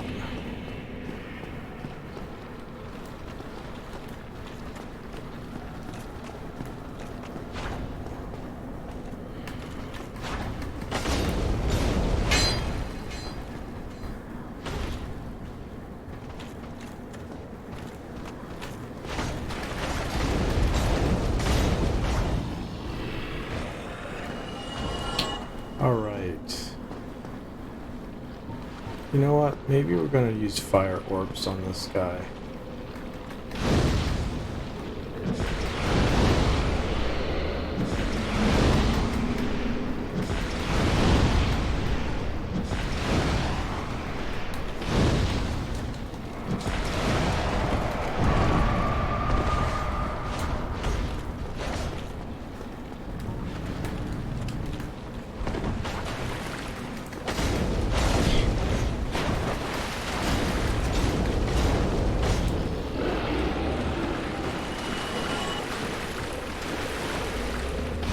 Oh, ouch.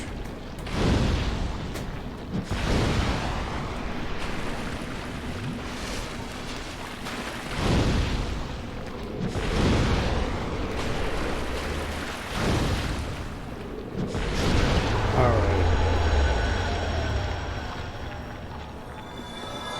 Of course, that doesn't help with the other guy, does it?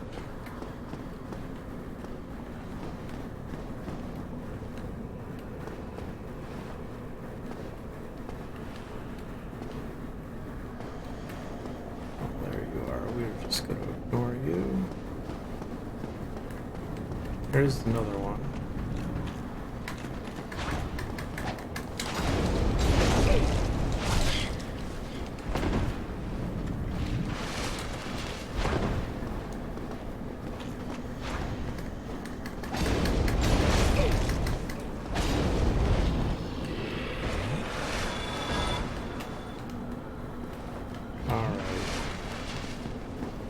Now, if I run straight through here,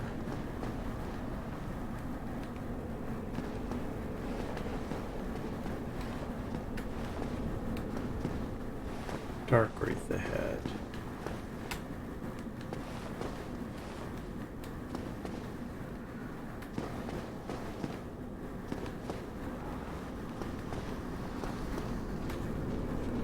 Oh no, there you are.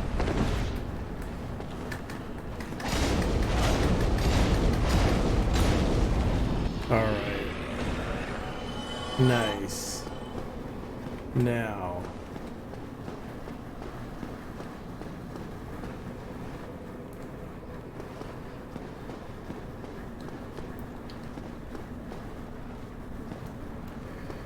Okay, so I need to go back this way.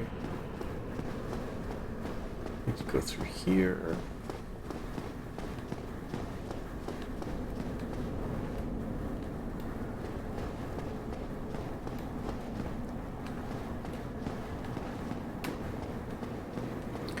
Okay, so here's where I'm totally confused, because there's...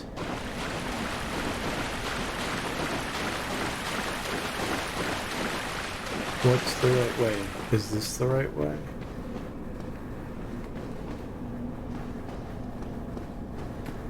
Or is this the right way?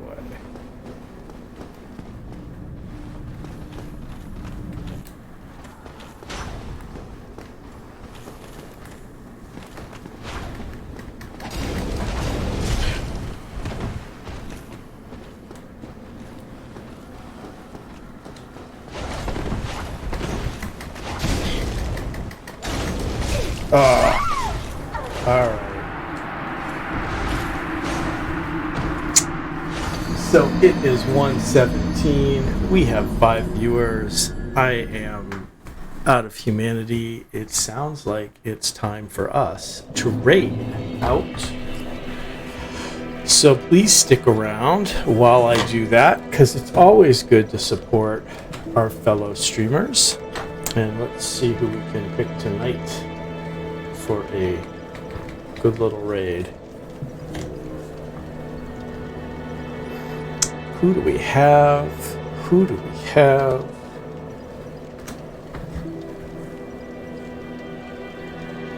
Who do we have? All right. Let's see. Let us raid my new friend Jirikins, who was really very fun to meet at TwitchCon. She does VTubing, and she also is tonight. What's she watching? What's she playing? Little Nightmares 2. So let's stick with that.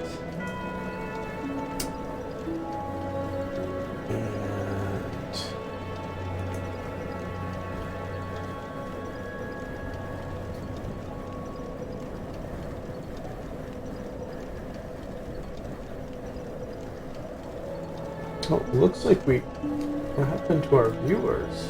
Our viewers left. All our viewers left.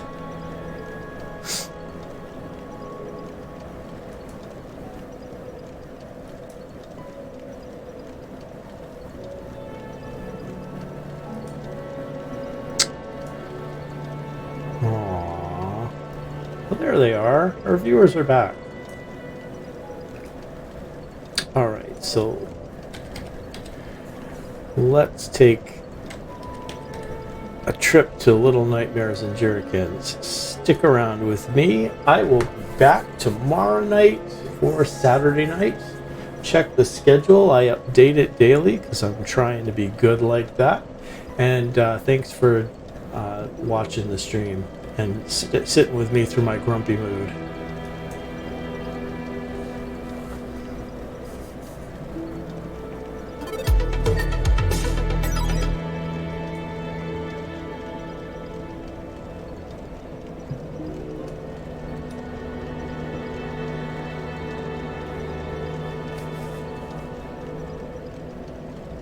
Give a quick shout out here. But yeah, welcome invaders! How's everybody? I'm Jittykins or Jitty. I am a variety streamer